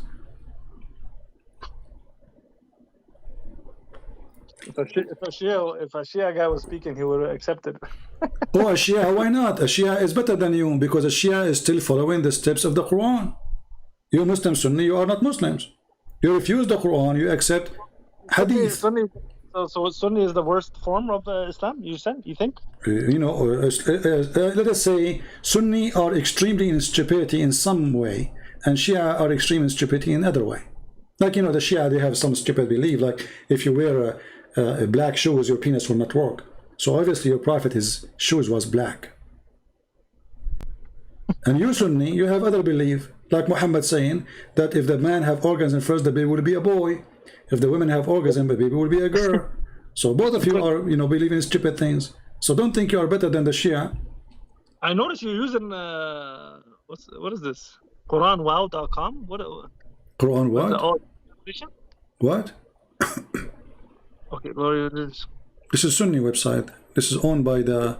You didn't send me, right? You didn't send me anything.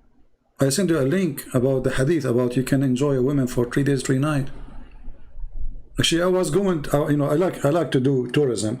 I was thinking to go to Saudi Arabia to do 3 nights tourism, you know, but I don't know if the Muslim Sunni they do that now.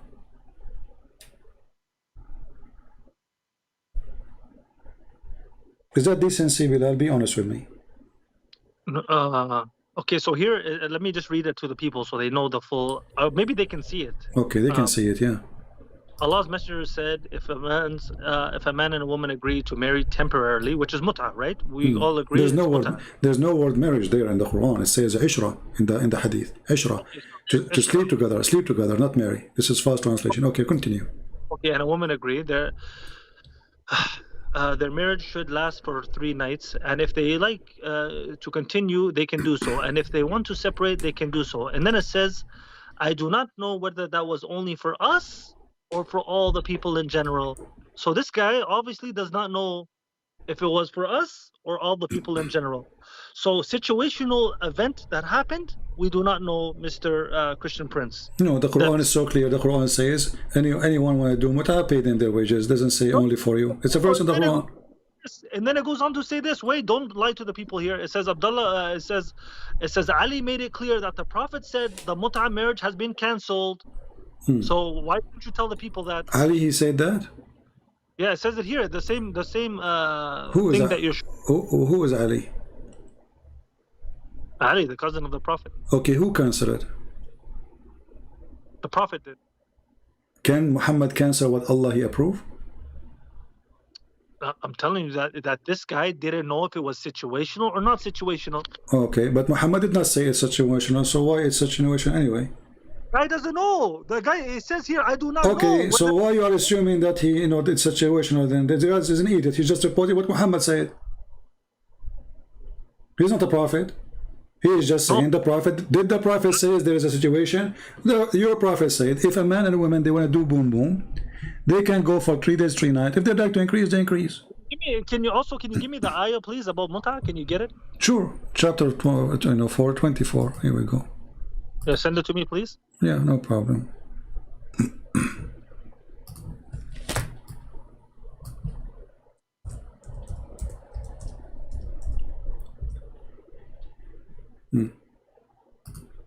The Quran doesn't say anything except you have to pay them their wages because they are hookers.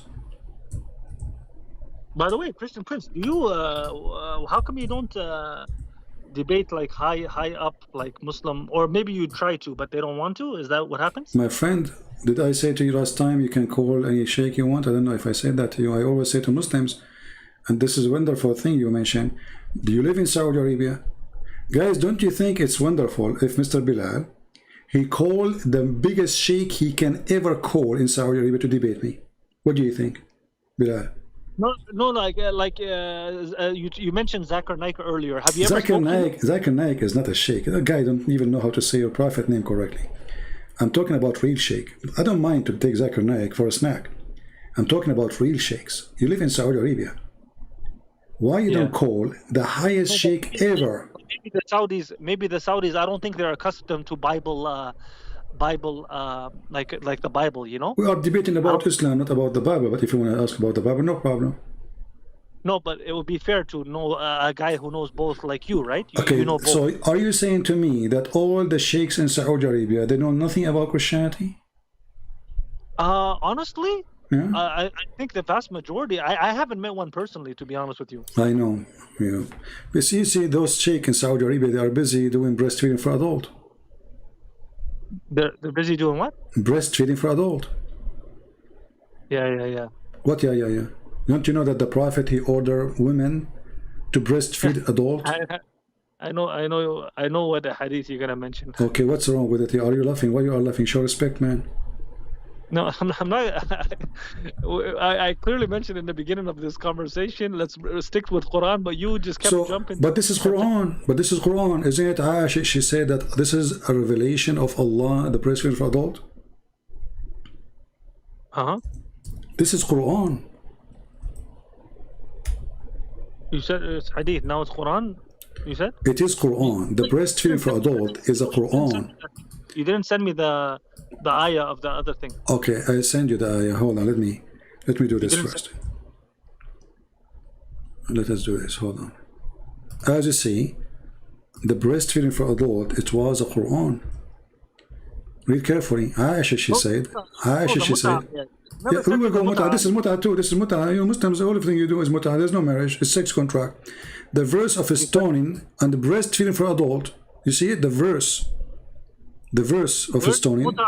Where is the mut'ah ayah? Where is the mut'ah ayah? Here we go.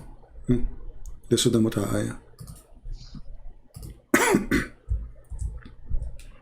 No problem. We will go back to the breastfeeding for adult because Islam is a crazy religion. One day, Christian Prince, inshallah, you're gonna come to Islam, inshallah. Yeah, and I will do breastfeeding for adult. But you need to find me the verses first. I'm really upset now. I mean, how in the world, Allah, he sent. Listen. Yeah, inshallah. I mean, this is very silly. If the Quran, if your prophet says it's a destiny, so what do you mean, inshallah? Listen. So if you're not sincere, well, I don't know the destiny. That's why. Okay, Bilal, I have a question for you. I want to convert to Islam, but I'm worried about my penis, if you don't mind. Your prophet said that the penis of the man will be in this like a palm tree. I want you to explain to me. Honestly, it's not a joke. I can show you the reference. Don't. I'm not laughing at you. Don't laugh at your prophet, please. Please show respect. So, do you think there is a prophet of God? He promised such a promise. Don't you think this is extremely stupid? So, you are going to have endless penis, and your wife is next to you. So your penis will go to the 7th galaxy, and he's not done yet. He's still going. But your wife is next to you. How you are going to have sex with her with such a penis?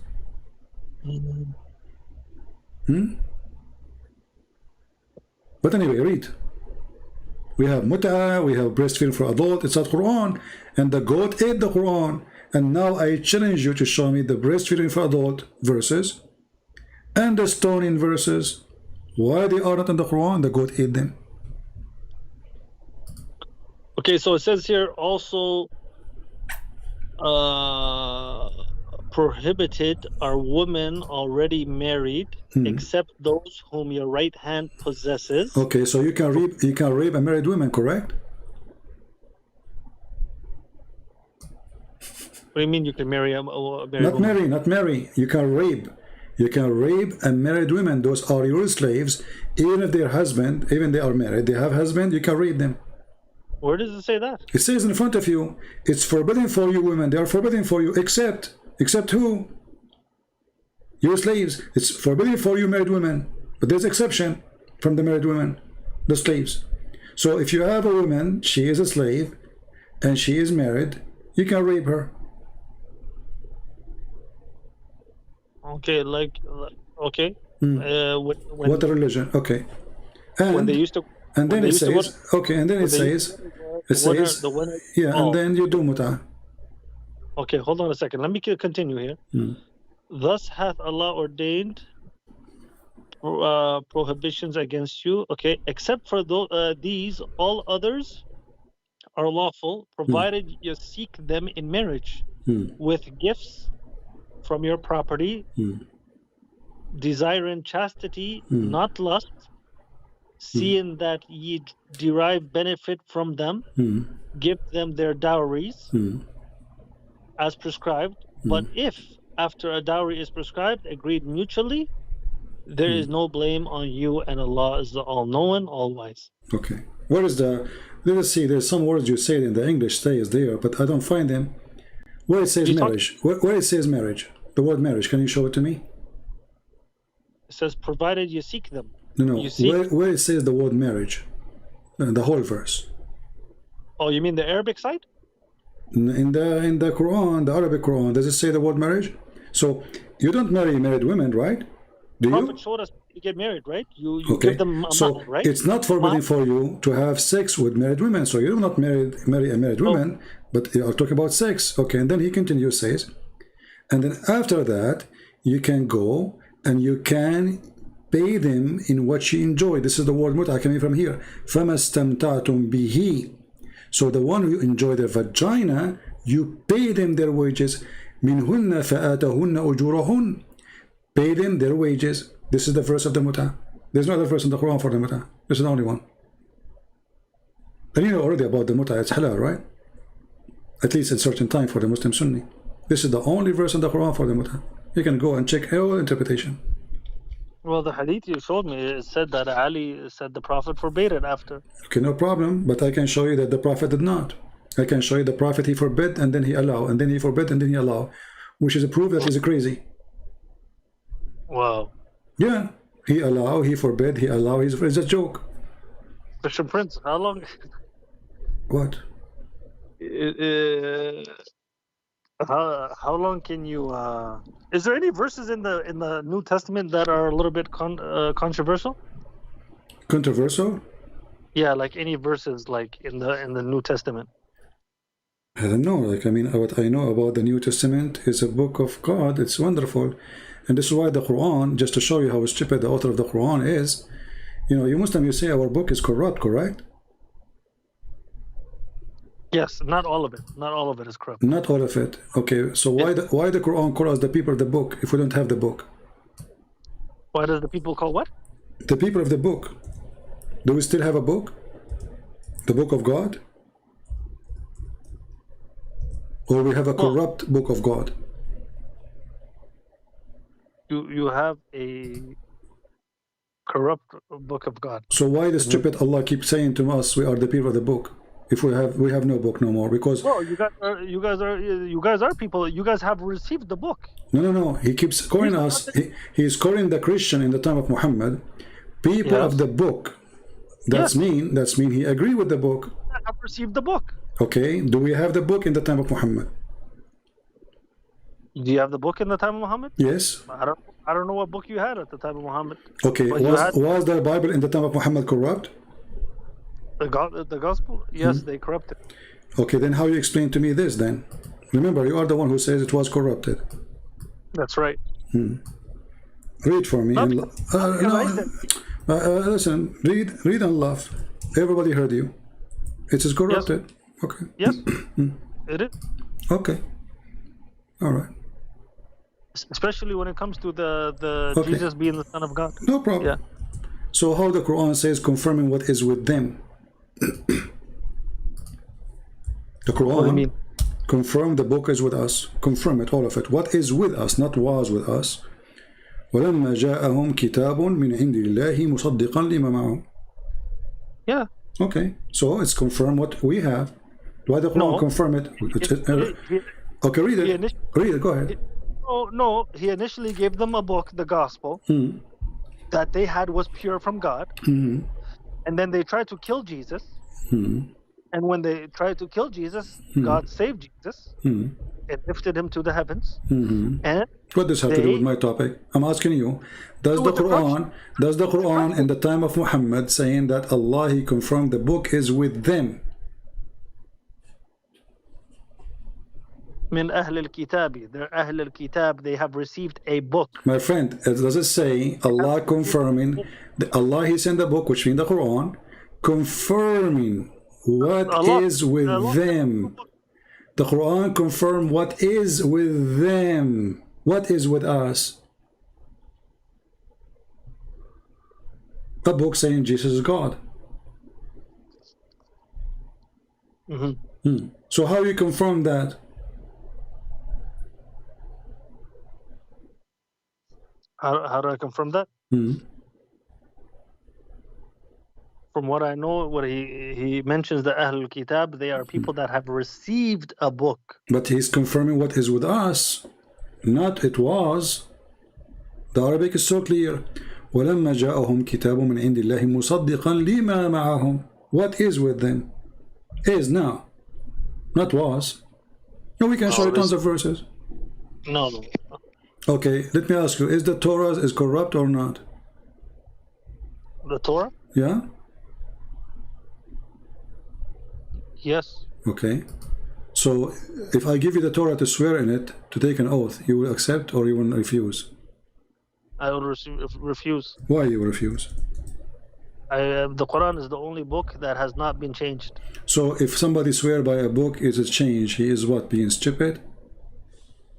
Because I gave a Muslim the Torah. He took an oath of it because he said he believed in Moses. He said, I swear by you. You think he's being stupid? He should not do that. I don't know why he would do that. But you will not do that, right? It's wrong. No, what I would do is do it on the Quran. Okay, but why you will not swear in the Torah?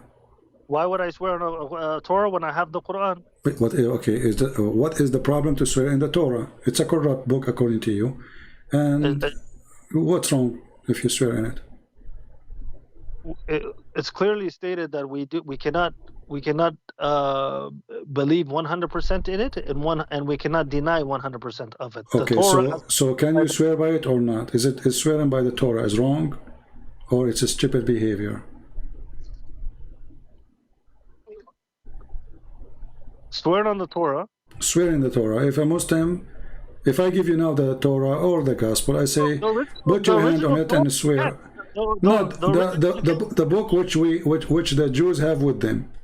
Now, today, right? You're talking about today. Oh, even a long time ago, before Muhammad. Okay, Muhammad, he came 600 years after Jesus, and the Jews, they have a book with them. Can the Muslim take an oath in it? We can swear with the original Torah, which was...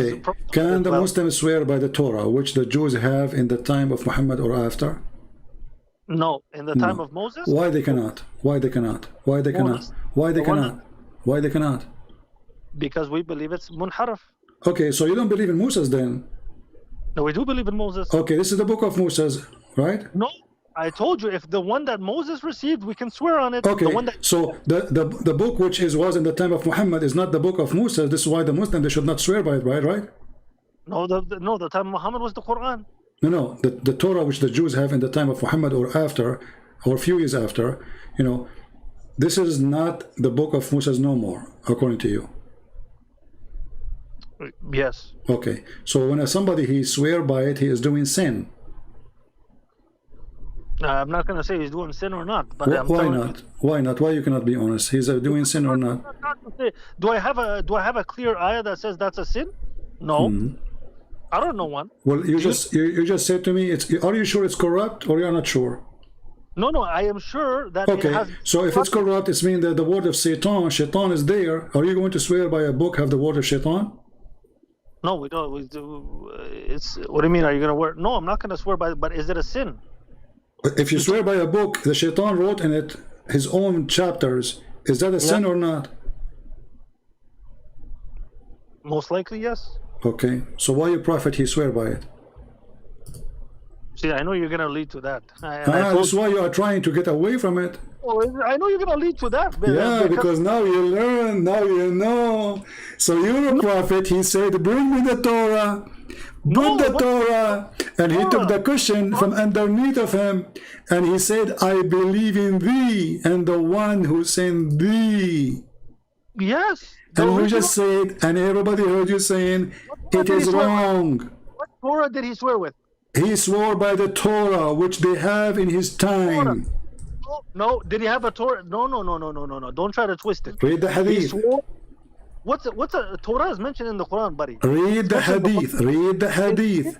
They gave him a physical written Torah. A physical written Torah. He took it, he put it in the cushion, and then he placed his hand over it, and then he said, I believe in thee and the one who sent thee or revealed thee. Yeah, the one that sent thee. The God. So he was swearing by a written book which is 600 years after Jesus, and it is not corrupt. Because if it is corrupt, that means Muhammad is a fraud. All right, so you're saying that he confirmed that they are not corrupt? Well, how he swear by a book? It's you who said to me it's wrong to swear by a book, it's corrupt. You come up with the Quran then if it wasn't corrupt. My friend, you are the one who said. I said to you, why you should not swear by a book, it's corrupt. Yeah. Okay, so you should not. So why you are a normal Muslim, you are not going to do that, such a mistake. But a prophet of God, he do that, and he say, I believe in thee. Not only he swear by it, he says. What Torah did he swear? And it's not even mentioned in the Quran. But anyways, we'll go with your hadith. What Torah did he swear on? The Torah which the Jews have in his time. There's only one Torah. So the Torah that he had in his time. Correct? Yeah, the Torah never changed. This is how it is. Yeah. How he swear by it? How can you send me that? Huh? Can you send it to me? Can you send me it? Can you what? Can you send it to me? Yeah, you have it already. Oh, you sent it already?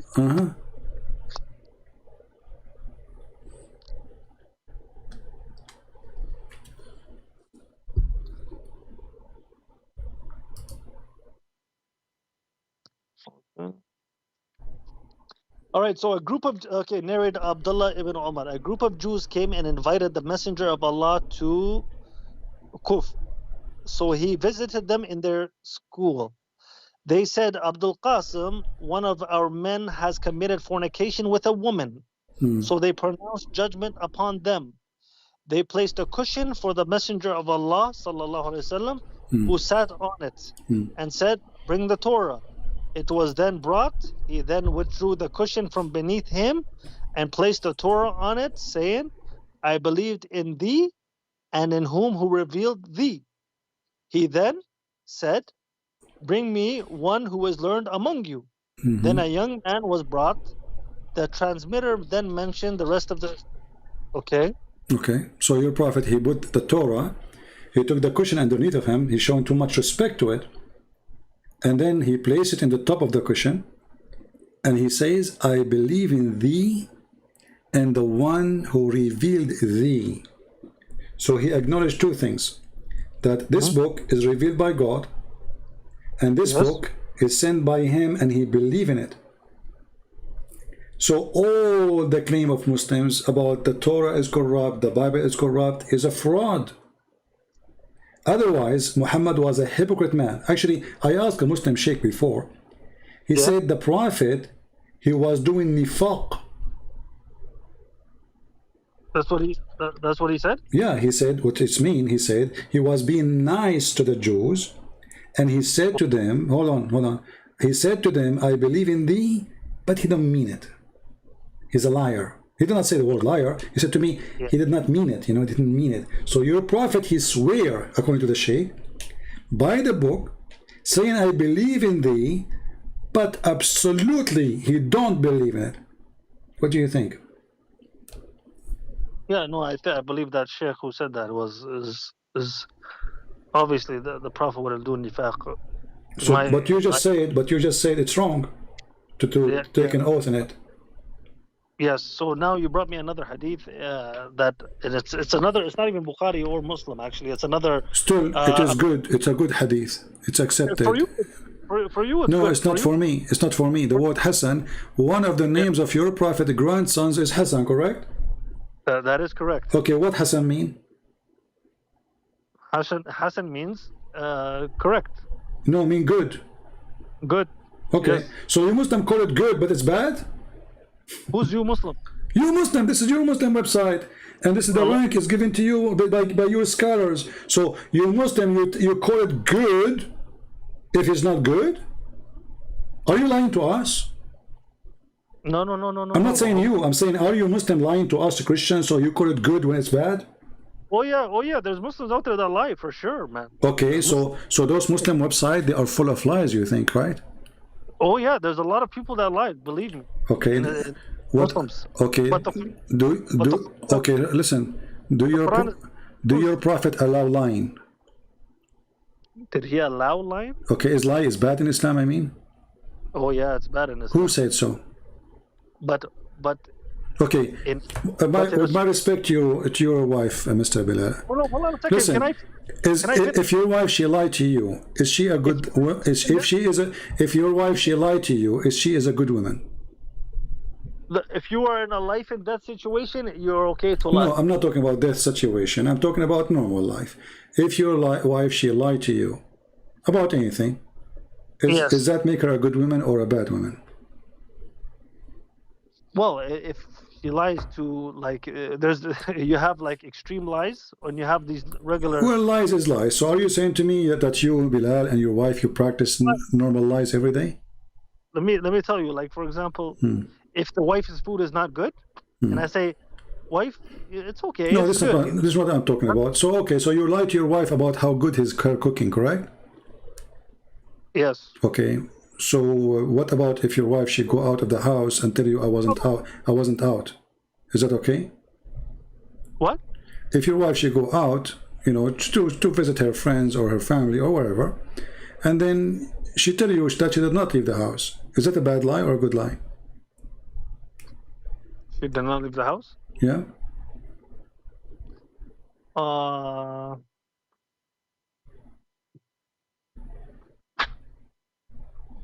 Yeah, that wouldn't be a good lie. No, that wouldn't be a good lie.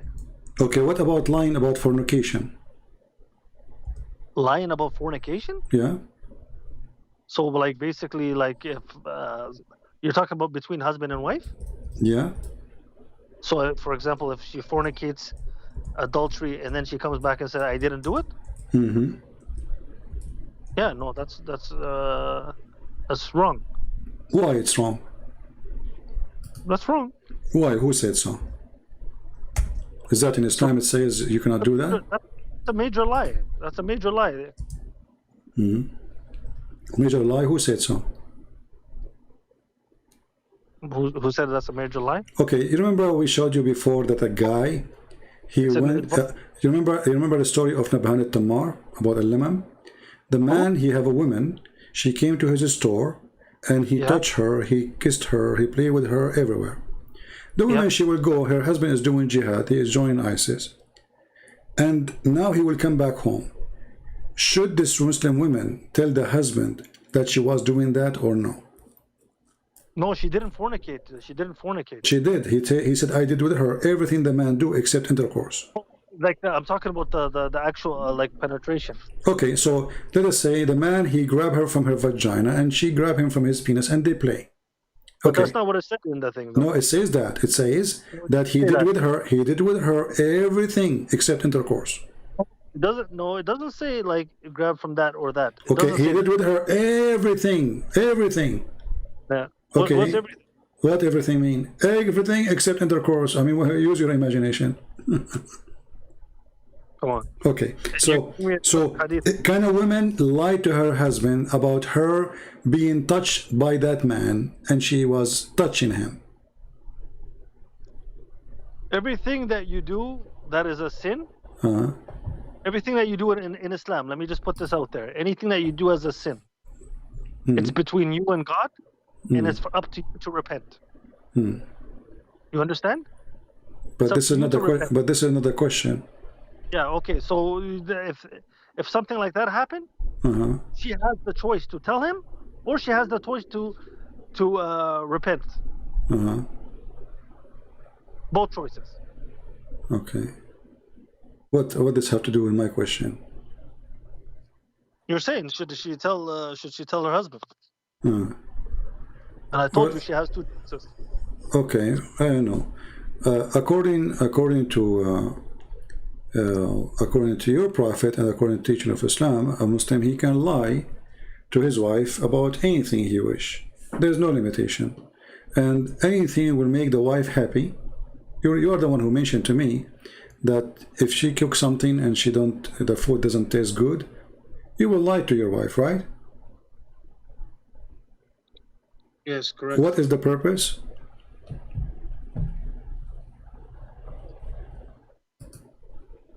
What is the purpose? Man, I feel like we had a long conversation, but to be honest with you, it was not as fruitful as I wished. Oh, okay. Why? Because we're not touching like the main difference between Christianity and Islam. We don't have difference between Christianity and Islam because we cannot count differences, because from the first word of the Quran to the last word of the Quran is the book of the devil. Here we go. You have a God, he allow prostitution. He allow muta. Okay, let me ask you. Can you have sex with your daughter? Can you what do you think about a person, he says to you, you can have sex with your daughter?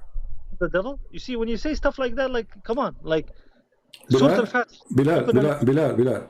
If a person, he says you can have sex with your daughter, what do you think about him? Is satanic or not? The Muslim, they quote for us. Oh my God, does it say that in the Quran you can have that with your daughter? Yes. Where does it say that? Here we go.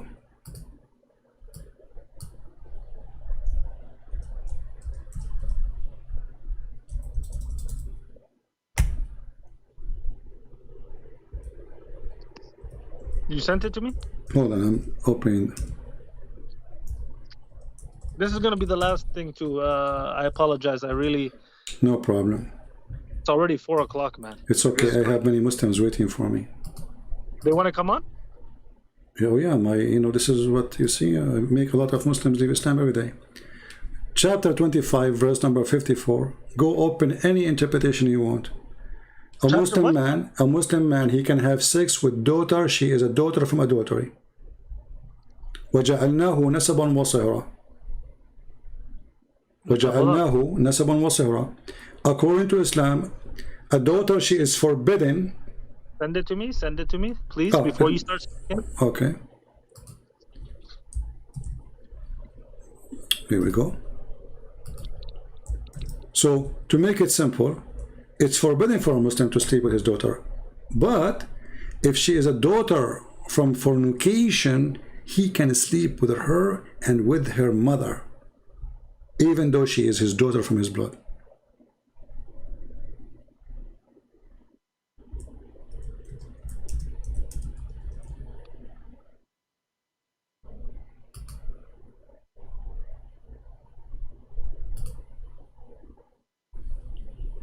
What kind of a book and what kind of God and what kind of religion says you can sleep with your daughter if she is a daughter out of marriage?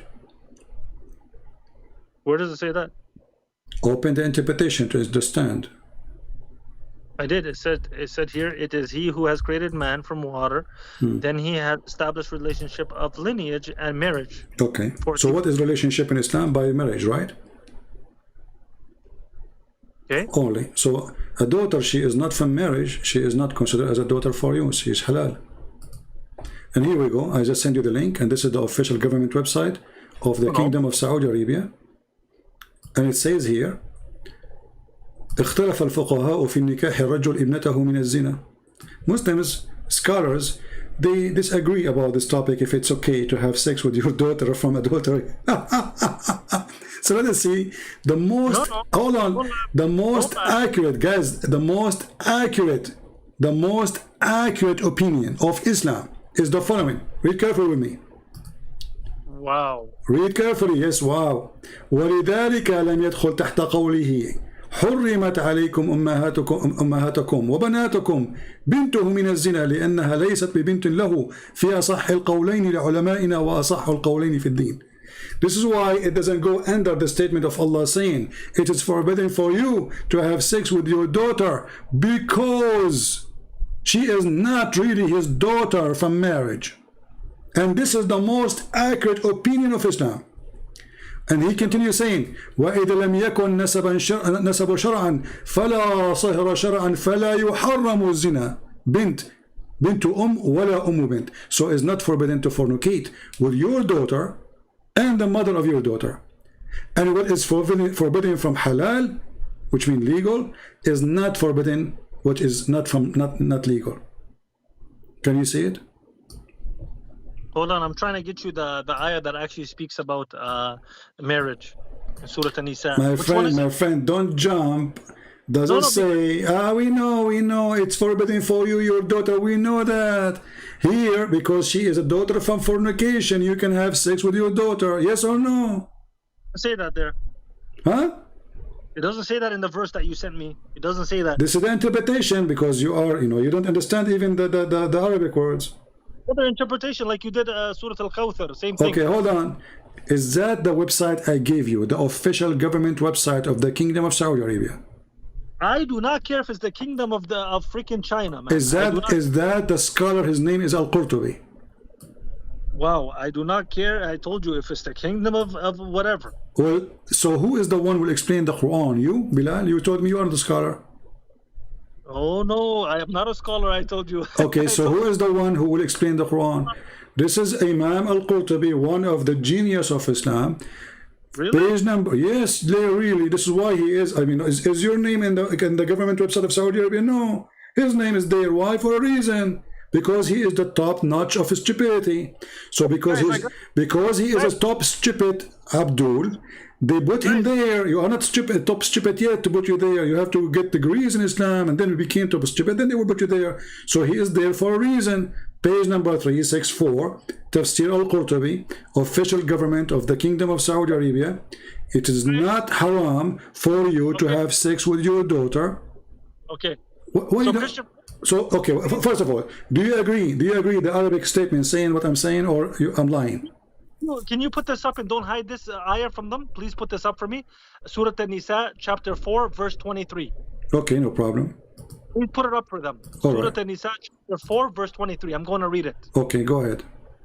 It said, forbidden to you, forbidden for marriage are your mothers, your daughters, your sisters, your paternal and maternal aunts, your brother's daughters, your sister's daughters, your foster mothers, your foster sisters, your mothers-in-law, your stepdaughters under your guardianship, if you have consummated the marriage with their mothers.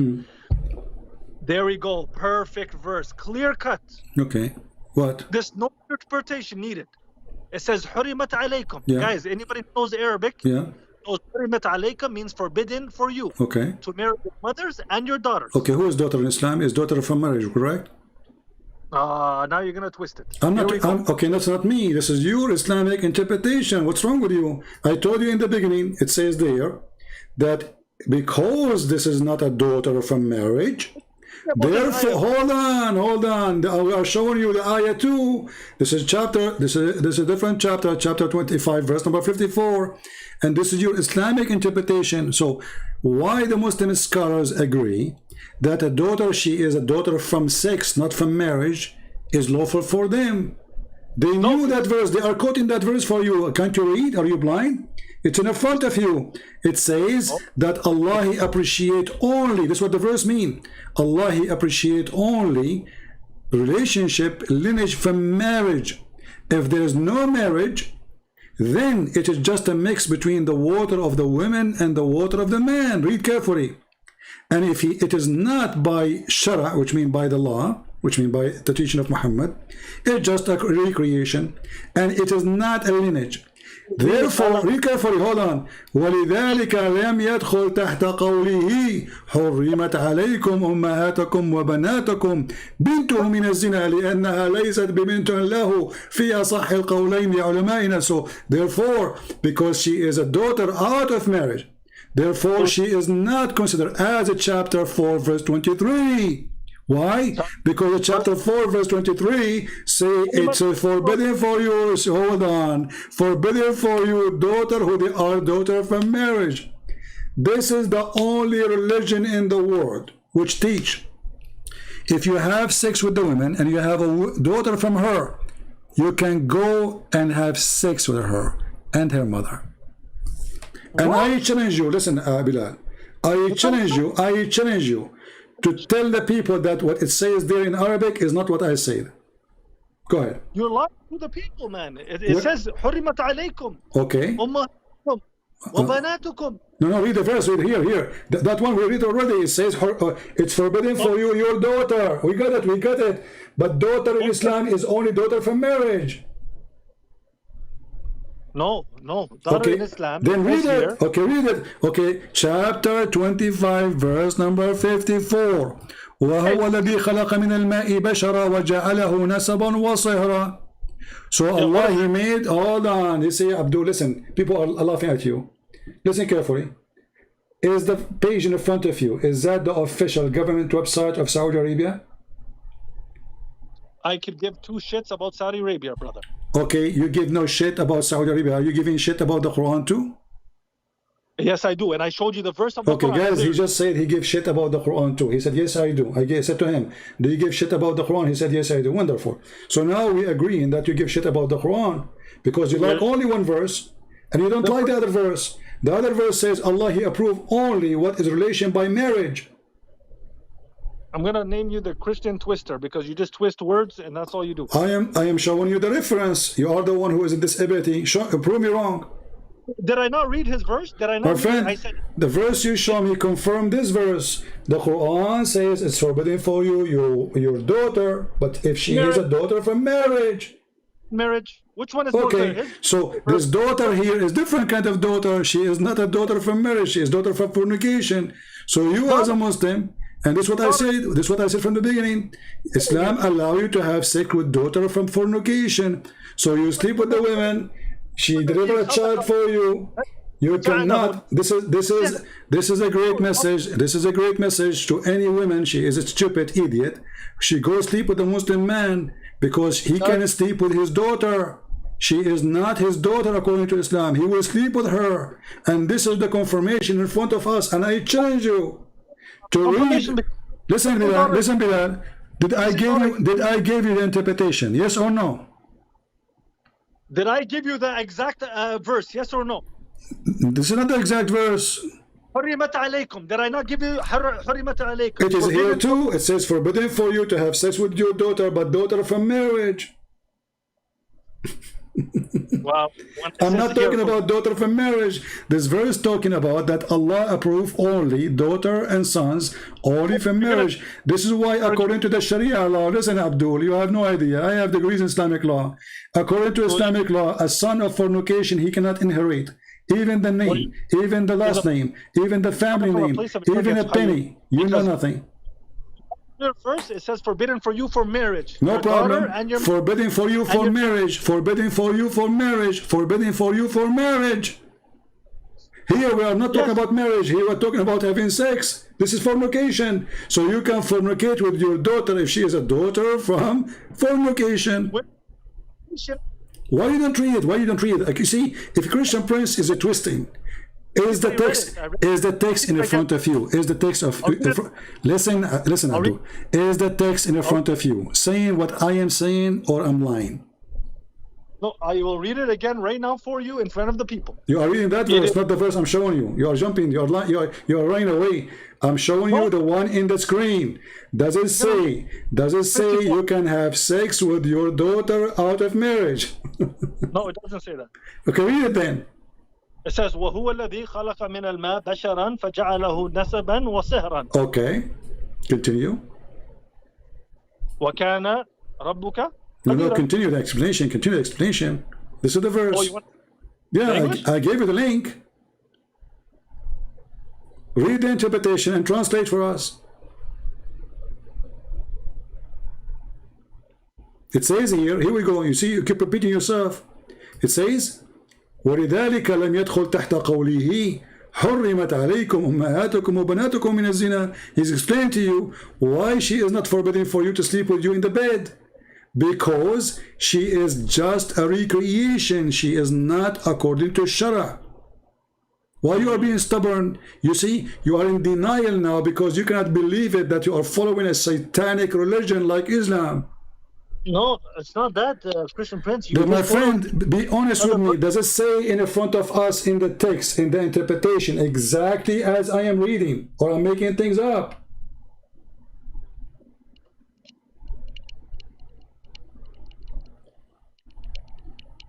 Mm-hmm.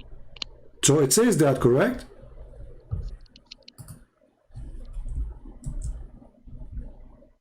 Yeah, well, I showed you a clear verse. Your verse doesn't even... You show me a clear verse, but your verse is confirmed here. Even this interpretation says it's forbidden for you, your daughter, from marriage. But if she is not from marriage, she is not forbidden for you. Why you are refusing to read? You speak Arabic, you know how to read Arabic, you live in Saudi Arabia, and this is a website of official government website, and this is your scholars. So does it say that you can sleep with your daughter from adultery, or I'm making things up? Is that what mentioned in the Quran? This is the meaning of the verse in the Quran, yes. No. Don't tell me the Otherwise, if it's not, listen, if it's not, why are you Muslims saying it is? You tell me. It's not me. It's not me. Listen, why you don't want to confirm? Can you confirm for me first? I want to, please. Bilal, confirm for me the following. Listen, I don't care if you believe or not. I'm saying, what I said, this is interpretation saying. Am I lying, or this is what is written in front of us on the screen? You're using something that I don't believe in. Okay, so you agree that the interpretation according to Saudi Arabian government website, the official, saying you can have sex with your daughter, but you don't want to believe in that.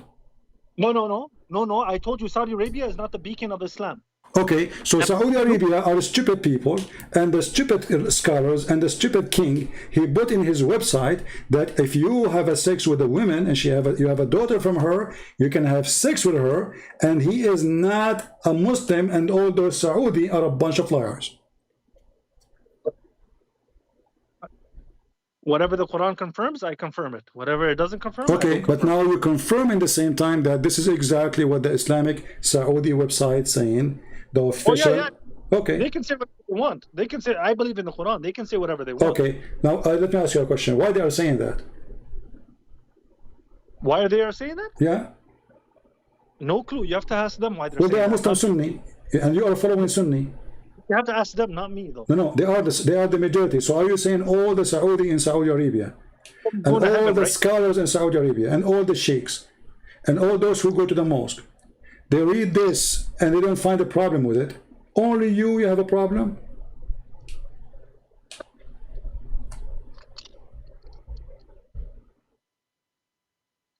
I guess it's only me. If that's what you're saying, it's only me, I guess. Okay, so you have a new version of Islam. That's wonderful.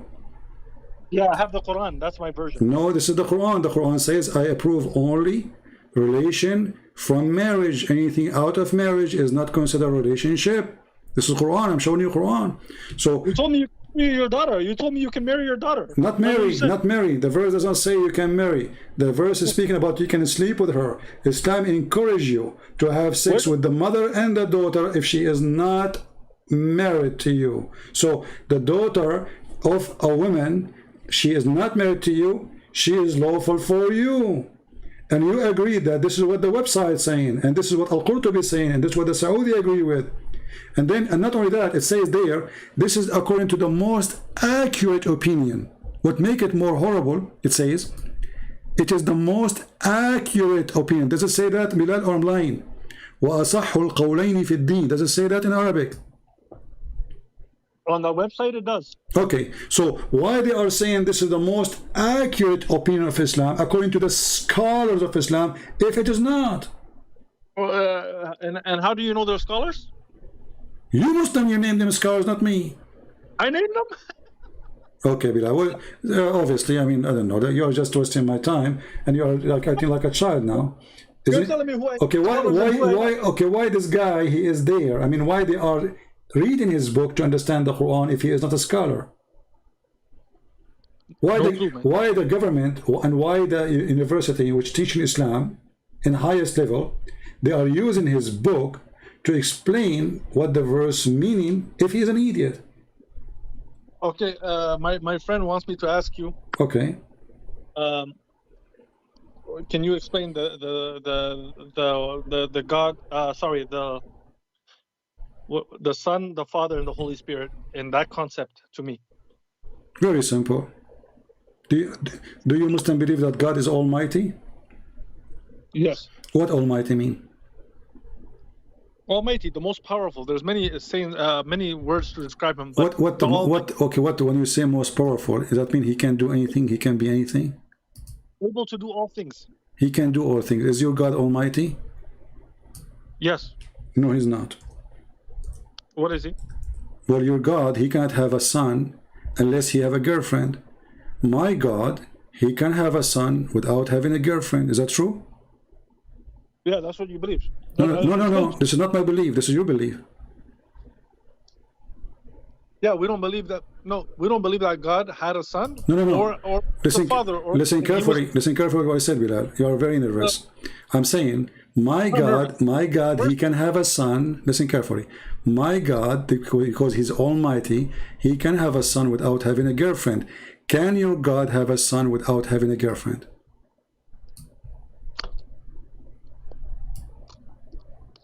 My God can do whatever he wants. The question is very simple. Can your God have a girlfriend, sorry, have a son without girlfriend?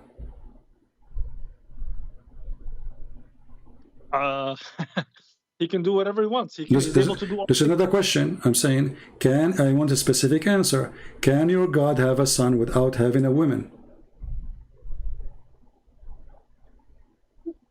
Can he have a son without having a woman? Yes. So do you mean like a son that walks around with us here on earth? Hair, without hair. Maybe he's bald. Who cares? This is another question. No. I said here on earth. Here on earth. Here on earth. Here in heaven. Who cares? Where he live? Where he don't, I don't care. Maybe in Hawaii. This is another question. I'm asking you, can your God Allah have a son without having a wife? Without a woman? Yeah, he can do all things. Will the Quran say no? Chapter 6, verse number 101. It says, how can he have a son? How can he? See? How can he have a son when he has no girlfriend? When he has no girlfriend? Yes. So the reason Allah cannot have a son, well, he is looking for the girlfriend. When he find a woman, like maybe me, why I don't have children? Because I don't have a woman. If I have a woman, I will have children. So Allah is like you, like me, like everybody. Without a woman, he cannot have it. So let us go back to Jesus. Did the God of the Christians have a wife to have Jesus? Did the God of the Christian Sorry, say that question again. Say it again. Did the God of the Christians have a wife and then they have a son? His name is Jesus from that wife. No, he didn't. Okay. So again, you confirm again that the one who wrote the Quran is an idiot. Because the Quran teach that the Christian believe that God, he married Mary and they have a son, his baby son, his name is Jesus. How your God, he says such a thing. So you are a normal Muslim who do not have too much education. But you know that this is stupid. Christians don't believe that Mary, she is the wife of God and their son is Jesus. The Christians believe that Jesus and the Holy Spirit and the Father is the Trinity. Mary is not part of it. So look what your God, he said in the Quran. Chapter 5, verse number 75. Christ, the son of Mary, was no more than a messenger. Many were messengers who passed away before him, according to translation. His mother was a woman of truth. They both eat food in their belly. Okay, so what does this have to do with the Trinity? What his mother have to do? Why is mentioned his mother? She eat and she have food in her belly. Is he trying to prove that she is not God? Yeah, he's trying to prove that she is not God. So she is not God. Jesus is not God. What is the proof? They have food in their belly. Okay. So according to your God here again, confirmation again that Allah cannot be God if he eat. So your God Allah is not almighty, because the second something go inside his belly, he lose the authority of God.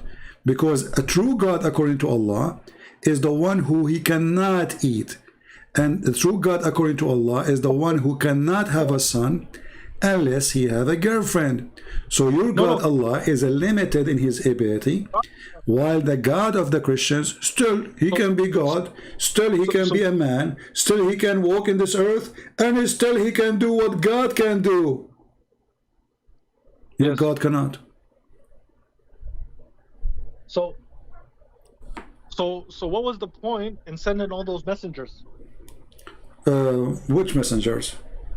Noah, Abraham, Moses. What the point? What do you think? What is the point? What's the point of sending them? To prepare for Jesus to come. To prepare for Jesus to come. Yes. There's a moment, you know, people, they prepare for the King of Kings to come. When the King come, people will be waiting for him. So the Jews, they were waiting for the Messiah. So the people before Jesus, did they know about Jesus? Yeah, they know about the Messiah. They are waiting for him. Even your prophet is waiting for the Messiah. Is that true? We believe that he will return. No. This is not about his return. You Muslims are waiting for him. Yes, we're waiting for Jesus. Okay, why you are waiting for Jesus, not for Muhammad? Because Jesus is, first of all, still alive. He's not. He hasn't been crucified like you guys claim he was. All right. And he will come back to rule with the Quran and the Sharia. Okay, why Muhammad will not come back? Why Jesus? You say Jesus is alive, Muhammad is dead, correct? Jesus is one of our prophets and messengers too. This is not the question. Why Jesus is alive and Muhammad is dead? That's God's choice. Okay, why he chose Jesus to stay alive and Muhammad die? God's choice. Why? But what do you think the reason? Like Muhammad is not important, so he decided to put him in the basement for now. God used well, no, okay. He used Muhammad. Okay, where is Jesus now? So why does God? Where is Jesus now, Bilal? Where is Jesus now? Where is Jesus? Where is Jesus now? I don't know exactly where he is. Where do you think he is? I think he's in the samawat, you know? I don't know exactly. In the sky. Where is Muhammad now? Muhammad as well in the samawat. No, he's in the grave. He has a grave there, and you Muslim, you kiss it. No, we don't kiss the grave. Oh, so are you saying that Muhammad now is not in the grave? No, I'm saying like, you know, you remember when I told you the story of Isra and Miraj, like like Moses and all of them, that place? That's where he. No, but your prophet, he says, I am the first one to be resurrected in the day of judgment. So he's not resurrected yet. In the day of resurrection, Allah can put their spirit back into the ground and bring them back up. How Allah will put the resurrection? How Allah will put the spirit of Muhammad inside him? Look, we're going off topic. I asked you about the Trinity. I don't want to. We're talking about Trinity. According to your religion, Allah will ejaculate, and the sperm of Allah will run over the men and the women, and they will resurrect from the grave. So your prophet will have a golden shower, will be resurrected by the sperm of Allah. And Jesus, he is right now in heaven while your prophet is dead. So now we go back to the Trinity. Look what you Muslim you did. You just agreed that Jesus, he is above death. They try to kill him, they cannot kill him, but they can kill Muhammad, correct? So what's the concept? Focus with me, Bilal. Can Jesus be killed? According to Islam, can he be killed? Can Jesus be killed? Can he be killed? Yes, he can be killed. So why they could not kill him? Because God protected him. So he's protected, then he can't be killed. No, at that time he was protected. Is he protected now too? Of course he's protected now. So he's always protected. Nobody can kill him. They're not always protected. Is your prophet protected? Is your prophet protected from being killed? My prophet? Yeah. Yeah, he was protected until he was time of death. Oh, how he You know died? How he died? many How he wanted died? he- How he died? he got poisoned a while ago, and then Okay. eventually Okay. he got sick. All right. So the Jews can kill Muhammad, but they cannot kill Jesus. Everybody heard you. What did I tell you? What did I tell you? Okay. The Jews cannot kill Jesus. They can kill Muhammad, correct? Everybody has a point in time of death. Jesus Okay. will come back. But no, the one who appointed his death is the one who appointed the death of Muhammad is Allah. Are you saying to me that Allah, he decided to kill Muhammad by poison? Am I saying what? Sorry. Oh, the question is very horrible. Are you saying that Allah, he appointed the death of Muhammad by poison?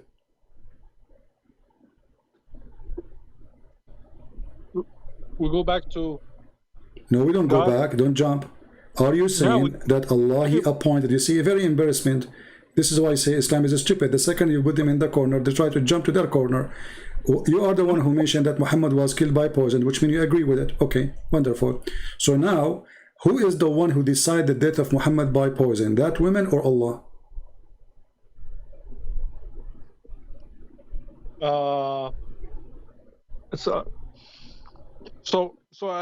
I'm going to answer that question, but let's say if I shoot a guy here in front of me, if I shoot a guy, who, This is not, what, this is not the question. If you shoot a guy, according to Islam, this is destiny.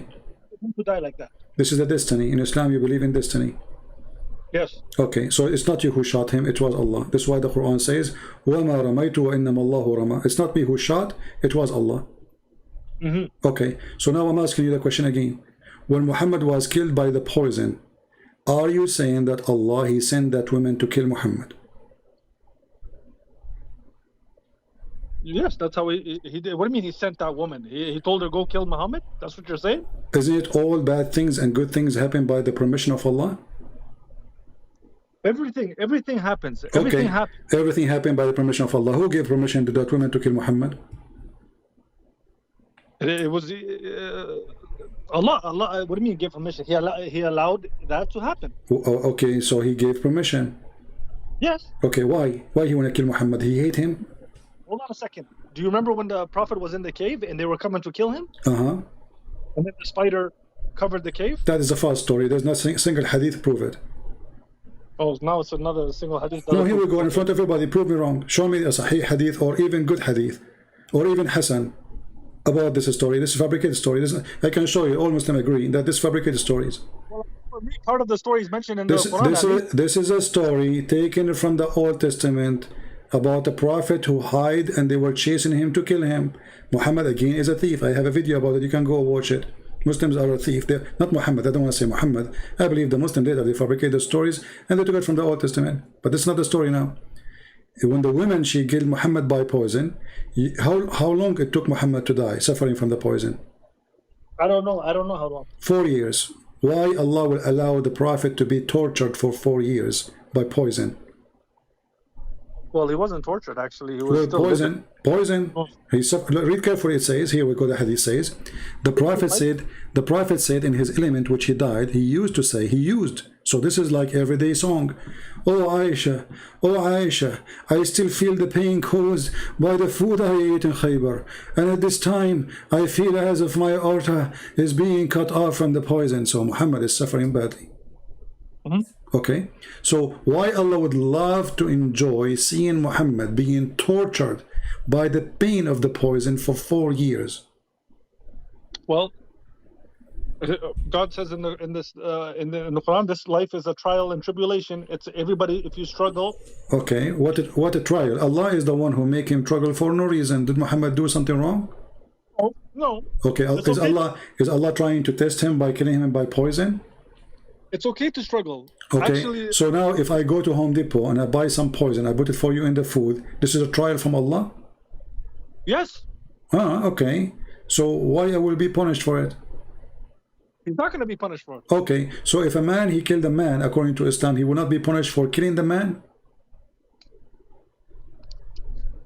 He's not going to be punished for it. He's going to be rewarded on Judgment Day because he went through the struggles. Okay, but the man who killed Muhammad is going to be punished, or the woman? Of course, the person who dies a kafir. Look at this crazy guy. If Allah is the one who made that happen, why he will be punished or she will be punished? That guy did it on choice. He did it on choice. Where is choice? Where's the choice? Don't you believe in destiny? Najdain and Najdain. My friend, isn't it the Quran says all bad things happen by the permission of Allah? It's a destiny. Doesn't God, he teaches us good and evil? Allah, he teach you evil, he don't teach you good. Is having sex with your daughter is good? Teach us what's a Najdain? What Najdain mean? Tell us the story, go ahead. What does that mean? Najdain, both ways. What no both ways? What does that mean? Like good and evil. Oh, so God, he teach you bad and evil? Yes, it's a fitna. Okay. So, guys, Allah, he teach you evil. Why? Hold on a second. Okay. No, let us make it simple. You said something very important, actually. Did Allah open a school? Did Allah open a school to teach evil? Anyways, I really want to understand this Trinity thing, so continue with the Trinity thing, please. Well, I just, the Trinity is very simple. But I want to jump this one now. I will go back. Did Allah open a school for evil?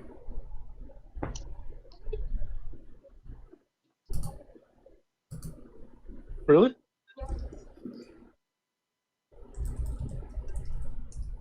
Oh, it's okay. It's okay. Yeah, continue. Sorry, go ahead. Did Allah open a school for evil? No, he did not open a school for evil. Are you sure? So here's the story, right? Here it is. Here's the story. Have you ever watched the movie Harry Potter?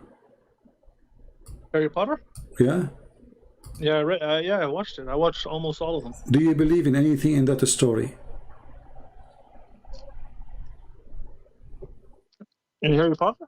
Do you believe in that story? Anything in that story? No. Well, Why? I don't know about you. Why? Don't you believe that there is magic? I believe there's miracles and magic. Yeah, black magic. I believe in that stuff.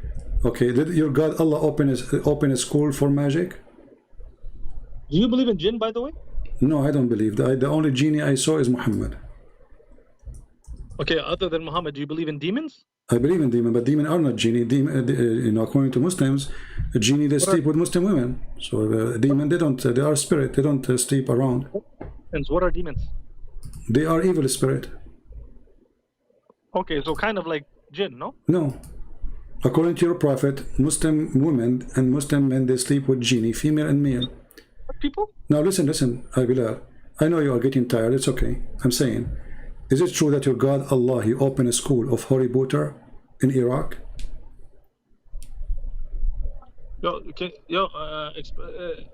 Sorry, another question here. Can you explain to me the concept of what makes three gods in the Bible? Like, where does it say that in the Bible? We don't have three gods in the Bible. Whoever said that question to you is an idiot. There's not a single verse in the Bible says we have three gods. The only one who said that is a stupid Quran, where it says that the Christian they believe in three gods, but the fact we don't. In the same time, the stupid Quran says those who believe that Jesus is Allah, they are kuffar. So how we believe in three God and then we believe that Jesus is Allah? How stupid is that? So your God is a stupid. Now let's go back. Is it true that Allah he opened a school for magic in Iraq? Salamun, salamun, like Allah said to talk to the people, the jahilun, not the jahilun, but the people who speak like that, you know. So you wanna run away now? No, yo, Christian Prince, listen, I'm here talking to you. I've been talking to you for 4 hours. I'm asking you, my friend. But before you go, I know you are tired. It's okay. Did Allah open a school for evil in Iraq? Well, the concept is 3 in 1, by the way. The concept is 3 in 1, not three gods. They say 3 in 1. Yes, not three. So no, there's no three gods. Why your friend he said three gods? No, sorry, he forgot to finish that. No, sorry. So you agree that we Christian we believe 3 in 1, right? That's right. That's okay, so three person, one God, correct? Yes. So how come your God do not know that? So how come my God didn't know that? Yes. How come the one who asked the question he knew about Christianity more than what your God he knows? Can you send me the verses in the Bible that say 3 in 1? And also, can you also tell me why sometimes Jesus talks to God as if he's another entity? He don't. He call him my father. We believe in Trinity. Trinity. He speak about him because he is the Father. So he says, Father, forgive them. They don't know what they are doing. Listen carefully. Listen carefully. Listen carefully. It says. You're right. Okay. Hold. Listen carefully. Listen carefully. This is the Quran. This is the Quran, chapter 5, verse number 73. It says, those who say they commit blasphemy. Those who say Allah is one of the three. Do we Christian believe that Allah is one of three? You believe 3 in 1, right? No, that's not a question. It says Allah is one of the three. Is that what a Christian believe? Sorry, can you tell me the ayah again, the verse? Chapter 5, verse number 73. Chapter 5, verse number 70, chapter 5, verse 73. Chapter 5, verse 73. Oh, no, come on.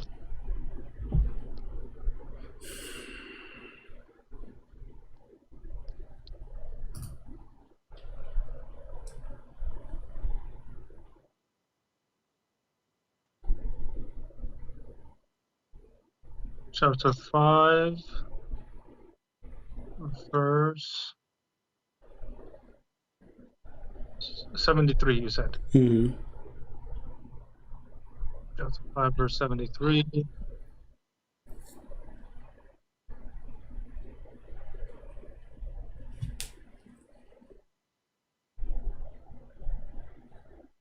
Okay, so God says here, those who say Allah is one in a trinity have certainly fallen into disbelief. There is only one God. If they do not stop saying this, those who disbelieve among them will be afflicted with a painful punishment. Okay. Okay? So the Quran says that the Christians, they believe that Allah is one of three, correct? Yes. Okay. Chapter 5, the same chapter. Verse number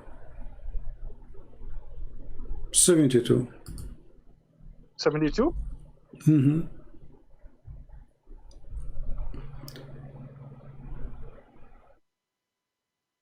Okay, those who say Allah is the Messiah, son of Mary, have certainly fallen into disbelief. The Messiah himself, O children of Israel, worship Allah, my Lord and your Lord. Whoever associates others with Allah in worship will surely be forbidden paradise by Allah. Okay. There will be the fire, and the wrongdoers will have no helpers. All right. So now the verse saying that the Christian believe that the Messiah is Allah. Okay. The other verse saying that the Christian believe that Allah is one of three. The same chapter, verse number 73. The Christian believe that the Messiah, Allah is one of three, correct? No, it says here, لَقَدْ كَفَرَ الَّذِينَ قَالُوا إِنَّ اللَّهَ هُوَ الْمَسِيحُ. Okay, so this verse, chapter 72, those who say Allah is the Messiah, they are kuffar, correct? Yeah, he says those who. Okay, the verse after it, those are the Christians. And those... No. Just say those are the Christians. Hold on a second. Who is the one believe that Christ is God, if not the Christians? Because you do have like Christians who believed in one God. You do have those kind of Christians. Okay, no problem. Hold on. Listen. We all the Christians believe in one God. Don't be a fool. All the Christians believe in one God. All the Christians believe in God. One God. Did he say? He said, لَقَدْ كَفَرَ الَّذِينَ. Who's الَّذِينَ? Who's Okay, those who they say. Yeah, those who say. He didn't say those Christians who say. Okay, who is the one who say? Who is the one who say that God is a Christ? You have Christians who say that, and you have Christians who don't. No, all Christians they believe that God is a Christ. No. There's. No. Well, they believe the Messiah. No. You see, actually, just to show you how foolishness your answer. Allah continue. Hold on. Allah he continue saying they do blasphemy, talking about the same people.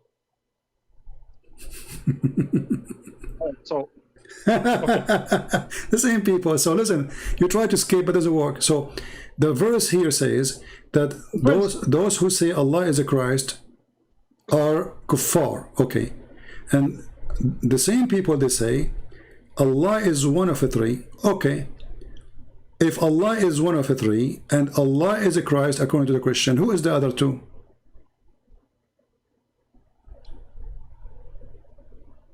Well, Christians say both, don't they? What both? If Allah, they say that, no, we don't say that the Messiah is the same person as the Father. We believe that the Messiah is a person. Hold on, don't explain to me my belief.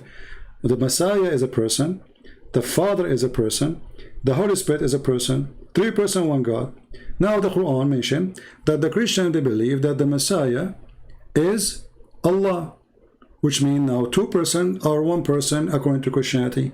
Allah and Christ is one person. Who is the second and who is the third? Perfect. Who is the second and who is the birth? Who is this? How come the Jews believe that? And they were before you. How come the Jews don't believe that? Don't believe in what? The Jesus is the 3-in-1. This whole 3-in-1, and Jesus is. How come they don't believe it? Well, the Quran says they do. Obviously, you are ignorant about your religion. The Quran says that the Jews, they believe that Uzair, they call him Uzair, the son of Allah. Uzair is not Jesus, though. Well, this is his name according to the Quran. We don't know where Muhammad he got this name. Can you find the word Uzair in the Quran, in the Bible? Nowhere. Not a single Jew can find such a thing in the Bible. This is a false. So if you are saying nowhere they believe that there is a person who is son of God, that means the Quran is a book of lies.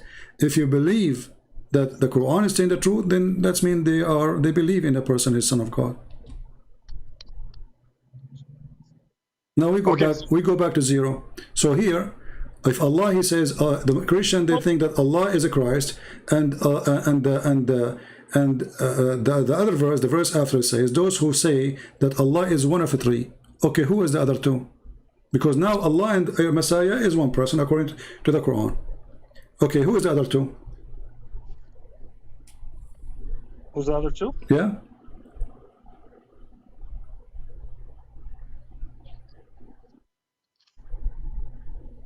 I will help you. If you go two verse down, not verse number 74, verse number 75, Allah refuting the Christian says, Mary, she eat food. So the stupid Allah, he think that Mary, she is part of the Trinity in Christianity. But now we have two. Where is the third? Who is the third?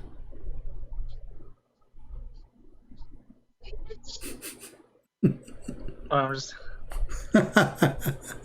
No, I'm reading some the comments. They're very interesting. They're like, Bilal is getting crushed. No, he's not. Bilal is very proud. Bilal in this conversation, he crushed Al-Qurtubi, he crushed Ibn Kathir, he crushed the Hadith, he crushed everyone who don't approve what is written in this. So he crushed all Islamic books. And when we showed him what Islam teach and what his prophet said, he crushed the prophet too. So don't say that Bilal is a crush. No, my friend. Bilal, he crushed everybody. Bilal crushed everybody? Yeah. Now, focus with me. Who is the third and who is the second, my friend? Who is the third? If the Christian believe that Jesus, let us change. If the Christian, they believe that Jesus is the Father. Okay, wonderful. So who is the second and who is the third? Stupidity is amazing. So Muhammad is a foolish man. He do not know what he's talking about. And the proof of that, there is no way Muhammad, he is a prophet of God, because a prophet of God, my friend, a prophet of God, he will not, at least he will know what he's talking about. Please. جيب الكاس. جيب الكاس وجيب الحليب. Guys, I clearly said I'm not a scholar at all, and it's funny what they're saying. Anyways, Christian Prince. Do the Quran says that you have to be a scholar to understand the Quran? Wallahi, look, Mr. Christian Prince. Yeah. You know, Islam. There's a hadith that states that Islam بدا غريبا وستعود قريباً, right? Something Okay. along those lines. All right. So this is the time we live in now. We're not really following like the true Islamic teachings as nations, as governments, especially. Okay. So it's going to be rare to find the true Islamic actions in these days, especially when it comes to governments and things like that. So people like me who are raised in North America and other people, we're getting like the trickle down version, and not only trickle down, we're basically, but alhamdulillah, we have the Quran. That's why I like to stay on topic of the Quran. But then, the way you mention the Quran and then you bring the interpretations from like a Saudi government, I don't really like that, but it is what it is. But So, but my friend, you said you have the Quran. Do you? our core belief is in Islam is to believe that there's only one God and that Prophet Muhammad is his messenger. Who cares? There's people in San Francisco, they worship a God. His name is Satan. You believe in one God. They believe in one God. Who cares about how many he is? Allah, the creator of the heavens and the earth. Is Allah the creator of the earth and the heaven? Allah is the creator of every single thing. Okay, so can Allah remember which one he created first? Which one Allah created first, the earth or the heaven?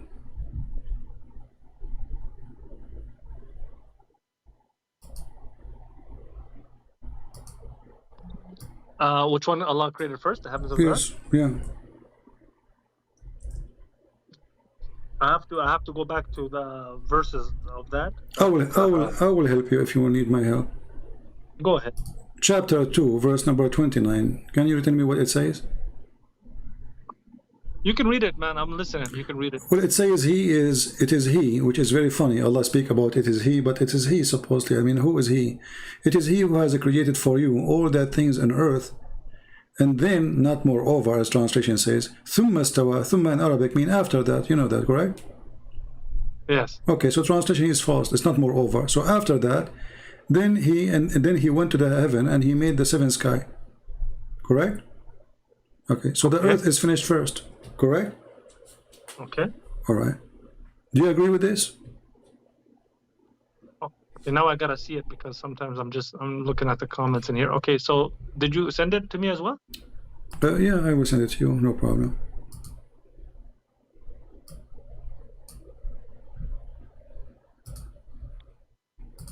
Oh, I said the other thing was gonna be the Christian Prince. We have to. My friend, I know I am tired too, to be honest with you, but I enjoy what I do, and I hope that many people after they see this, they will leave Islam. Thanks to you. Thanks to me. Yeah. No, they will understand that Islam is way. Well, let us see. In 5 minutes, people will laugh. Have you ever heard of a God? You agreed. You agreed. Listen, you agreed that you agreed that the Quran speak that Allah he created the earth first, correct? The truth, anyways. So if they want to be Muslims or not Muslims, No. Hold on. You agreed that the Quran says, chapter 2, verse 29. I sent you the link.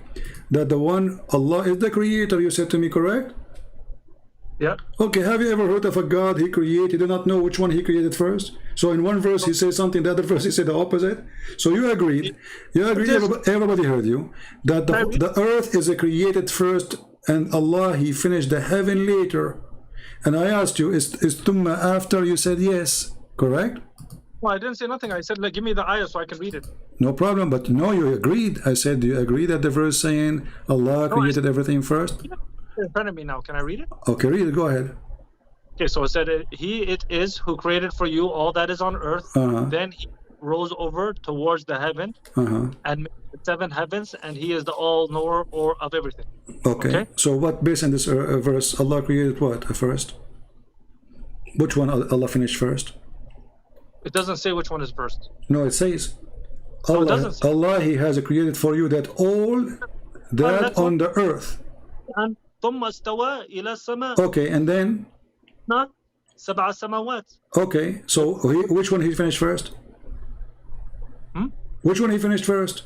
It says he created everything on earth, and then after that he went to the heaven, and then he started working in the heaven, making it 7 heavens, etc., and built the stars, etc. So which one Allah finished first?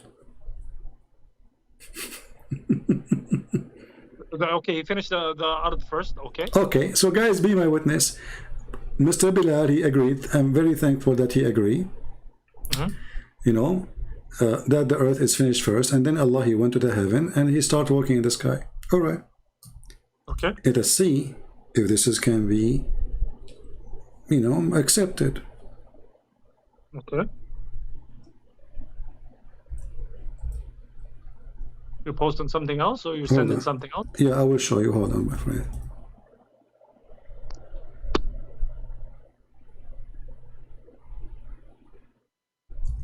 I don't understand how this is the issue with the belief of Islam, though, like that. You will see, because you just said agreed that, Yeah.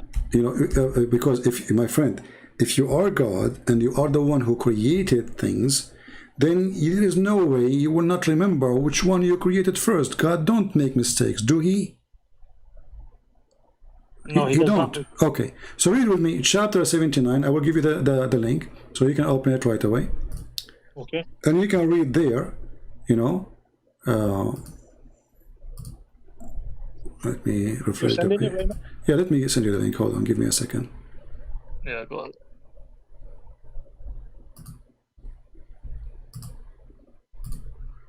All right, this is the link. Here we go. Open the link, please. So this is the chapter 79, verse. Start reading from verse number 27. If you want, you can read from verse number 1. Who cares? But just to save the time.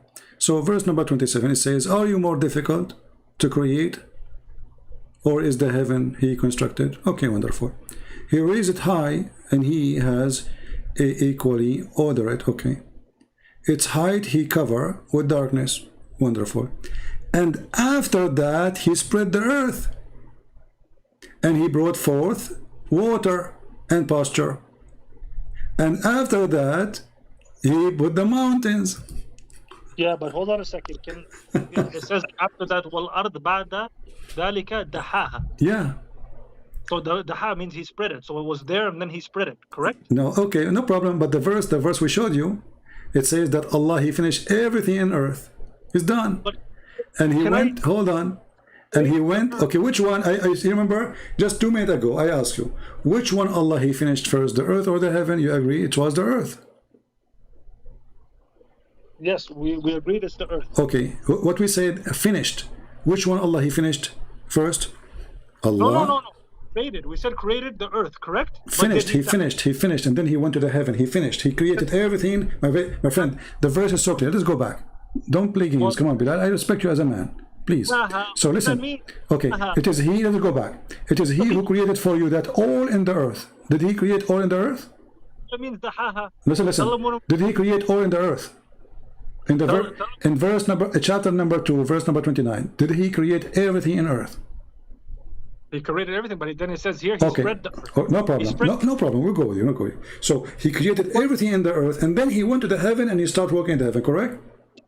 وَأَخْرَجَ مِنْهَا مَاءَهَا. Okay, no problem. Hold on. So chapter number 2, verse number 29, Allah created everything in the earth, and you agreed, correct? He created everything, and I said he created the earth. It doesn't say everything in the earth. It says that. Read carefully. Come on, and you agreed. It's recorded. It says, "Who created you for you that all that in earth, all." Do you see it? Don't tell me now you are getting blind. Okay, yeah. هو الذي خلق لكم ما في الأرض جميعا. Exactly. So he created everything, whatever in the earth, he created, correct? Okay. Okay. And then he went to the heaven and he started walking in the heaven. Do we agree in this one now? Yes, we agree with this one. All right, wonderful. Now we go to the other chapter, chapter 79. Here it says that Allah, he built the sky, all right? Then he lifted up the sky, all right? And now, and now he made day and night, which means he created the stars. And after that, he spread the earth, making it flat. And after that, he created the pastures, which means green and trees, etc., and water. And after that, he placed the mountains. But the other chapter says everything in earth was finished before he went to heaven. Yeah.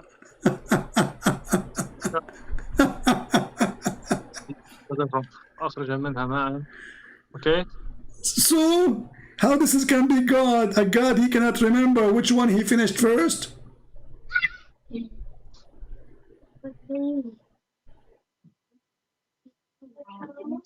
Okay, really.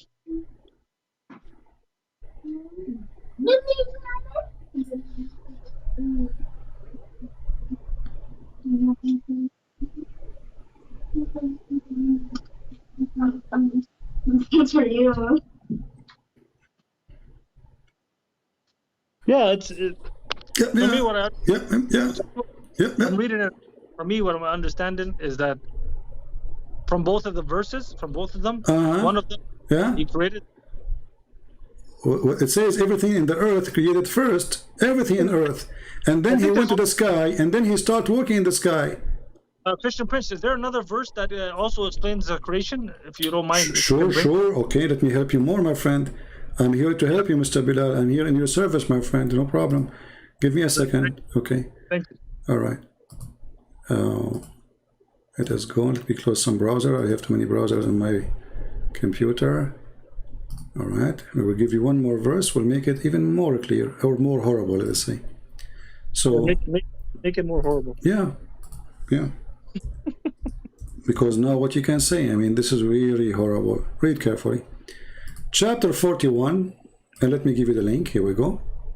Allahu Akbar, man. Always Allahu Akbar. Always. Hey, Allah is bigger than what? Even that statement is a shirk. You Muslims are mushrikeen. Because if you say Allah is bigger, you are comparing a God to what?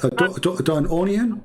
Come Come on. Akbar is one of the idols was around the Kaaba. Allah is Akbar. Allah and Akbar, not Allah Akbar. Allahu Akbar. So this is Muhammad is unifying two gods. One his name is Akbar and one his name is Allah. But don't change the topic now. Listen, here we go. Chapter 41. Chapter 41. Make it so clear. It says, verse number 9. Read for it with me. I sent you the link. Say, chapter 41. Start from verse number 9. Say, between Muhammad, do you verily disbelieve in him who created for you the earth in 2 days? Which one do you want me to read? Which one? You asked me for one more verse to confirm. I just did. Chapter 41, verse number 9. We start from verse number 9. So. Oh, okay, can I read it? Okay, go ahead. Say, O Muhammad, do you verily disbelieve in him who created the earth in 2 days, and you set up rivals in worship? Him that is the Lord of the Alimeen.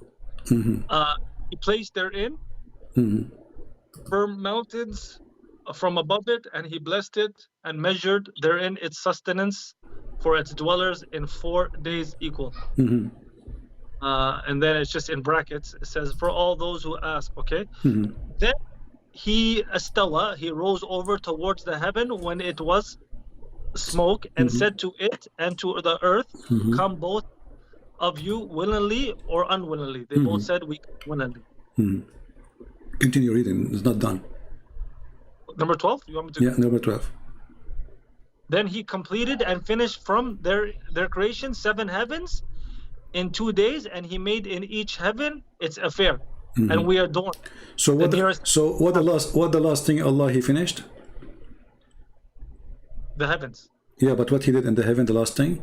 He created the lamps, the stars, correct? And here's heavens, the lamps, the stars. Okay, so this is the last thing, correct? Yeah, that's what it's here. Okay, so let us go back to see in order, me and you together, Mr. Bilal. So the first thing according to chapter 41, verse number 9, Allah he created the earth in 2 days. And then another 4 days, he created everything above it. Do we agree? Mountains, etc., water, trees. Do you agree? Verse number 10. Verse number 9, it says, okay, he created the earth in 2 days, and then what? Sorry? And then in 4 days, other 4 days, Allah, he created the mountains. He put the mountain above it. So number 2, after he finished the earth, he put the mountains, and then he blessed it with measured, which like water, trees, things, right? Okay. All right. Okay. So after that, then Allah, he went to the sky, and there was just a smoke. Do we agree on that? Okay. And then in verse number 12, Allah, he completed the heaven, he finished them, and he created the stars. So the last thing was creating the stars. The first thing was creating the earth. The second thing was creating the mountains. Do I agree? Yeah. Okay, so let us take it in order. First thing the earth, second thing the mountain, and then the pasture and the trees and the water. Okay, and the last thing is the stars, as in verse number 12. Now let us go to the other chapter, chapter 79. The first thing here Allah created, it was the sky. He made them, he constructed the sky. Then he raised it above. Then he made the stars. This is verse number 29, chapter 79. So the first thing he did, he made the sky. Second, 27, you know, he built it. Sorry, the first thing he built the sky. Verse number 20, hold on, verse number 28.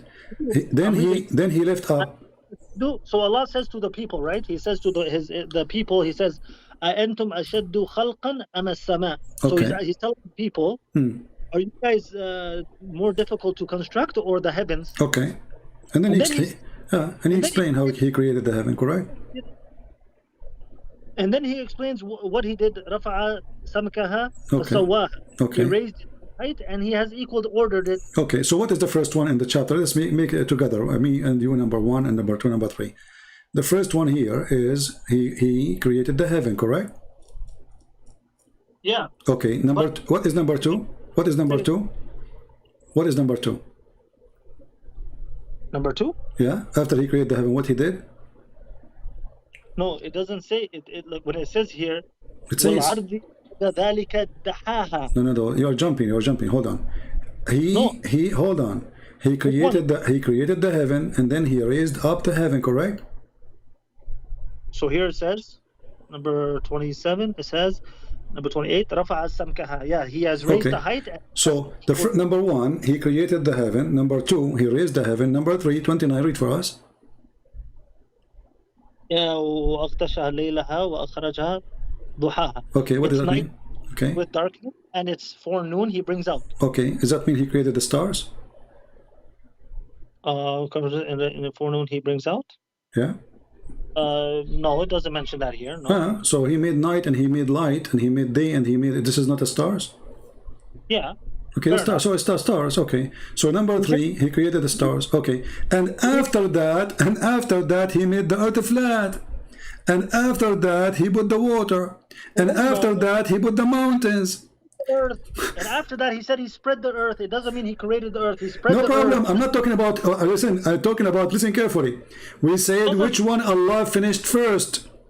Which one Allah finished first. So the chapter 79, Allah created the stars as, listen carefully, verse number 29, we agree, me and you, that it is a stage number 3. The first stage, Allah created the heaven. Second stage, he raised up the heaven. Third stage, he created the day and the night and the stars. Now after that, he went back to the earth and he made it flat. And after that, he made water. And after that, he placed mountains. Now let us go back to chapter 41 and let people die laughing at this stupid religion. So here we go. Chapter 41, it says the opposite. Allah, listen carefully. It says, it says Allah, he created the earth in 2 days and he finished everything there. And this is confirming what is in chapter 2, verse number 29. It is he who created for you that all in the earth. And then he went to the heaven and he started walking in the heaven. And you agreed, it's recorded, that this is how Allah, he did it. He finished everything in earth. Everything created, everything is ready, everything is created. And then he went to heaven and there was no heaven. He made them 7 heaven. And then we go back, hold on, everybody is laughing. You can deny as much as you want, it's recorded. And here it says, chapter 41 says, it is. You have peanut butter? How can you spread something that's not there? You have to, the peanut butter has This is not the topic. I'm not talking about if it's there or not. I'm saying which one Allah, he finished first. It doesn't say here. It doesn't mention. It says, listen carefully. Let us go back to 0. Are you slow? It says here, chapter 2. Let's go back to 0. Listen carefully. Chapter 2, verse number 29. Read with me. It is he who created for you that all in the earth. Then, you understand what the word then means? Then he went to the sky, and then he made them 7 heavens. So 7 heaven was created after he finished everything in the earth, correct?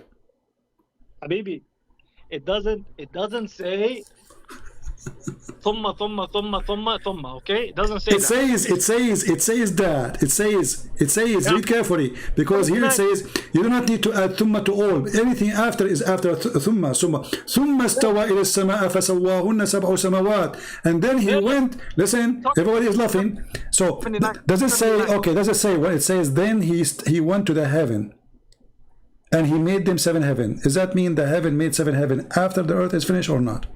You see, you're getting it wrong here. You're getting it wrong. You're getting it wrong. Okay, here, what if we open the interpretation? Let us say I am a person trying to make it wrong. Let us say I'm trying to lie to people. What if your Islamic scholars agree with me? I want to explain. No, listen, why want to waste our time? If all Islamic scholars agree with me, that means you are trying to defend falsely, and I'm saying the truth. If I take right now this verse, interpretation from Islamic scholars, are they going to agree with you or agree with me that Allah, He finished the earth first? Like I mentioned, I just want everybody to know again, I am not an expert. I don't come prepared when I talk. My friend, I don't care if you're prepared or not. Can I show you the Islamic expert what they say about this verse? When it comes to religion, guys, and when it comes to this old text, you need to know everything about it. Listen, you do not need to be an expert. You are just trying to fool yourself. The text is so clear. Allah, He created the earth, all in it, and then it says then He went to heaven and He made the 7 sky. So the Quran confirmed that then He did the 7 heaven. So the then confirmed that this is happening after. Correct? I gotta kids and stuff, man. I'm sorry, but I gave you 5 hours. You did a good job. I probably sound very ignorant, which I am. I am very ignorant. But like I mentioned before, I am not an expert when it comes to this religion. You need to know the context. You need to know the language very well. You need to know details and a lot of things that Christian Prince says. I might not have an answer for, and that's okay because I'm not learned like that. But anyways, okay, Bilal, before you go, I know you want to go. Can you promise me? Can you promise me to call and Sheikh to debate me? Yeah, if I can find one, honestly. Why you cannot find one, Bilal? You know, I mean, come on. Okay, can you send an email to Zakir Naik? I'm not in Saudi right now. I'm going back. My friend, can you promise me to send an email to Zakir Naik says Christian Prince, he challenge you, and I will call him. You don't need to call me. I will call him. He challenged you to accept to debate him. I wish he would. Like, I don't see why not. Okay, I don't know. I don't see why. No, I see why not, because he will not dare. That will be the end of his career. You see, for you, Bilal, for you, because, you know, humbly you said you are not a scholar. You know, so whatever you say, people, they will not take it as a big deal. But when a person, he claimed to be a scholar, and he say, oh, this is stupid things, it will be the end of his fantasy. That is correct. If he sounds, yeah, that is correct. And this is why all of them, they claim that they can refute me, but they don't dare to call me. So you haven't had a debate with any of them? Not those. I have some sheikh debated me, and you go and watch it, die laughing. I debated sheikh, Muslim Sunni and Shia. Both they went in the English, in Arabic or English? In English. One actually, we did one in Arabic with the Shia. He is the head of the Islamic Shia in USA. No, I'm not interested in that. But the other one. You know, I advise you actually to watch it. You will die laughing. It's a comedy. You speak Arabic. You will die laughing. Yeah. Well, how the Shia they answer Christian Prince, because you might think I'm speaking only like about Sunni, but because the majority are Sunni, the one we encounter, so we speak about Sunni belief. Otherwise, both of you, you know, you are following false prophet and false teaching. Doesn't matter. Thank you very much for having me on. I appreciate it, and wish you all the best, man. You're welcome, my friend. Take care. All right. Well, he tried, you know, he tried. But I assure you that what Bilal he heard today, it hurt badly. I mean, how in the world anyone can deny what we see in front of us? It says clearly that Allah, he finished everything in the earth. Then he went to the sky to work, and it's very simple. Even the Islamic scholars' interpretation, they agree. So how a God, he don't remember which one he finished first? You know, this is what happened for a liar. He cannot repeat the same lie twice as he said it first time. He's God, and he forgot which one he finished first. One chapter, the last thing is the stars. The other chapter, the second thing is the stars. Crazy. No, don't say run away. Actually, I respect this person better than all those sheikhs. At least he try.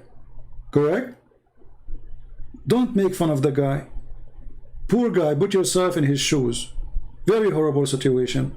He's trying his best. I mean, imagine you are a person who pray to a God, and since you were a kid, they told you this God is amazing, the Quran is whatever, blah, blah, blah, blah, blah, blah, and then he faced all those crazy arguments. And yet he stay with us for 5 hours. So don't make fun of him. I have respect for him more than all those who claim they can refute me. Who of them dare to go and speak to me for 5 hours? They say I hang up on them. I said, okay, I will never hang up on you. If you are a person, you know, you want to call me, and you are a person who claim to be a scholar. You see, I was actually almost going to hang up on Bilal too, because you lose your patience. I mean, you show it to him in front of him on the screen, and still he doesn't say that. Like when we showed him that he can have sex with his daughter from adultery. But the most comedy is, after we finish, you will see a Christian complaining, saying, Christian Prince, you should be more patient with him. You will see that. Just wait.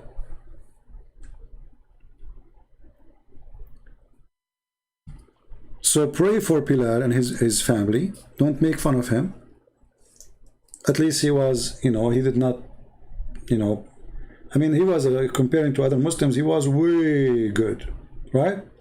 So I have, you know, I have respect for him. At least he tried to defend his faith.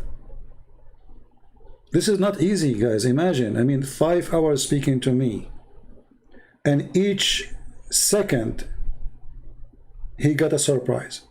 And you will notice how he becomes so careful. So what do you think about a person who says touching the stone is like, now he's thinking, oh, he's getting something for me. Now he learned that this guy will not say something unless it is something. That's why the Muslim, they made an article about how to debate Christian Prince. If a Christian Prince, he said to you the Prophet was good, don't say yes. Don't say no, because whatever you say, he will get you busted. This is why you see Muslims supposedly who they are smart, they say to you, I say something to them, they say, so what's your point? I said, Abdul, which one Allah created first? The other, what's your point? He doesn't want to answer, because the second he says something is going to be used against him. So the answer, the best answer is, what's your point? What's your point? What are you trying to say, CP? My friend, can you, for the sake of the shin of Allah, answer which one of them Allah created first and finished it first, the earth or the heaven? So what are you trying to say, what's wrong with you? Because he is terrified. I'm not talking about Bilal now, I'm talking about other Muslims. This is the smart Muslim, supposedly. So we pray for this soul to be saved, and yes, we believe in the Trinity. Even your God, when we ask you why Allah, he keeps saying it is we.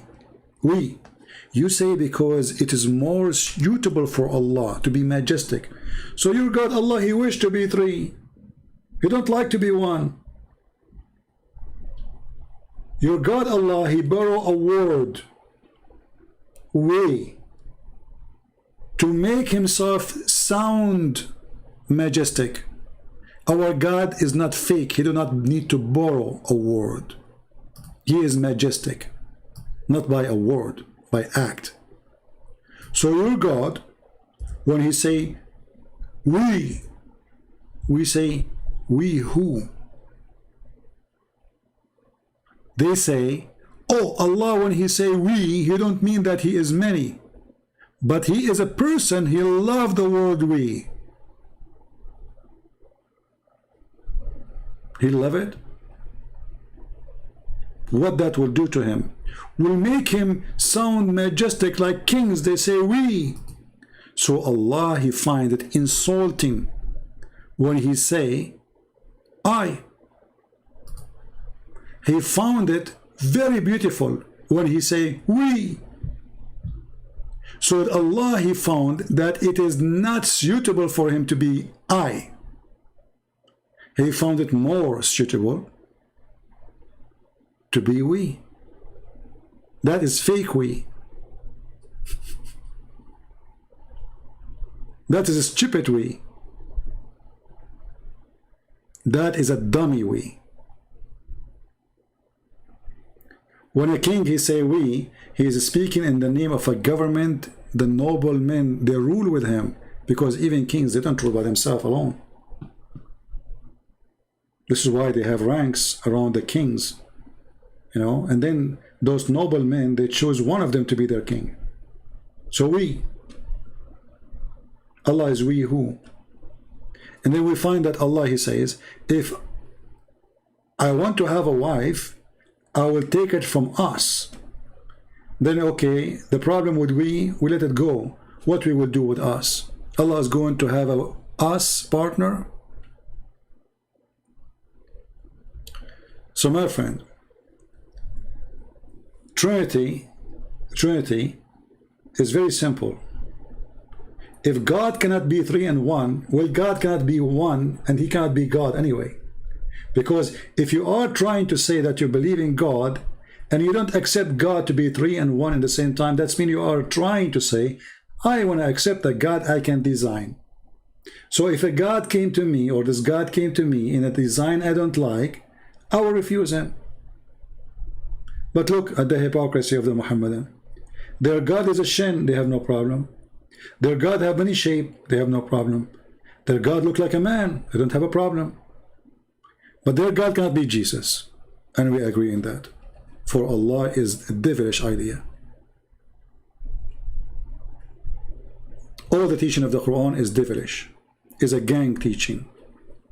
Kill, rape, steal, fornicate, and all in the name of Allah. This is a religion of fornicators. You see, in Christianity, when you fornicate, you commit sin and you feel guilty, and you know it's bad. In Islam, when you fornicate, Muhammad, he made it halal, kosher. He encouraged them even to do fornication.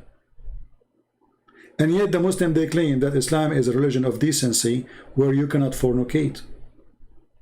They say we cover women because we protect women. In fact, you cover women because women became a vagina for you, not because you respect them. And because you don't trust them. A Muslim man, he never trusts his wife, because Islam teaches you can lie. If you go in the Middle East, you will see every single Muslim man, he spent 20 to 30 times more money in his house. Is that because he's wealthy, or maybe he is generous? No. Christian women, she will not ask her husband to buy anything unless it is necessarily, so he can save money to do something better, maybe buy a house or something. Muslim women, she try her best to rip the husband apart, because she knew if this man, he was able to save money, the first thing he would do, he will get a new woman, not a new car. So what Muslim women, they do, they spend the day asking the husband, complaining, oh, change the curtain. Even they burn the curtain with a cigarette so they can make the husband replace them.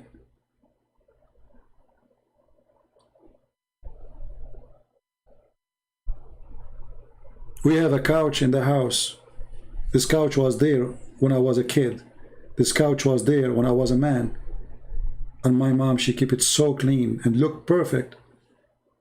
You go to the neighbor Muslims, every few months they have a new couch. The wife, she never satisfied. The refrigerator is not working. The rag is broken, is ripped off. The dishes are broken, your kids broke it. The mirror, look at the cardboard. The mirror, all of them, they are broken, change it. And the guy keep bringing stuff, moving stuff. I mean, you think that the family are moving out and in. Why? Because Muslim women, they live in fear. They knew that there is no future with them or with this man. Anytime he can kick them out. So she asked for more money. She spent the half maybe or even less, and she hid the rest with her parents. So one day when he divorced her, she will say to him, I saved $100,000 from your pocket, you idiot.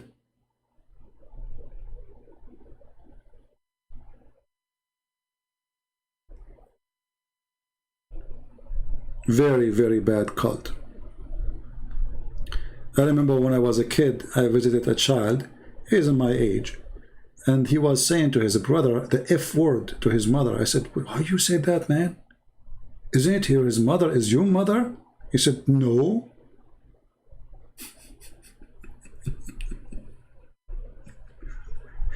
And this is the first time for me ever I see somebody saying the F word to his brother, and yet his mother is not the same mother. Why? Because the father, he keep changing women. Even the father don't even remember which child and which kid he is. Right?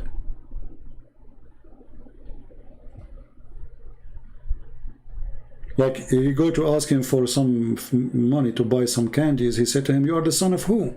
He didn't remember. The guy is so old. Like his son. He did not know this son is a son of who. He knew that this is his son, but he didn't remember from which women. Who's your mother? Islam destroy family, Islam destroy society, Islam destroy everything, touch it. Again, Islam without lies dies. And guys, if you want me to come back as soon as you want, you know I like to come every day.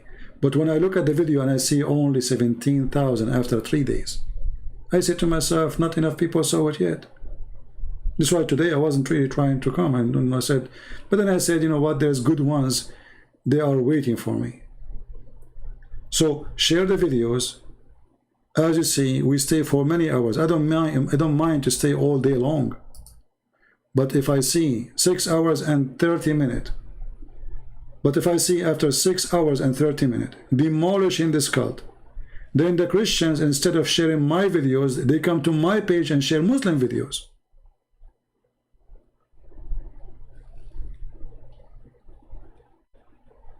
Why the Christians don't care? However, those who don't, the Lord will not care for them no more. He said, knock at my door and I will open for you. If you don't want to knock at his door, well, his door will be always closed for you. And we pray that Bilal, he will knock at the door of the Lord. And he will remember that the Messiah is still alive, and he is alive. For he is the living, walking, talking Word of God. While all miracles of God done to others by him, the Messiah is the only one, he himself is the miracle. Not only he does a miracle, he is a miracle, and even the Quran confirms. Even his birth is a miracle. Even his death is a miracle. Even when the Muslims, they say he did not die, that is a miracle. And his coming back is a miracle. And his life in this earth is a miracle. For God is miracle. And the word miracle present something the power of mind of a human being cannot comprehend. For it is the power of Almighty God. So when Jesus say, I am coming, you better be ready. For the coming of Jesus will not be the first, same as the first time. The second coming of Christ will be scary to the fool, horrible to the criminals, bad to those people who do unjust. Prepare for the coming of Christ, for that day will be a horrible day for you and good day for the believers. And if you think he is not coming, you will be so sorry. Thank you all for being here. May the Lord bless you. Don't forget to download the videos. We don't keep them. And please don't make fun of Mr. Bilal. He is better than many Muslims. At least he was a little bit more decent than the rest. Thank you. God bless you. And I will see you soon again. Christ is Lord. Islam is false. And we prove it every day. Take care.